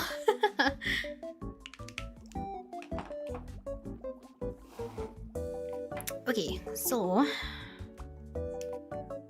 let's continue. I have too many like of these dark grays and blacks. We need to finish up this. Also, I keep closing out of my reference. I need the reference because these black areas, I always forget to make them different whenever I draw Dan Heng. Dan Heng PT. You love acrylics and little figures. They sit on my table. They always watch me draw. That's cute. Wait. Oh, I don't have it here. Oh, I'm getting it later. So there's like a local convention. Because I joined like a group order with another mutual of mine, but she doesn't live in the same city. So like I'm going to be picking it up in September. But it's like the sleepy Dan Heng figure. It's so cute. So I can't wait. I just need to find a space for him so where he can just sit.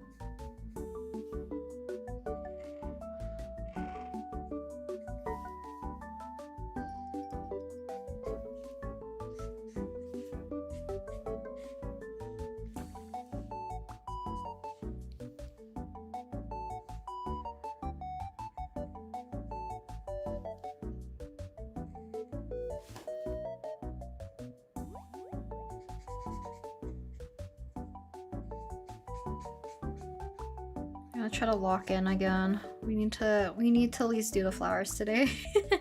And I know I can skip to it, but I want it to be one of the last steps because I also need to figure out what I want to do for the background colors because I'm kind of unsure.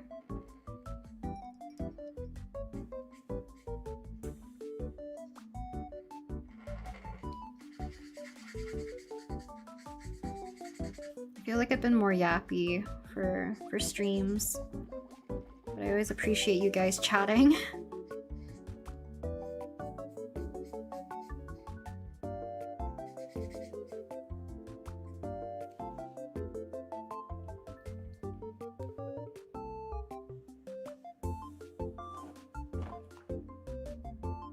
Sorry for disturbing you. No. You guys are never disturbing me. I choose to read chat, so it's on me regardless. So I appreciate it regardless too. So I'm talking to YouTube artists that actually talk to viewers.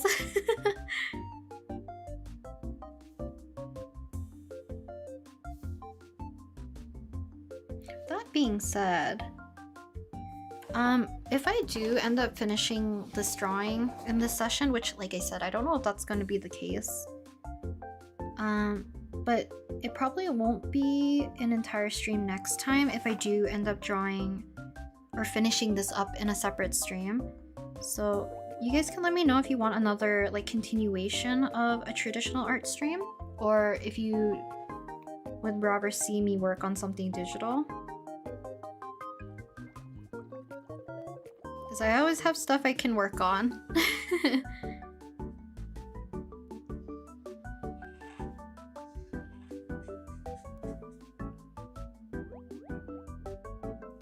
Yep.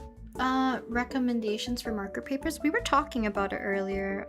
Some people said Elo sketchbook. Some people said Canon has a Bristol paper, I believe. I'm using Strathmore 300 Bristol Vellum. But I have mentioned it before as well, where I think Strathmore is not a brand that everyone has access to.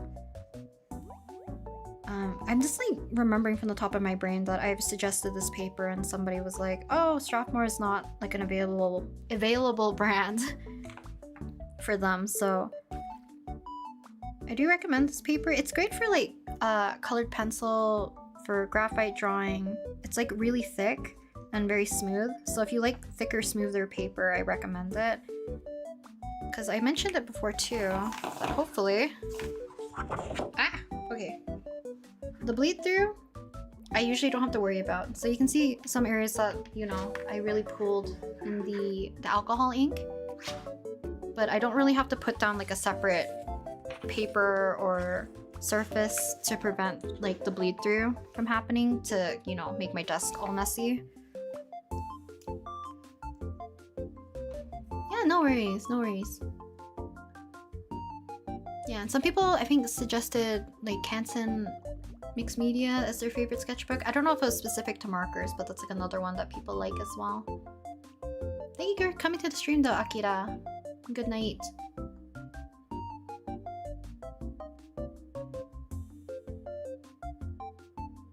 How to improve art skills? I feel like it's a little bit of a vague topic to give specific advice about. I would say pick the things you want to focus on. And if you know you don't like doing studies, then do studies with the things you like to draw. So if you have to do head turns, or you want to draw like eye shapes or whatever, you know, you can tailor it, make a new OC. Or if you're doing like the head turns, pick a character you really like and you want to draw, so you can make the studies fun for yourself.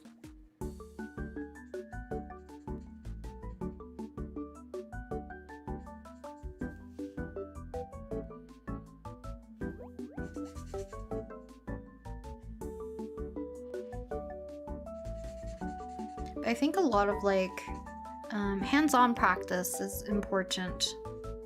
So after you do like, let's say you did a lesson or a study session, do application, right? So like after some time after you study, try to apply what you just learned.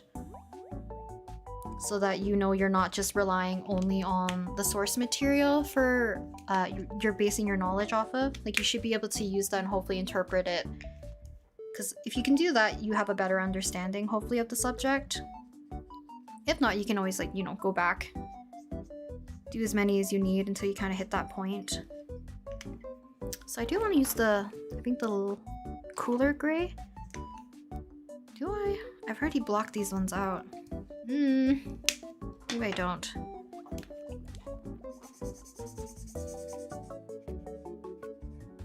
I didn't plan this out correctly. Which is fine. Oh, my webcam. Crazy.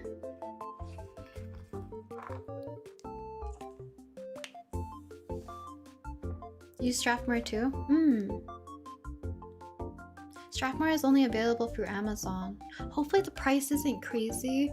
I think, for me, I could buy Strathmore in person, but then later on I would only get them via Amazon because I only purchased them like every so often, so like I didn't really need to. So I'm not sure like where exactly it's more available, I guess.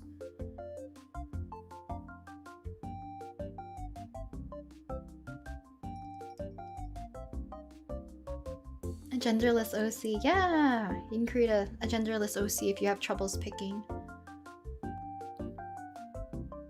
Or it's like gender fluid, maybe. You're not going to go to sleep yet? You should, but you won't. You should sleep!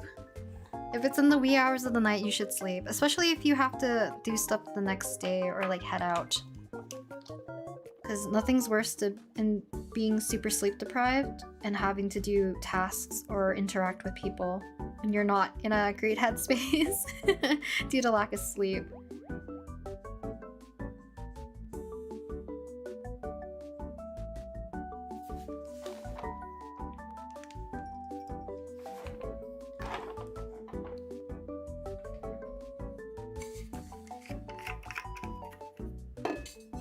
$300 GSM mixed media paper, which is really good. Ah, I feel like I'm a little bit picky with like paper. I have a preference towards like very smooth paper. Even like mixed media, I know it has a little bit of tooth because it's meant for like dry and wet.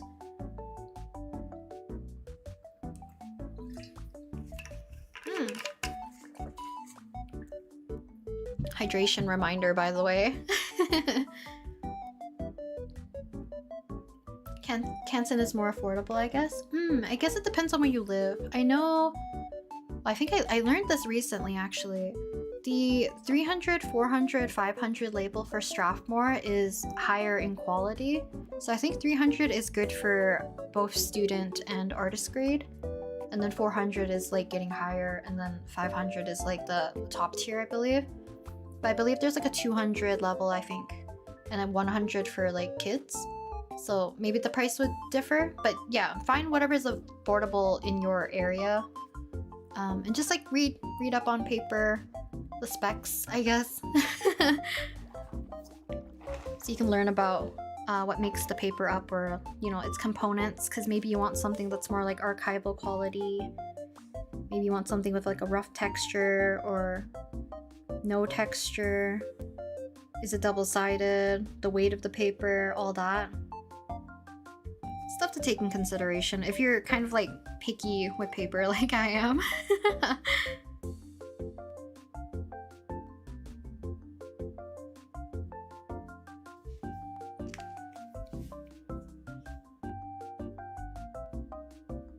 I have lost where his shoulder ends. Is it black all the way down?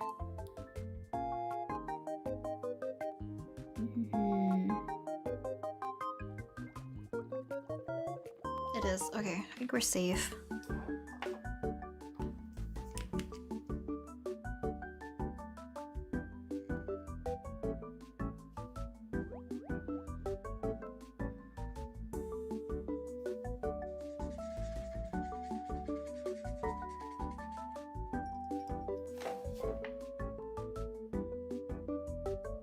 Should probably add the yellow in first.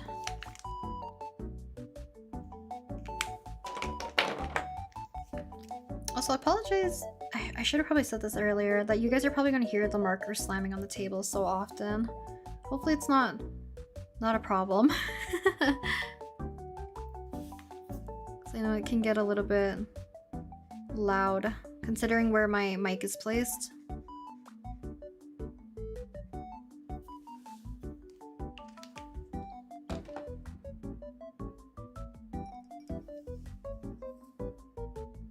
What type of pen do you use for the line art? I use this one, aka water-based fine liner.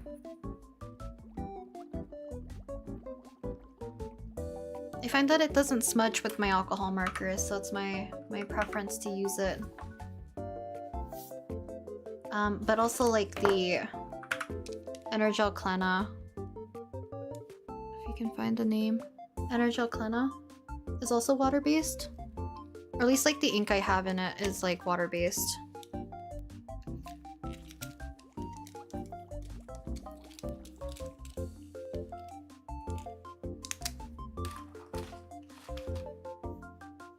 Suggestion please? I'm a traditional artist for years and mid at digital art, and I started drawing chibis to make stickers, but it takes a lot of my time than traditional. Do I pursue learning digital art?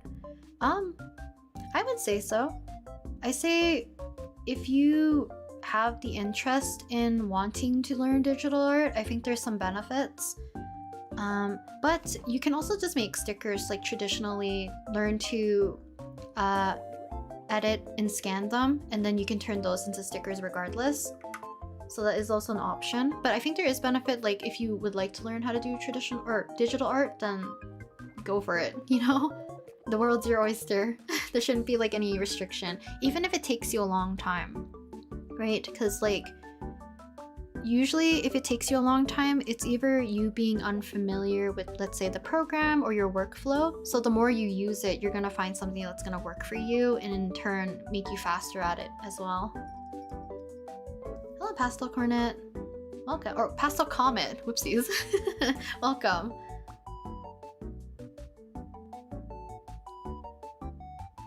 Canson Bristol is are really affordable. 50 pages of high quality paper for only what is equivalent to $11.50 American dollars. I will write that down. I didn't know, like I mentioned, I didn't know that Canson had Bristol paper. I will check it, because if it's comparable to Strathmore, then maybe I'll switch. Gradient maps. I think Hina had a video about gradient maps, right?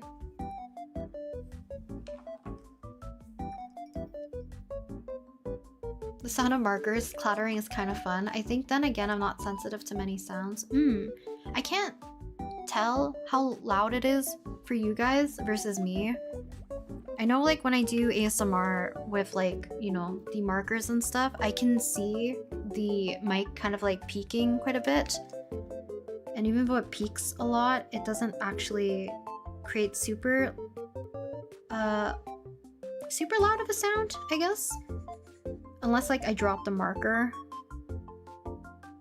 So I cannot tell, but if it doesn't bother people too badly, then hopefully it's not going to be an issue.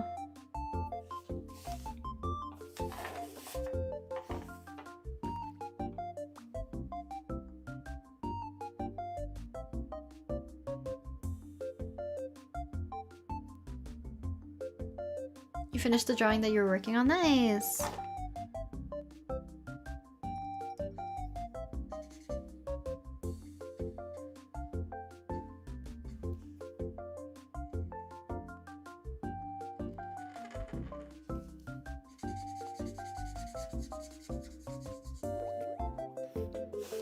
It's fairly dark. I'll transition it. 09, 08, 07.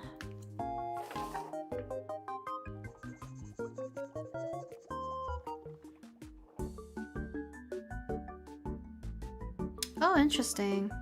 Thank you for the paper suggestions, by the way. I'll look into them. I feel like I'm in a no buy. What is it called? Like I don't want to purchase anything new right now, because I do have. I think I've refilled on all the supplies that I wanted to use. And there's like something that I bought recently, and I find it funny because the main purpose of it was I was supposed to buy something for my mom, so I just like, you know, tag something else that's mine, because if I'm the one paying for it. So I added these, you know, like the Fude Nosuke pens? They have like a flexible, kind of like hard plastic nib, so it's great for inking. So I ended up buying like a set of them alongside with like whatever my mom ordered. But the order got delayed for like a little longer than what was suggested. So when it arrived, I was like, oh, fun. Like, here, I'll give my mom whatever she ordered, and I was like checking out the pens. And then 2 days later, the exact same order arrived again, and I'm like, wait a second. So at least my mom doesn't need a refill on what she has for a while. But now I have like so many of these Fude Nosuke pens. And I'm like, I should just gift them to my friends, because let me show you guys.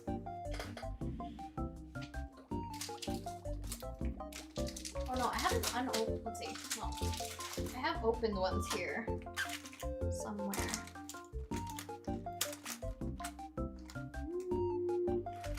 Here. These pens. But they're really nice. Because it's like a very flexible nib, so you can get like really fine fin lines or like more like brush strokes. So I really wanted to get some because I want to practice more inking, and I love the look of these. But it doubled the amount I have, so I need to I need to give them to my friend, I think. Because I think she'll like them. And I have to send her like a little care package anyway soon. Maybe I'll do that next stream as well. Oh, I didn't check the responses earlier. Traditional, please.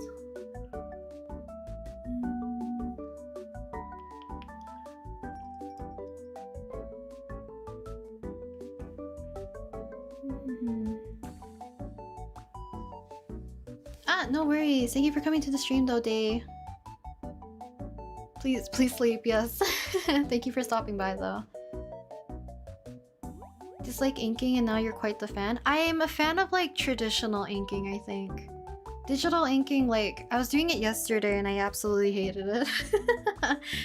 I do more inking and like pen stuff, I think, in my sketchbook than I do in general for like, you know, I'll do like inking for doodles like this every so often. Cause where is it? Like these ones typically go a lot darker. I have a lot more fun working on traditional inking. I don't know if it's because I can allow myself to be more messy. The digital ones, it makes me frustrated. Sketchbook tour? I'm not close. I'm past half. I probably have more than a quarter left in the sketchbook.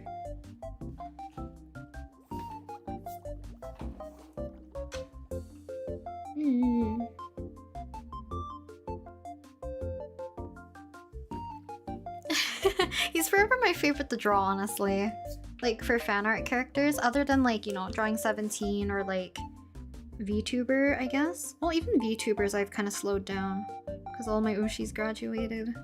Minus Albin and Calyx. Oh, and Kaida. Kaida as well. But, Dan Heng is truly just, he's fun for me to draw. And I find him incredibly endearing, so big plus. I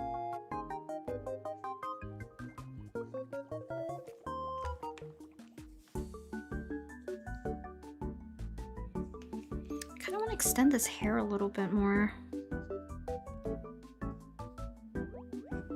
I think yesterday's video, I cut out so much of me fiddling with his hair that I think I'm still not satisfied. I think I still hate it.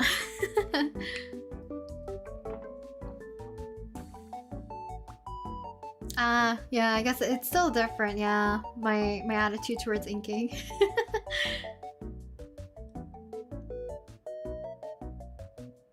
interest in making comics. I was thinking about starting to make them along with some animations. I am the wrong person to ask. My workflow is so bad. I don't know. I think there is an artist I can suggest though. Oh my alerts.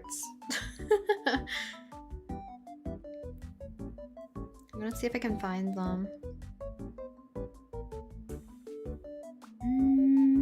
The Starfish Face. They have like a good video series, I think, how they do comics and stuff with Clip Studio Paint.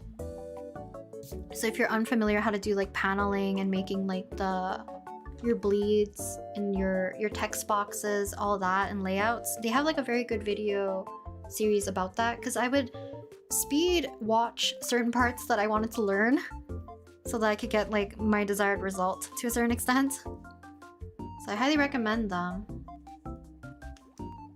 Comic Studios. I actually don't know if I know them.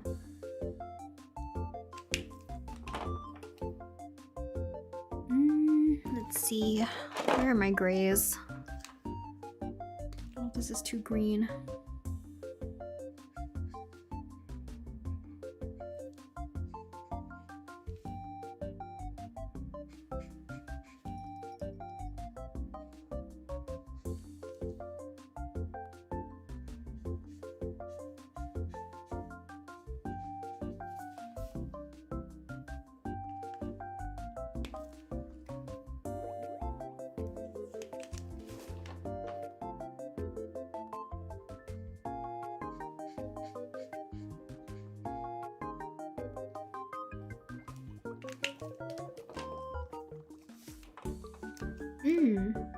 Yeah, because I think they do a good job of like showing how they even plan background scenes and stuff for their comics. And I'm pretty sure they talk about like composition and like text layout, all that. Because I do not, I think, consume enough comics or manga anymore, to the point where like, you know, I'm analyzing them to figure out how to make comics properly.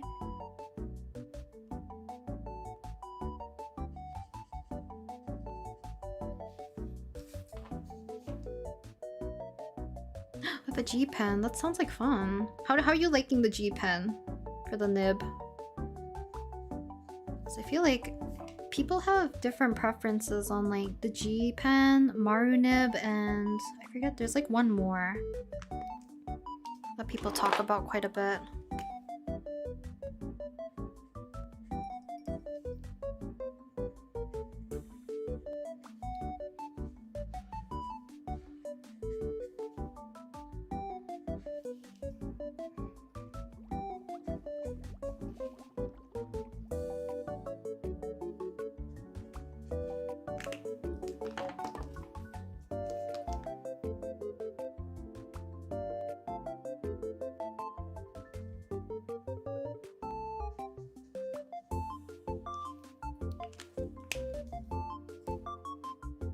Did you already upgrade your iPad, or do you still use the one that you use in your videos?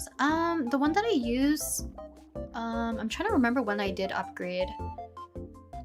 Because I had the 32GB for a few years, and then I swapped to the 256 at a certain point. I think it's been probably 2 years with my new iPad, I think. Since November, October-ish, maybe? So it's the same size, it's just the 256 version basically. I've given my old iPad to my dad to use, because he doesn't need it for anything like extensive, he just uses it to watch like videos and stuff.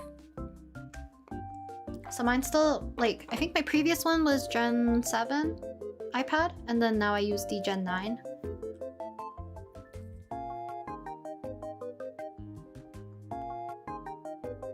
Different from fine liners? I think I like it more than fine lines. Oh, interesting. Do you find them scratchy at all? Because I know like, usually like nibs and stuff, some people find like the ink too scratchy, or like the inconsistency is like hard to manage. I always find that process very interesting. Because like I mentioned, like Ocean and Space, they were like showing all their trials and tribulation with using like dip pens, and they were looking at, I think, the Maru pen, G pen, and then they landed on a different one, which is really cool because I love their inking process. It's so fun.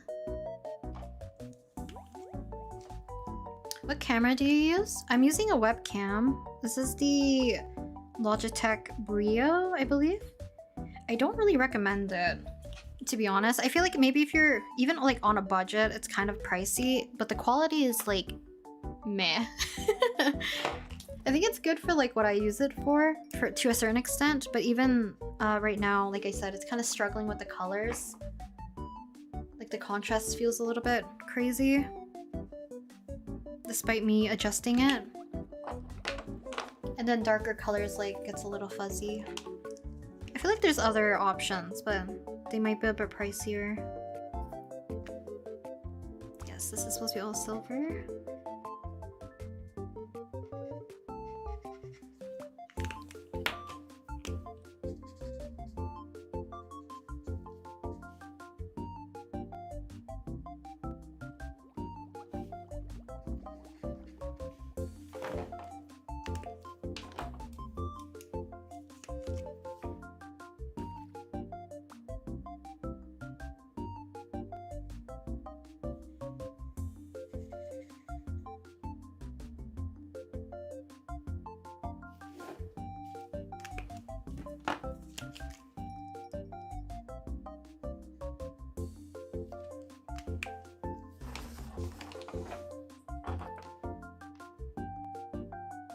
Your drawing still looks like digital. I love it.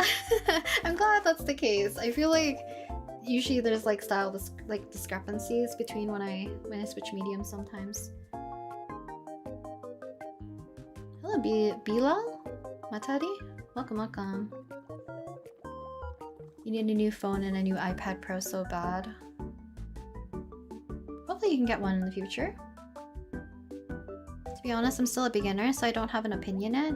I just made one drawing. That's okay. You'll develop like your own preferences later. I think I'm just very curious. Cause I've stopped using like the dip pens. Cause I do find it more tedious of a process.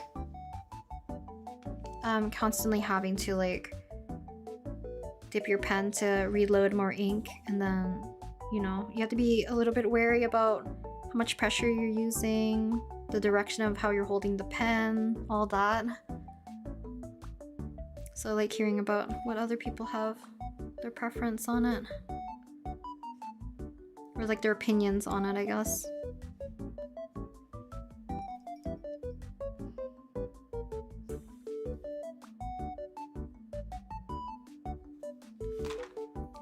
Okay, so I had a problem with this because I could not tell what was what in my drawing. So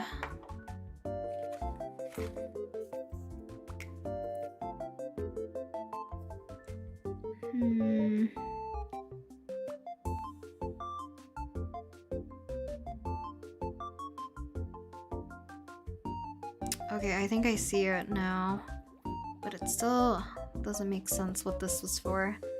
So this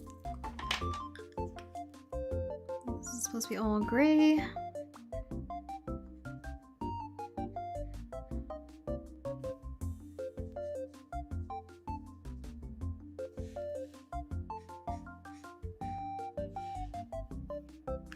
We'll go back to our teal and turquoise colors.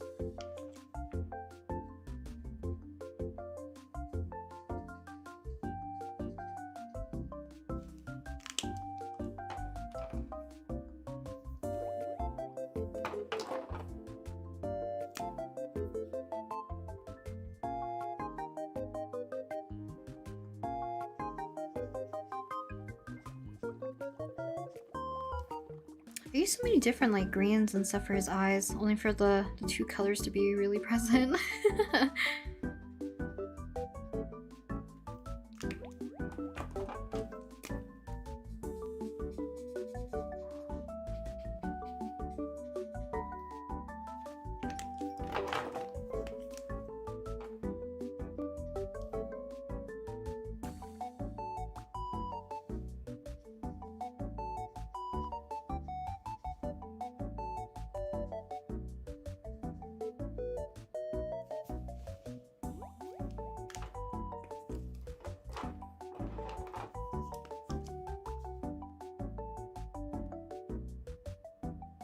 I draw anywhere, on my phone, in my notebook, on sticky notes, on my arms. Drawing is my therapy and my addiction. I feel like I was never the type that would draw on myself. You know how like people would give themselves like, if you're using eyeliner or like inking supplies, ballpoint pen, all that, they would draw like tattoos.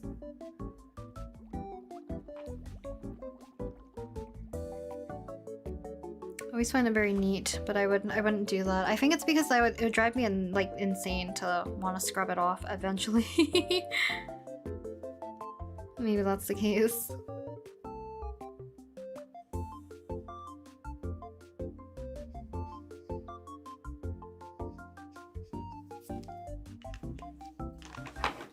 Okay, we're getting closer. Also didn't finish the gold here.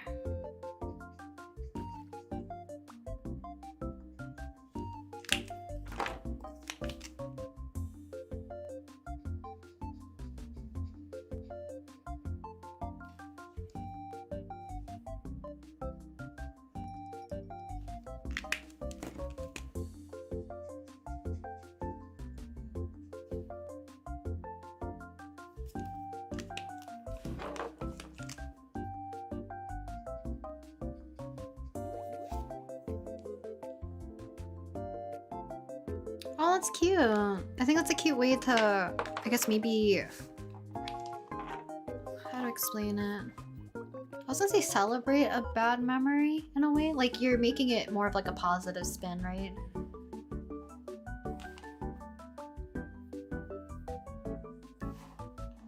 Which I think is like a nice idea to do, especially like if you got something traumatic happen as a kid like that.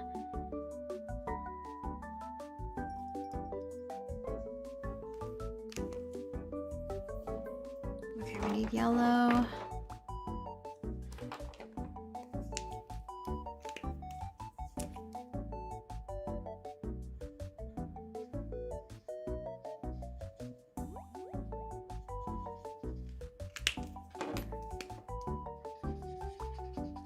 I can kind of see the end now. We truly are getting closer to just being able to do the flowers as like our last step.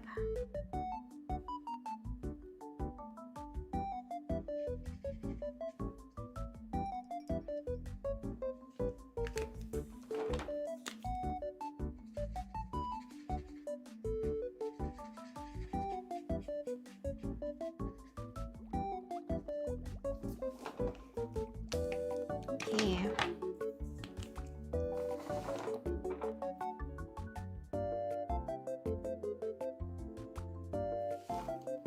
And then the pupil. I need like a better view of this.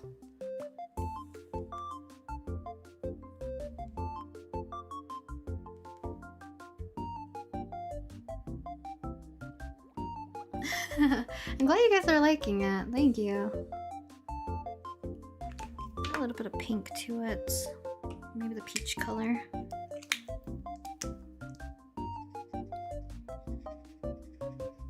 Yeah, I didn't think I would have like this much fun doing an alcohol marker drawing because I always find it very intimidating doing certain traditional art mediums, I feel like, for a live stream.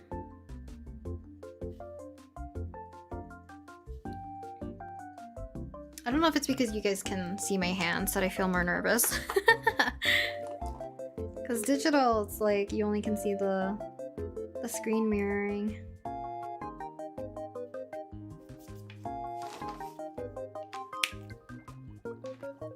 You like more of a purpley blue. Okay.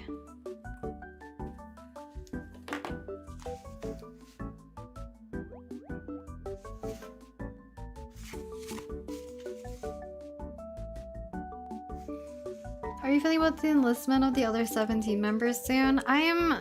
It's like bittersweet because I like the fact that majority of them will enlist at the same time so that they'll come back in 2028.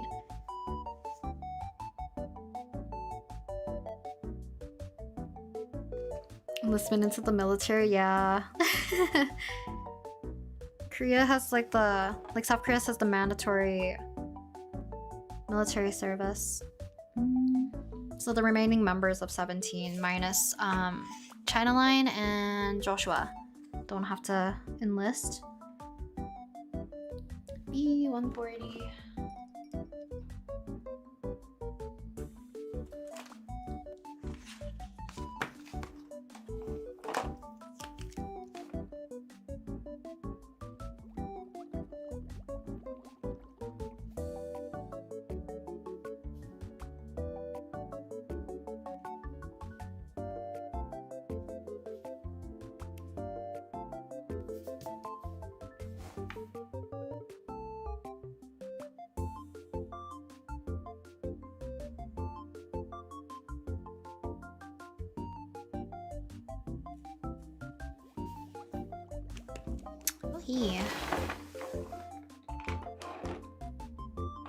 Just came back from doing other things, but yeah, I'm glad you guys are liking it. I was nervous about the hair, so it makes me happy that you guys also like how the hair is turning out, or how it did turn out, I guess, at this point, because I don't know if I'm gonna keep retouching it.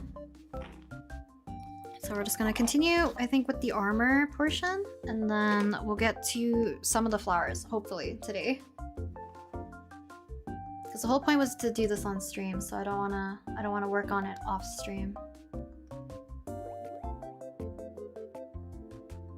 I'm gonna work on a drawing I've been working on while I listen and watch you. Yay! I'm glad you guys are also drawing along. The way you shade black hair really does make me think of a nice starry night for some reason. Ah, is it because of the colors?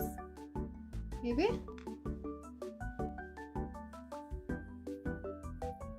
Oh, they'll be back. It's only 2 years. Yeah. And Walnut comes back in January, which I'm very, very happy. I miss seeing him. And then Hoshi and Woozy will be back soon-ish. Soon-ish. We just got Honey back, so it's like not super, super fast.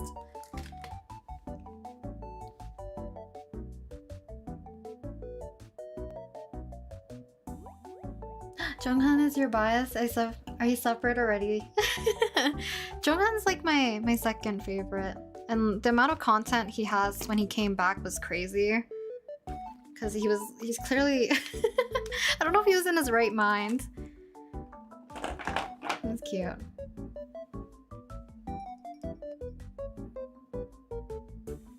Did I do a brain fart? Doesn't 17 have 2 American members? Joshua technically is the only American member. Junie and Minghao are Chinese members. Vernon is half, but I believe he not relinquished, that sounds so bad. He took only his Korean citizenship, right? I think. He had what is it called? Is it relinquished? His American one, technically. So technically because he's a Korean citizen, he's enlisting.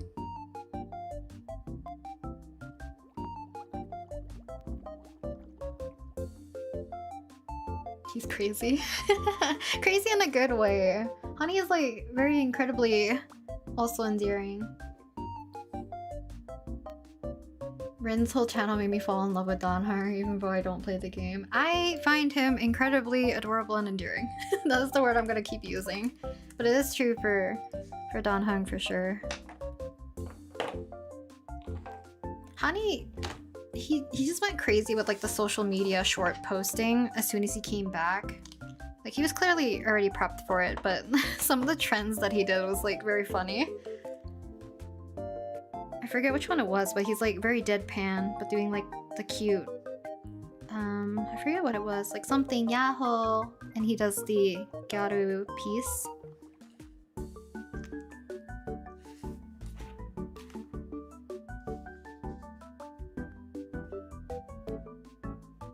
Yeah, so Vernon gave up his American citizenship. Because I forget which country it is. I'm assuming it's Korea. Like, you only can have one, I believe.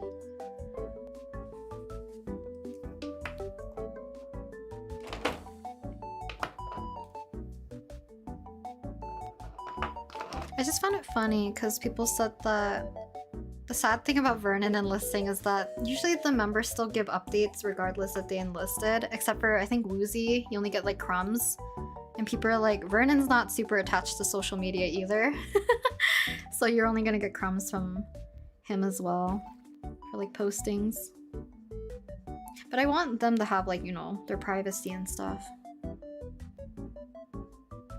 But it makes me happy like when the members have like other events or concerts. The other members will still show up regardless. Like Honey and Hoshi was there. I think Woozy was too. And then Wonu. They're all present for like the fan meeting at some point. Watching the other members just like be silly and have fun.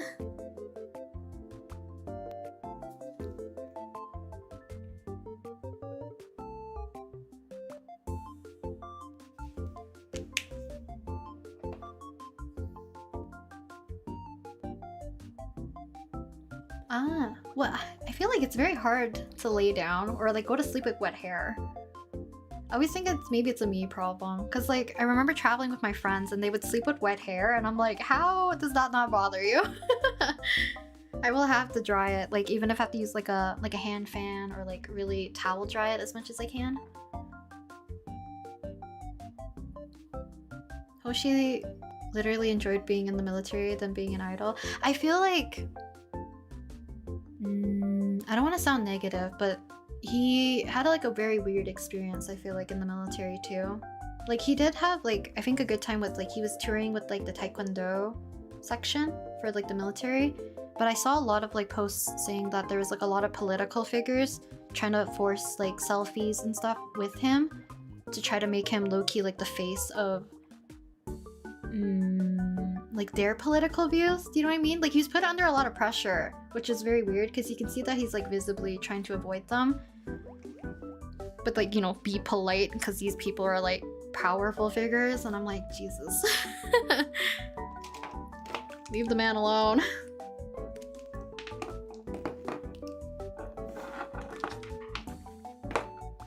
Veda must be so sad about that.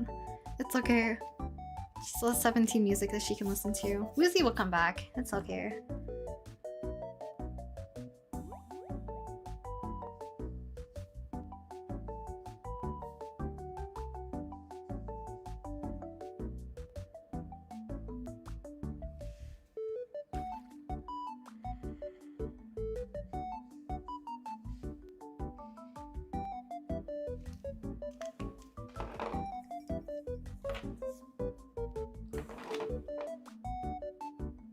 Yeah.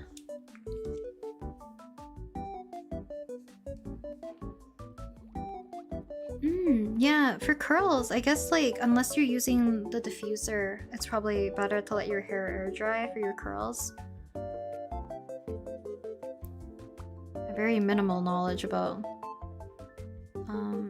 like I watch too many videos, I feel like, about subjects that don't really, they're not like applicable to me. But I like watching people do like hair care and all that stuff. So I watch people also talk about products and how they take care of like their curls and all that stuff. So I have like a little bit of insight of how much trouble you guys have to go through to maintain it. Otherwise it gets like all frizzy and very like puffy. Or like the humidity and stuff.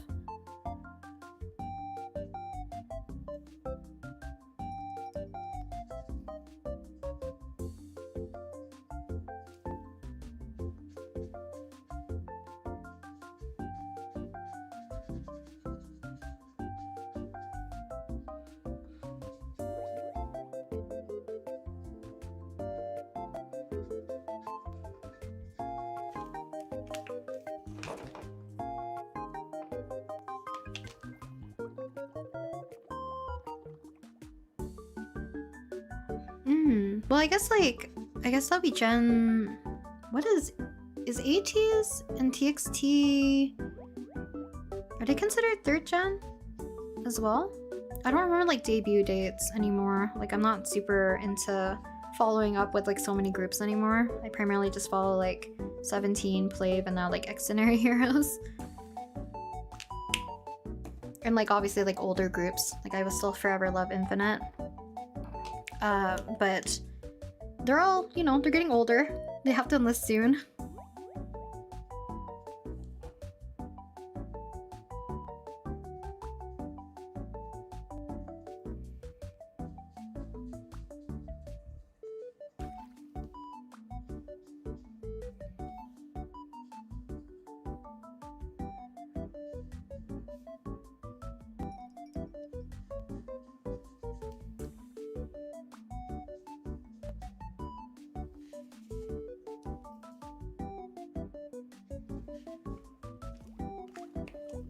I'm doing this metal justice.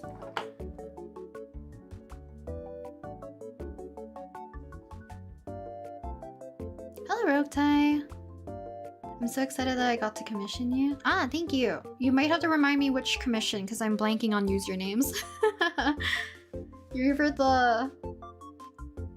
Okay, for sure not the chibi, so you're either the headshot, the waist up, or the sketch page. One of the others, but thank you, I appreciate it. I'm excited to work on them more this week.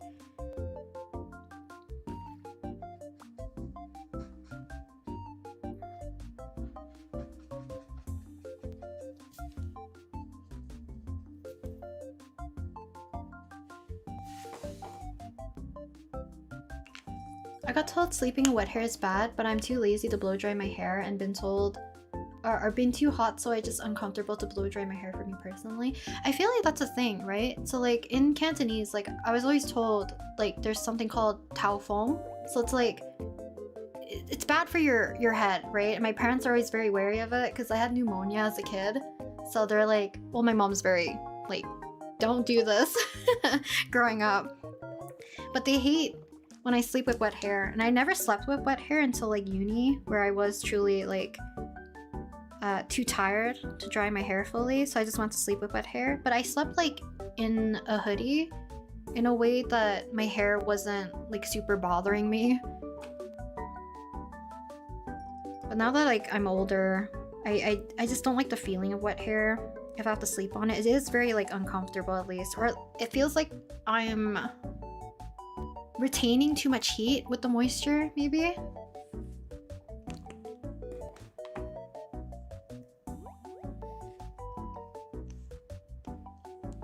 Ah, yes. Yes. Yours is the half body. Thank you for commissioning me, by the way. I appreciate it.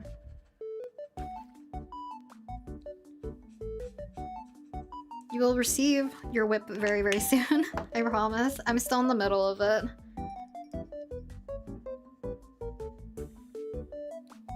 Because I think I just sent out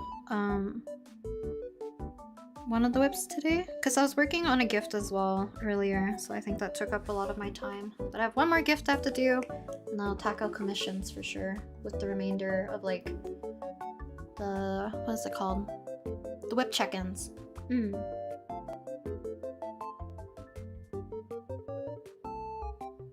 Elf update that might need help with names. They are a healer that runs an apothecary. Do you guys have name suggestions for Emma?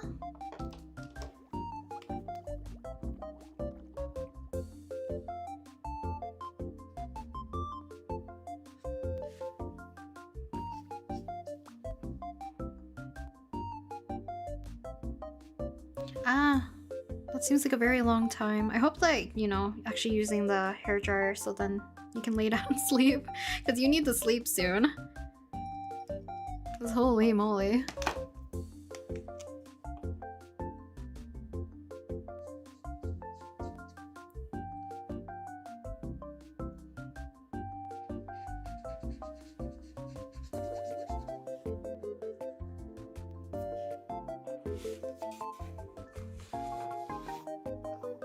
My mom always told me I will go bald if I sleep in with wet hair, which I don't think is true since I still have thick amount of hair and it's been years. I feel like, yeah, I don't know if it's like a old wives' tale maybe, because I think for the Chinese it's like there's bad air, but then you're more likely to get sick and stuff. I think that's what it was.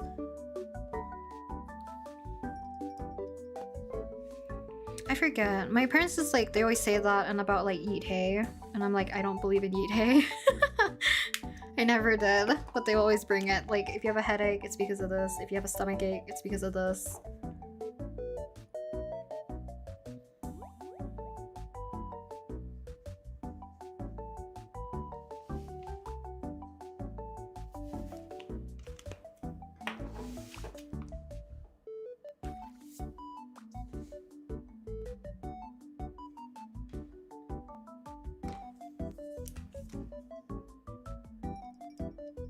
There's a lot of weird superstitions, yeah.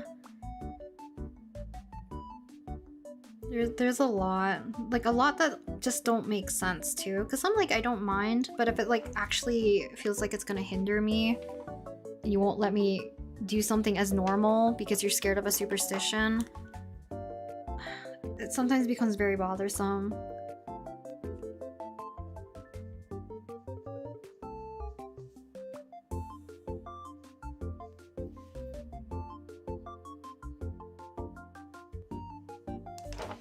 So I had like a really weird instance. I probably won't get into it because I feel like it's more personal, but it's like it had something to do with me and my friend. And maybe not being able to, you know, attend her wedding, which was so bad because I was one of the bridesmaids. But we pushed through. We got through it. I still attended. And I gave my parents peace of mind and then gave my friend like a whole relief after everything I accidentally put her through. But yeah, I don't like when it interferes in like in a strange way. Okay, I might add a little bit of shadow to some areas for our petals here and our flowers so that it doesn't look like they're just hanging out. Your cuticle is swelled for longer. I don't know if it's true though. Oh, really? But then is that more like akin to like if your hair follicle is swelling or cuticle is swelling, is it gonna lead to more like hair loss? Or is it irritation? Oh, breakage.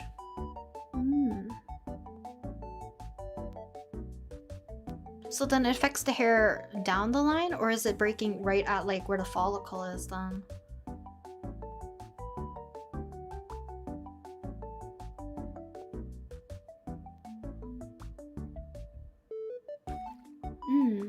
I feel like also stress. So like, you know, if you're not giving your body proper rest, your stress can cause, you know, your body to also like lose hair, all that kind of stuff. Like, you know, your body will give you signs if it's not doing too well.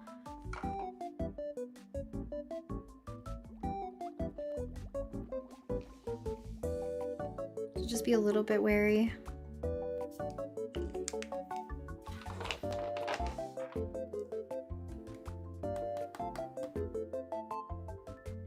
I feel like I want to make this more silvery.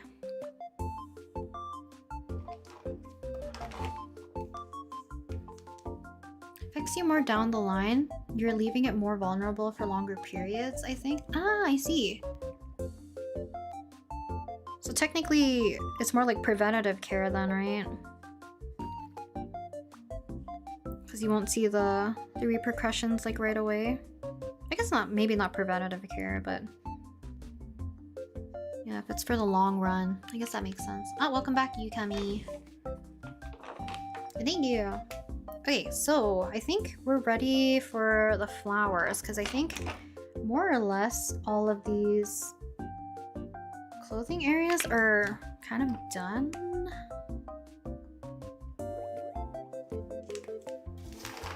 So I actually might do the background first. I don't know what I want to do for the background. I was thinking we could go with one of these colors, start from the bottom going up, get really light at the top. But the color that I want to use, is it horizon green? It's very dry. Let me see in, I think the Artex set, maybe I have a different set of greens that I could use. 1 second.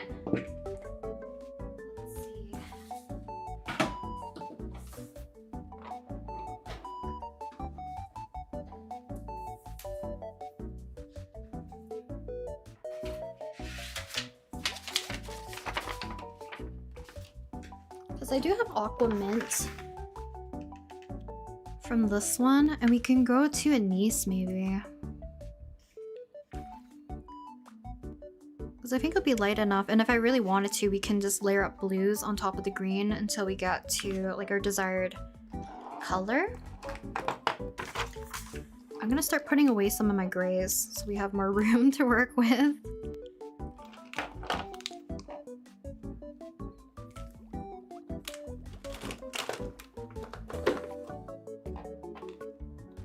Yes, we're getting close. We're getting close to the end, luckily. So I might keep some of my purples and my blues. Let's get rid of my blacks and my grays. What colors do I not need? These ones we don't.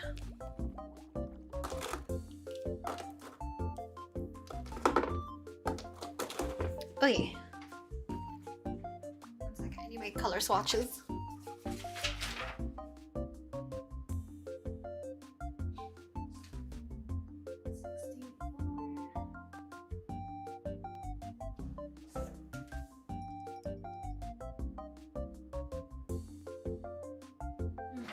I think we'll use these as the base for the background, and then, like I said, we'll layer up on some of the blues. Hello, Midras. Welcome. Okay.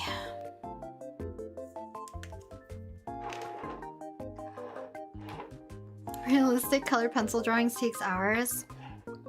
It's like those people who do like the photo realistic ones. The huge ones. Yeah, they definitely they take way too long. But the results usually pretty good. I think that's like realism with like colored pencils is kind of like what made me learn about like the burnishing for coloring and stuff. Like from what I showed you guys earlier with my pencil crayon stuff. And then I think I have one of Hiro from Ensemble Stars, which maybe I can grab later. But I use like the burnishing method on that one for like stylized art. Kind of neat.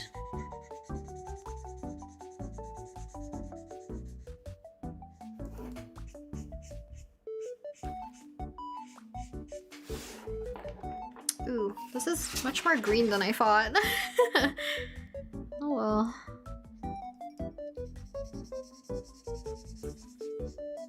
So I kind of feel like I should have used yellow on the bottom.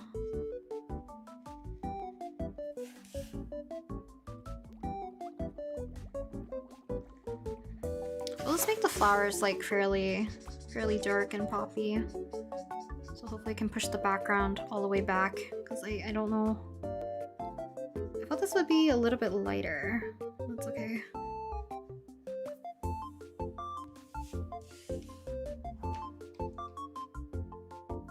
You need to start drawing physical because you've only been doing digital. I mean, granted, I feel like a lot of you guys were doing art fight, right? And I think majority of people did. Maybe digital? Even though like I saw a lot of traditional artwork as well.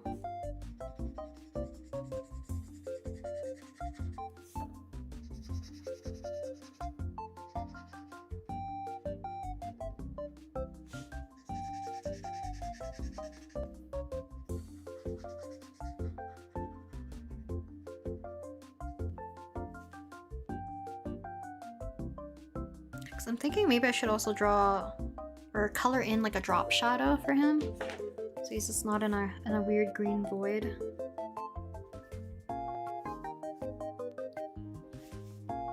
It's just where do I want to transition this?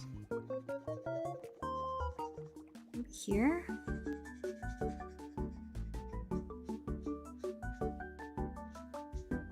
I know technically I should have done the background first, but you know, it's okay.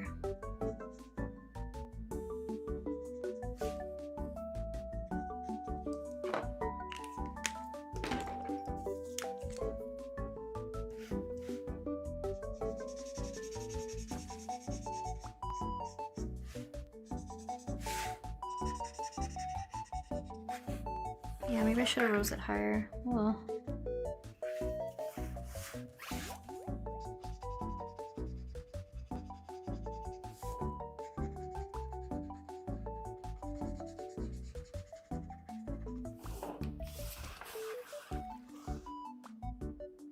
Acrylic pens if you don't like the color? I don't know if I'll do it for the entire background though. I feel like that'd be a lot for me to to fix and correct the mistake. I could go with a pass of blue on top so I can make it a little less green. But it's fine. I will just stick with this. I don't think it's the worst. Like I said, I think we can make it stand out a little less with the flowers if I can make them really pop, because at least that'll be the focus alongside with Dan Heng. At least I would hope.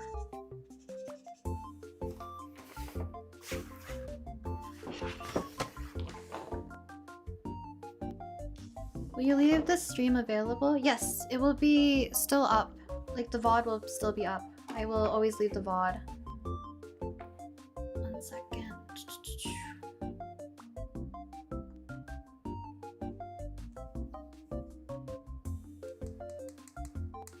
I'm gonna try to learn then though too, because it does look like the others. I'm regretting my decision.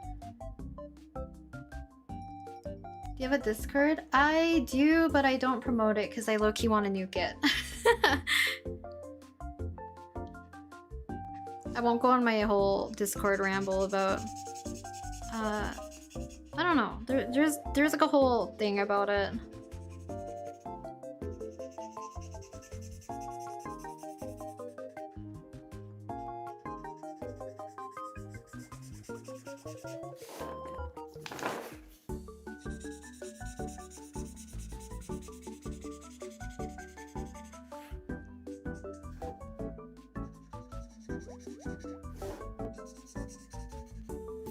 Looking patchy.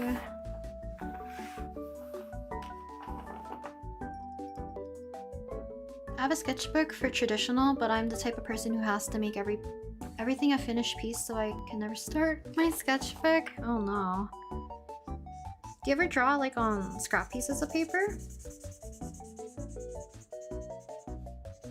Because you can also like get yourself like some sort of folder.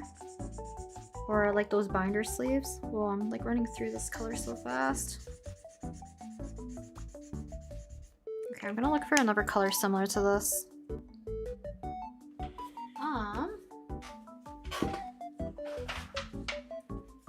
Let me grab this.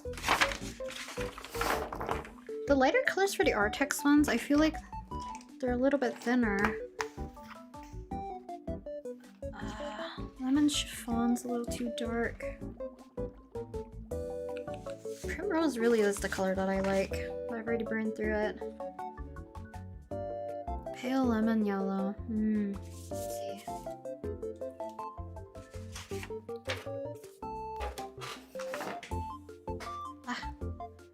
What color are you planning to use for the flowers? We're going for orange and red.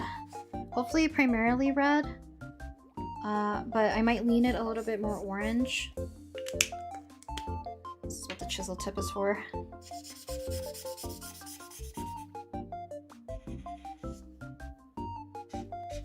But we're leaning it more towards like a ready, maybe like a warm red. Because I usually like that color combination alongside with teal, which I associate with Dan Heng.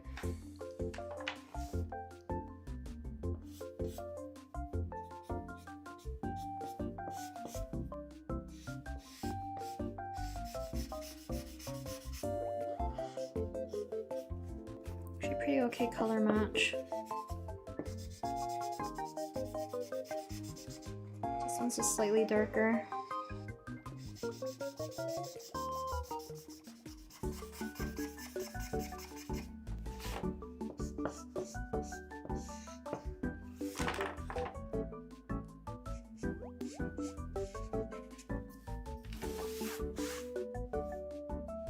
I don't like where I stopped the green.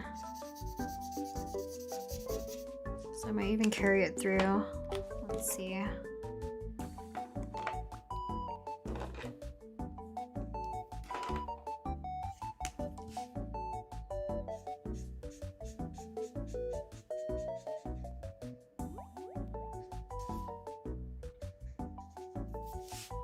I know like also me darkening the lines at the very end, if we can get there, will help a lot more. Because it will make Dan Heng at least stand out more so than the background. So we're getting this weird yellowy territory, and I don't know.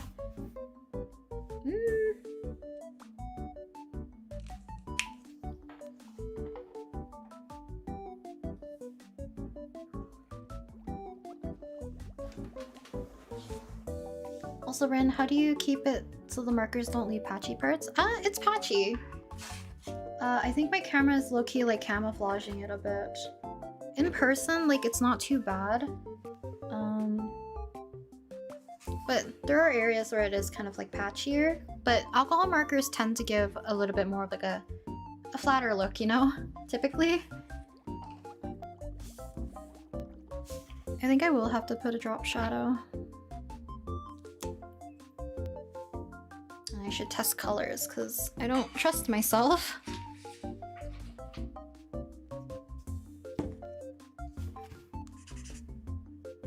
That's not the worst.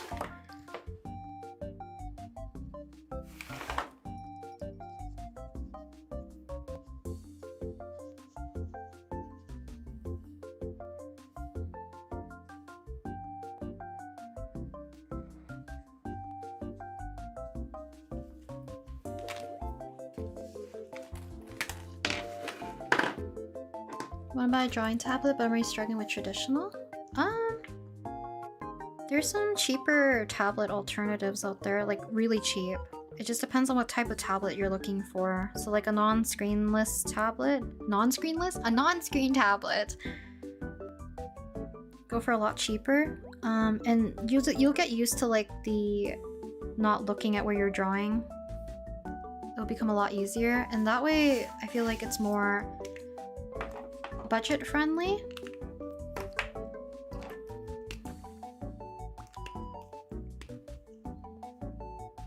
I hate the colors I use for the background.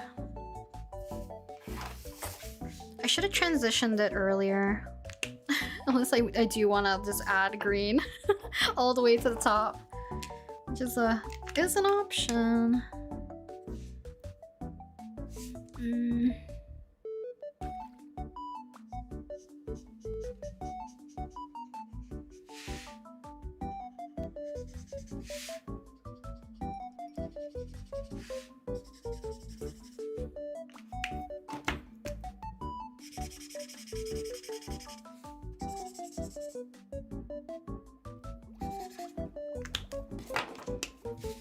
We're gonna see. I might just bring it all the way to the top. I think there's no point of me.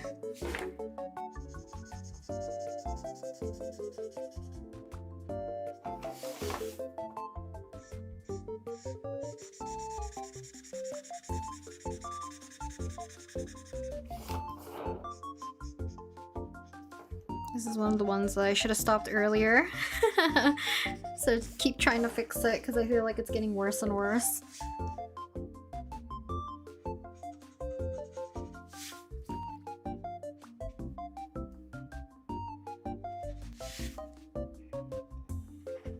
But now I have to commit because I think I've already passed the point of no return. Also, the patchiness thing, try doing circles and then working in areas kind of quickly to make sure that the alcohol bleeds into one another. Otherwise, like, sometimes patchiness is a little bit unavoidable.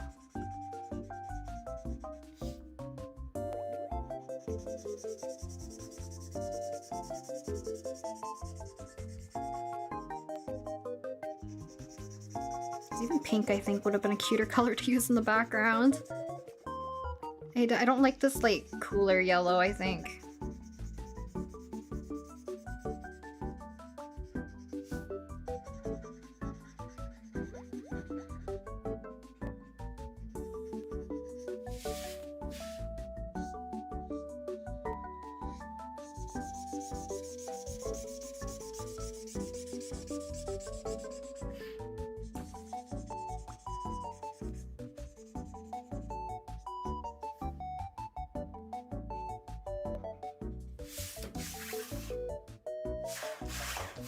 Yeah, I don't like the background.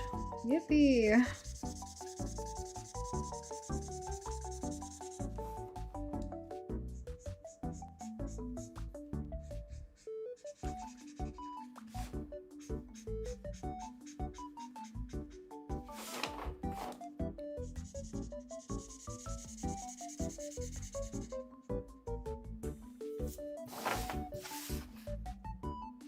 trust the process.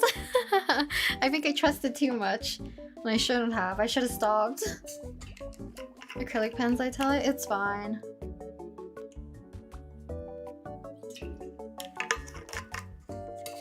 The acrylic pens, there's no pastel color that I like enough, I feel like, to cover it. Unfortunately. Not that I would, like, enough that I would trust on this paper, I feel like.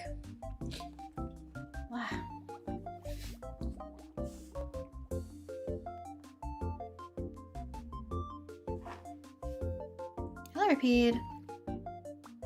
I actually had to learn how to get the skin color correctly for Dan Heng for my first character last year on paper. Yes, I was nervous. I had never done skin color on characters at all. Oh, but I'm glad it worked out then, right? Gaslighting me. Okay. I'm glad you guys like it. I feel like on camera it blurs the weird patchiness a little bit more. And it's like a cuter green on camera. Mine's like, it's a little too warm. It's different from down here, which I think is like a cuter, kind of like, you know, the green works better here, I feel like. I shouldn't have overlaid the yellow. That's fine. We'll work on the flowers, and we're running out of time, so let me see. I'm gonna look up camellias really quick.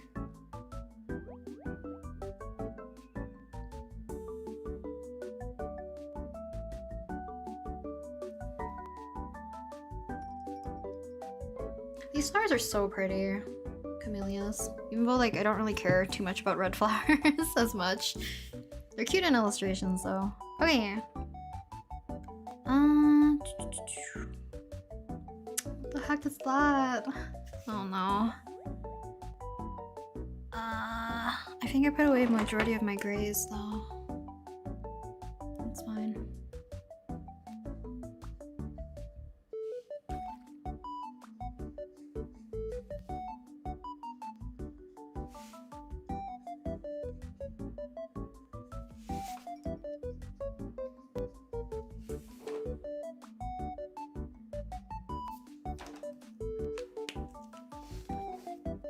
Okay, we're gonna choose some reds. Because I have these ones. So my problem with reds for like traditional art sometimes, I don't know if it gets like the vibrancy that I really like. Luckily, we're going a little bit more orangey. That's already pretty good. Two colors that I would want. Actually, I kind of like these together, so these are fine.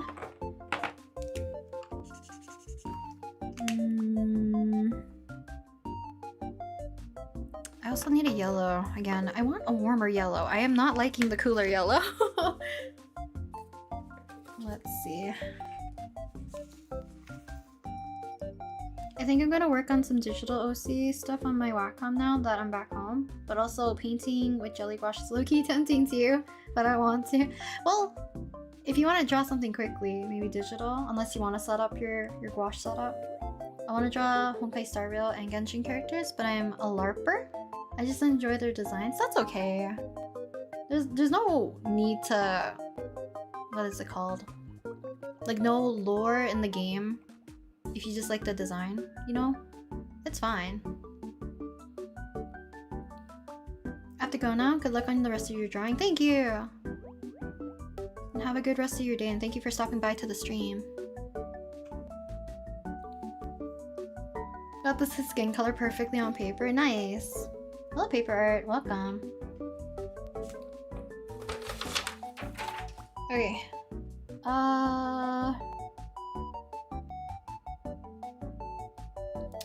Okay, we're looking for... I think I need one more deeper red. That, or we can go into like the purpley... Well... if you want to go really dark...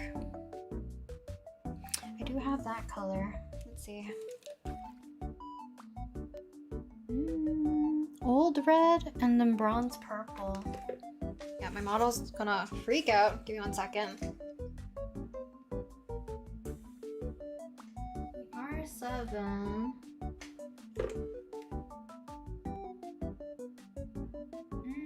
And like RV 240. Where would I find it? RV 240, RV 250.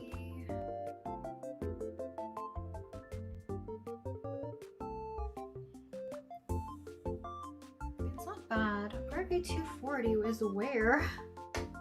Okay, so we have this one, this one.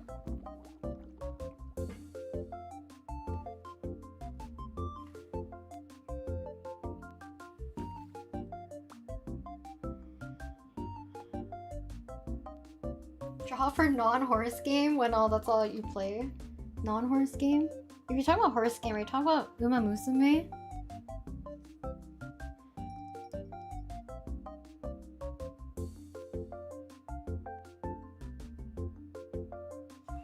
Okay, let's see.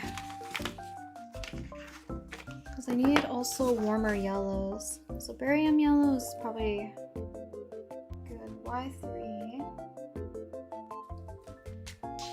Darker yellow, Y2. Or we have a bunch of yellows here, so I feel like we should be fine. I think these are for our flowers. And then I have some leaves.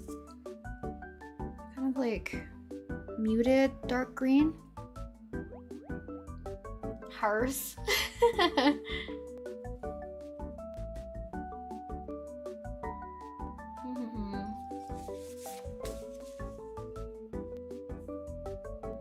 G47. Let's see.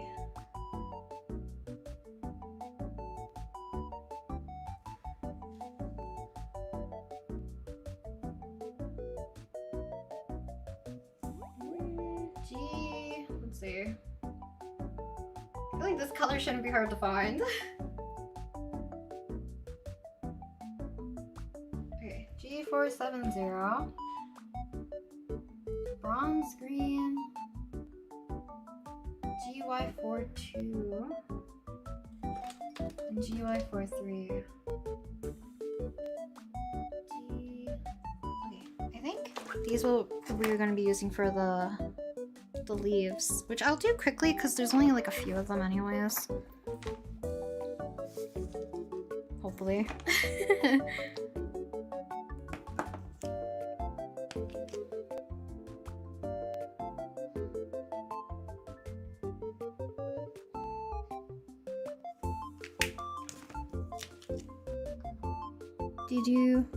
What?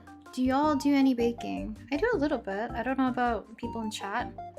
I think sometimes we talk about like cooking and baking. I don't know if that was just like preferences of like baked goods, I guess. Incest.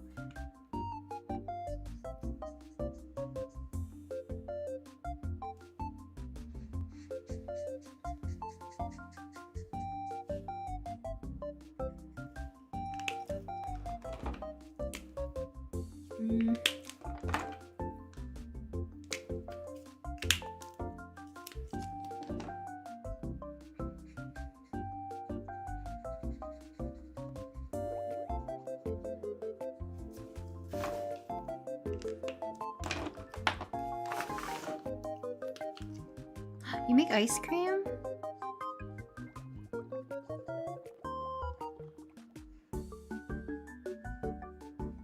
If you guys do like bake and cook, is there like a favorite dish that you like to make and or bake?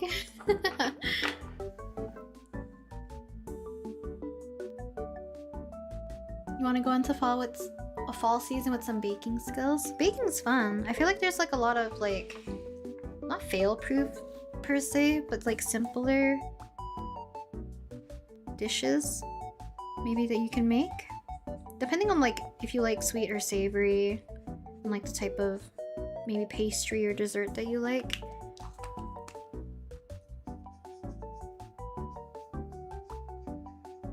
I need one more lighter green, I think. Beige green, G240.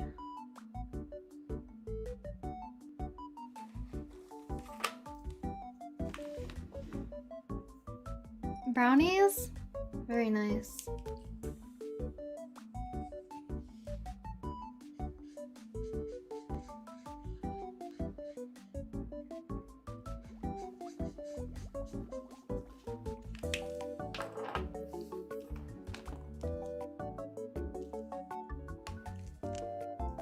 Ooh, banana, chocolate chips, and rum cake? That sounds so good.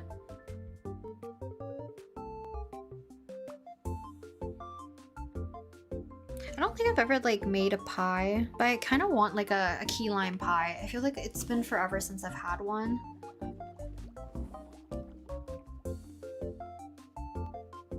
Foods, probably chicken en plancha. Baking my ice cream, fresh colita. Oh, this one very yummy.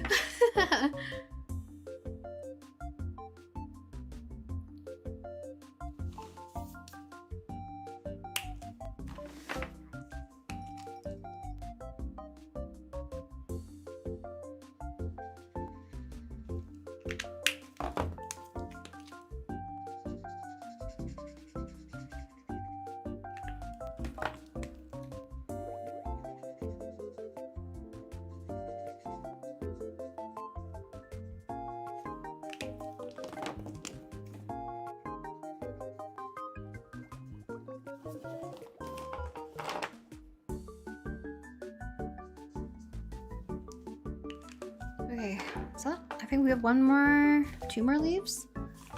And then we can get started actually with the flowers, which I know for a fact that they're gonna look super janky in the beginning. Because the one that I did of Selwyn and the one that I did for Sampo, they look better after I added in the second phase of line art.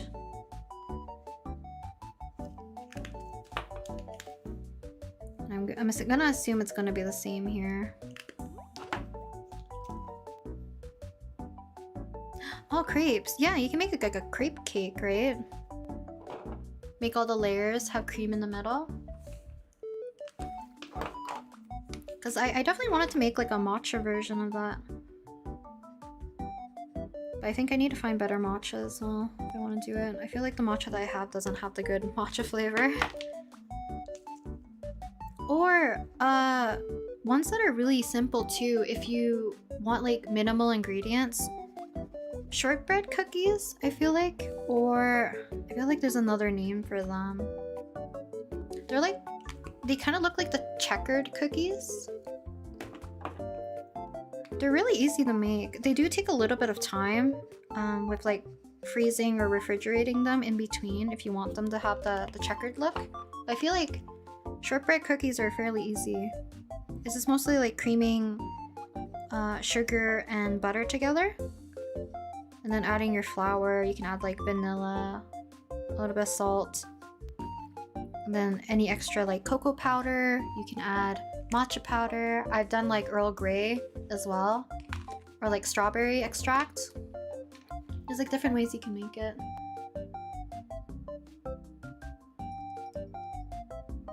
Sometimes I don't know what food is American Italian or Italian because American Italian food is very different. That is true, right? There's like some things that America kind of adopted as like Italian, but it's not like true Italian. It's kind of like Chinese, like Western Chinese food. It's not the same. Cheese cookies, never heard of that. Gingerbread, I love gingerbread. Or gingerbread itself, if it's hard, not a fan. I like ginger snaps because I like the flavor profile of it, but I like a chewy, slightly, you know, crunchy cookie. Or like, I guess like molasses cookies. I was gonna make like the ginger snaps because I even had all the ingredients, but I feel like it's more suited for like the warmer months.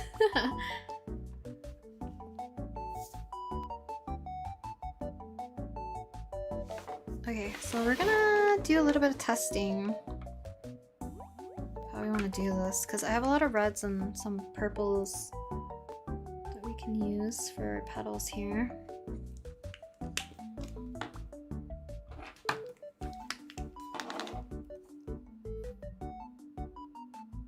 Oh, wait, that's so nice that your friend's a baker. Or has it at their bakery. Because at least you know where you can get like a more steady supply of them if you ever crave them.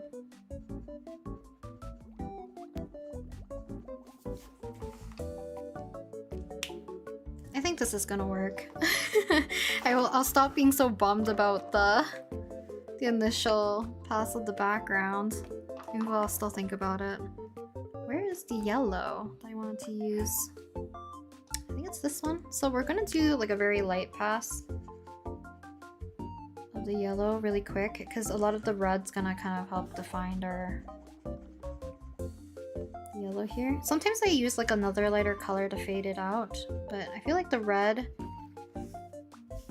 will just work really well with it. Or I guess we could do a gradient as well because I need some of the areas to be fairly dark. They're kind of receding into the flower a bit.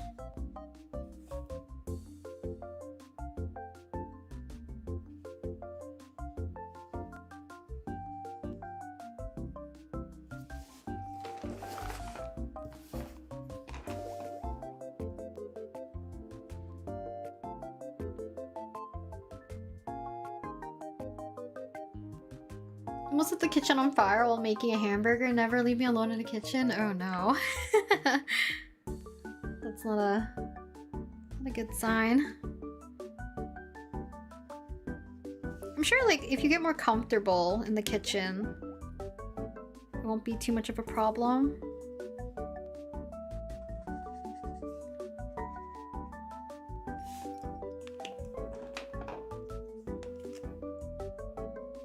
Oops, wrong color.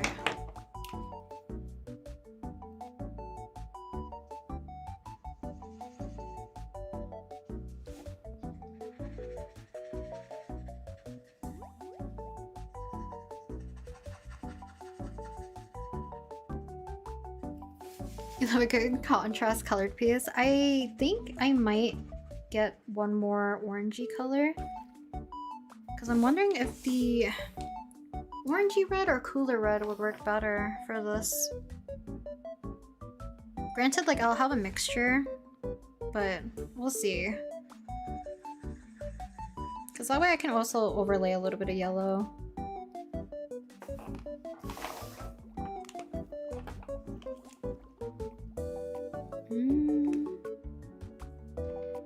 Yes.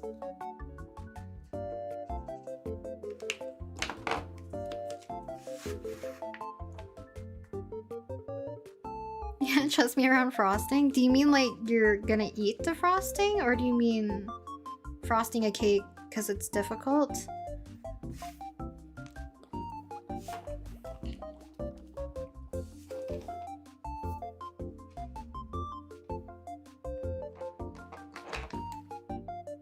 At least you didn't explode a pastry on a microwave and it was the catalyst for its death? Oh no, wait.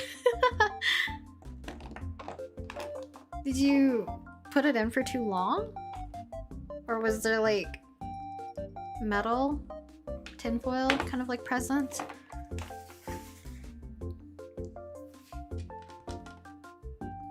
Don't really have a plan how I want to do this. Maybe... Okay, let's tackle all the petals first.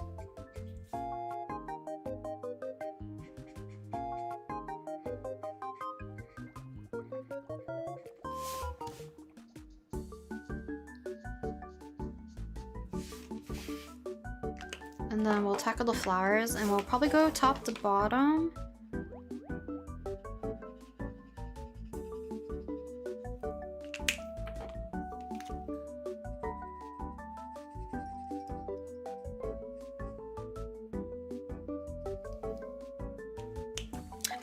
Cooler red, I think, rather than the warmer one.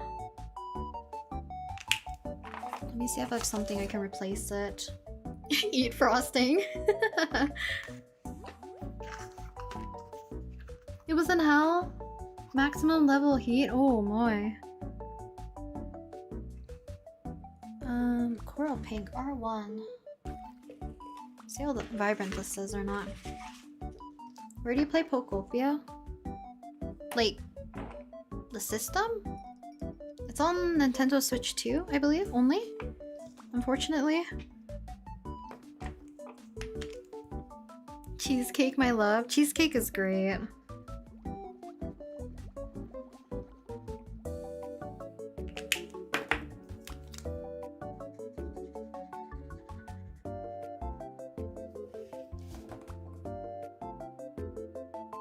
Maybe we'll do a mixture. I kind of like the cooler red. Unfortunately, you guys see it super intense, so I feel like it's hard to see the difference.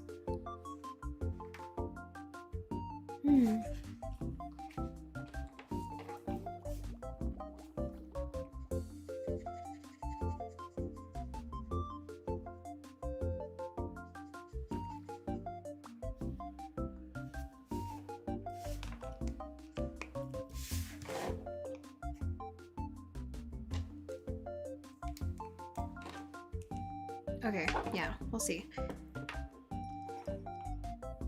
Isn't that Basque cheesecake? Is the burnt one, isn't it? I think. Yeah, unfortunately, I think it's a Switch 2 exclusive. Because if I remember correctly, the only reason I got a Switch 2, besides like, I already knew I wanted to get my own gaming system, like a gaming console to myself. Because I used to share with my brother, but we don't live in the same house anymore. So it'd be hard for me to always have access to it, so I decided to splurge and buy one. But I bought it because I knew I was gonna play Pokopia a lot, and I'm glad I feel like I'm putting my money's worth into it.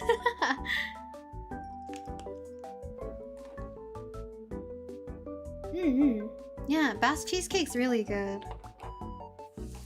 I want to learn how to make it, but I feel like it's very... It's much harder. I've always made like the tiny cheesecakes, but I want to learn how to make like tiny Basque cheesecakes, because I can never have like one giant cheesecake to myself. And like I said, because I don't live with my brother anymore, he can't exactly help me eat all the the extra.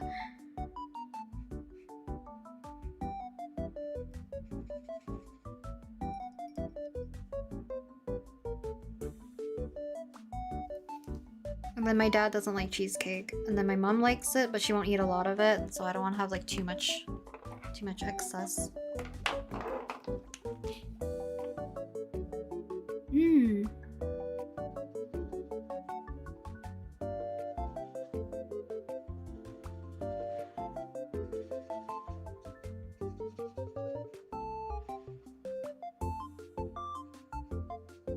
I've always had like handheld devices. I never had like my own console, but I'm glad I do because I like hooking it up to my monitors to play.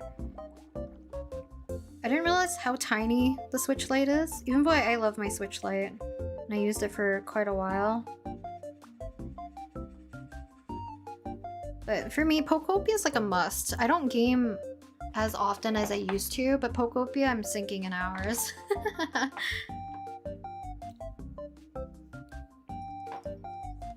I got back into Pokopia. I barely did the base content. That's okay.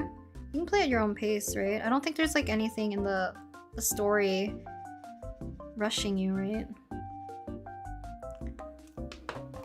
And the new area is super cute. Okay, I think I need one more lighter color. Well, we could always just go darker. Maybe we'll do that instead.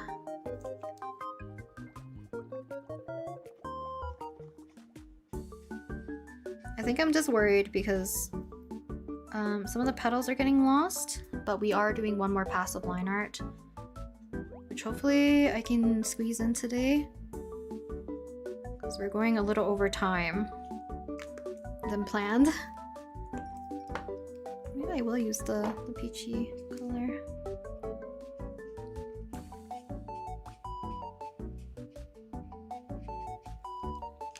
That way we can still darken the center. Have you been playing Genshin Impact? Not as much. I have a lot of catching up to do. I mostly keep up with like some of the updates, and a lot of my mutuals still play it so I can see it on their stories. But I plan to catch up because I like a lot of the characters in Shinajanaya.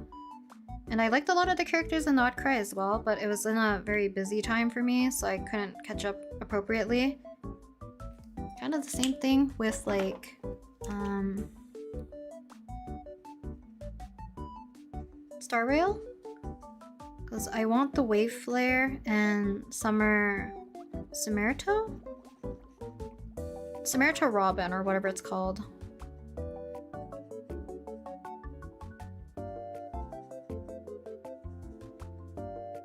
I just haven't been playing gotchas as much. Because even like after I got Enigma in Reverse 1999, I kind of just stopped playing again.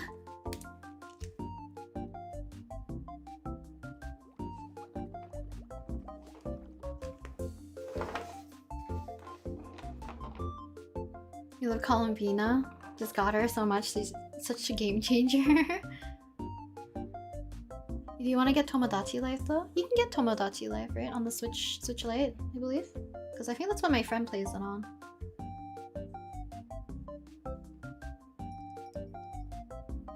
Got one for the same reason, brother moved out. Yeah, because like my brother played it primarily, so it made sense that the device would be his. But nowadays, like, he doesn't game as much. But I wanted Pokopia really badly because I love a cozy Pokemon game. My dream would literally be, well, Pokopia I really love, but I would love another Pokemon Mystery Dungeon is all I can hope for.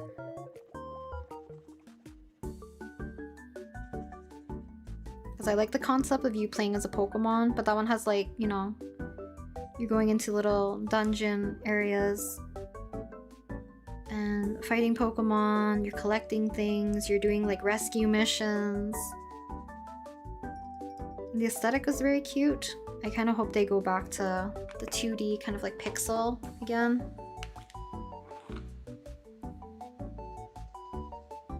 Yes, if you guys need to sleep, please sleep. I know I'm going like way over time.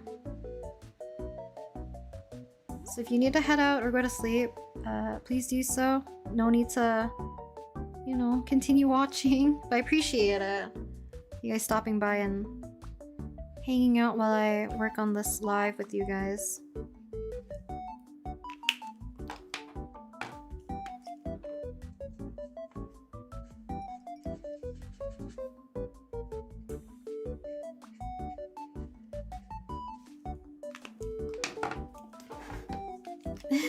I love the 2D Pokemon. The pixel art I just love.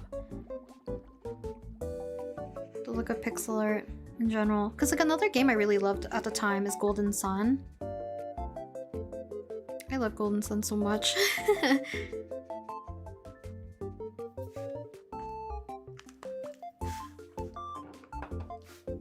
What time is it over there in Canada? It is 7:30 almost p.m. like in the evening. I also need to grab something to eat because that's what I'm debating. Do I do another stream? Like a different time? I think that's more realistic because I should eat, so I won't go past a certain time, but if I can quickly finish, I will. But I'm also forgetting that I wanted to do a pass of the cleaner line work too.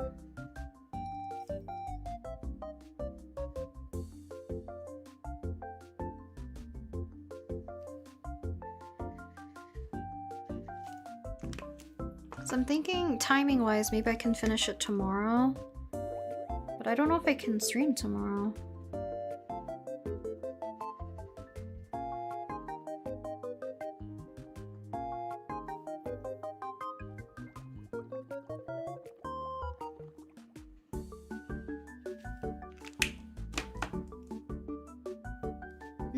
Yeah, I might do another stream.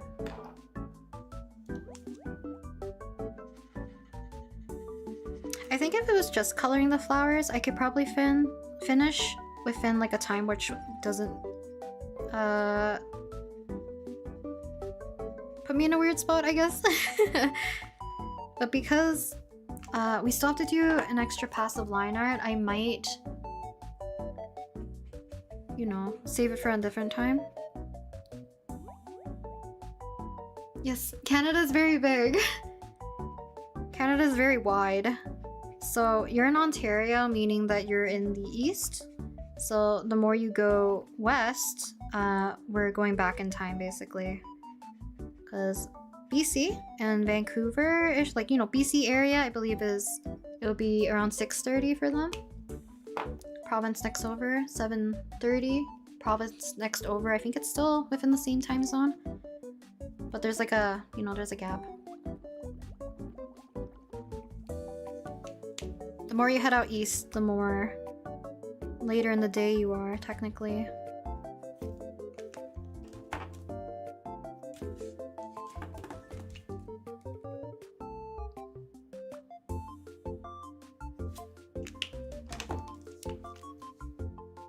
Gaming fans assemble.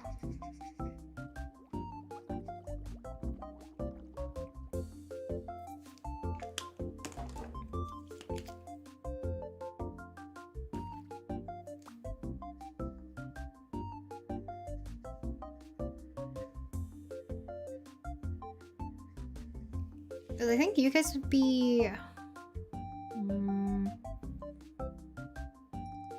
EDT, right?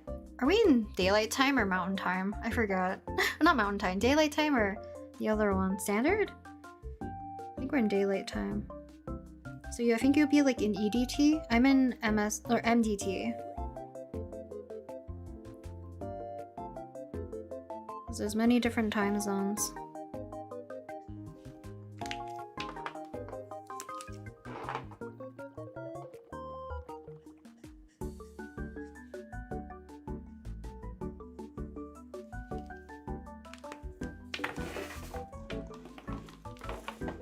Ah, you mean gaming, right? I always read that as gaming.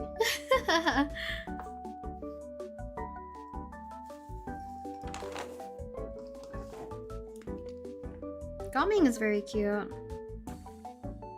this story is very heartwarming.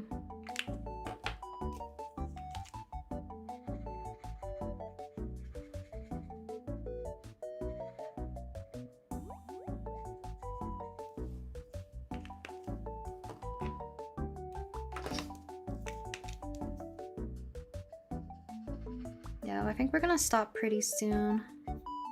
That way I can eat dinner at like a timely manner. And I don't know if it will be tomorrow though that I'll try to finish streaming.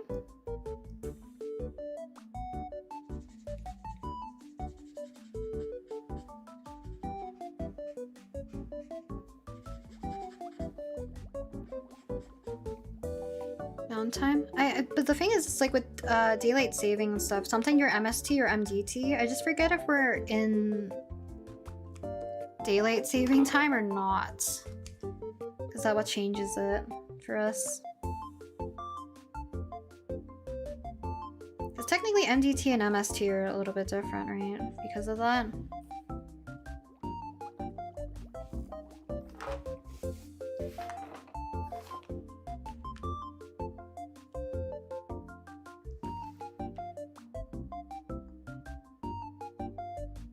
I did some research. Apparently the name Gaming is pronounced Jaming. I'm not sure if that's true. I think it is Gaming though. Because I think technically Gaming he's Cantonese technically and not Mandarin. I think Mandarin might be the Jaming. If you don't do daylight savings, you'll be 1 hour off. Yeah, Canada does daylight savings. Even though I think they said that they wouldn't, but I guess they still haven't switched over. Yeah, I think we're gonna do the rest next time, guys. So, unfortunately, too much yapping. So I couldn't finish the entirety of Dan Heng. Let me see if I can... How high can I make this? Boy. I think that works. You can kind of see my mic now, right here.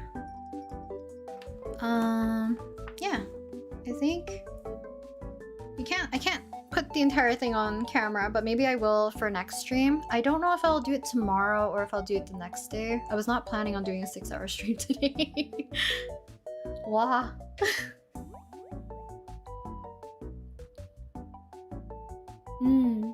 Yeah, Gaming has a very relatable story for I feel like a lot of, especially like immigrant kids, you know?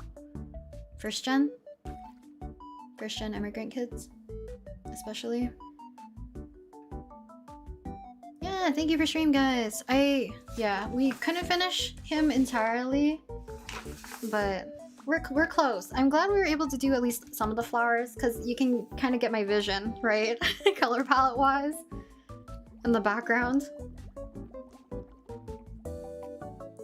No, wait, okay, wait, kid. Don't say it like that. It's been a school day, that's crazy. Yeah, I'm glad you guys like it though. We'll finish off the rest of the flowers and then we still have Is it in here? Nope. I put my fine liner somewhere. The blue one, specifically. Oh, here it is. This one? So we'll use this next time and we'll do kind of like darker line work so that everything can pop forward that needs to be pop, you know? Okay, so I think that is it. I will see you guys. If I have time, it will be tomorrow. If not, Friday? Or maybe the middle of the week. We'll see. I don't know yet. But yeah, thanks for hanging out, guys, and yapping. A lot of yapping. Bye. Bye-bye.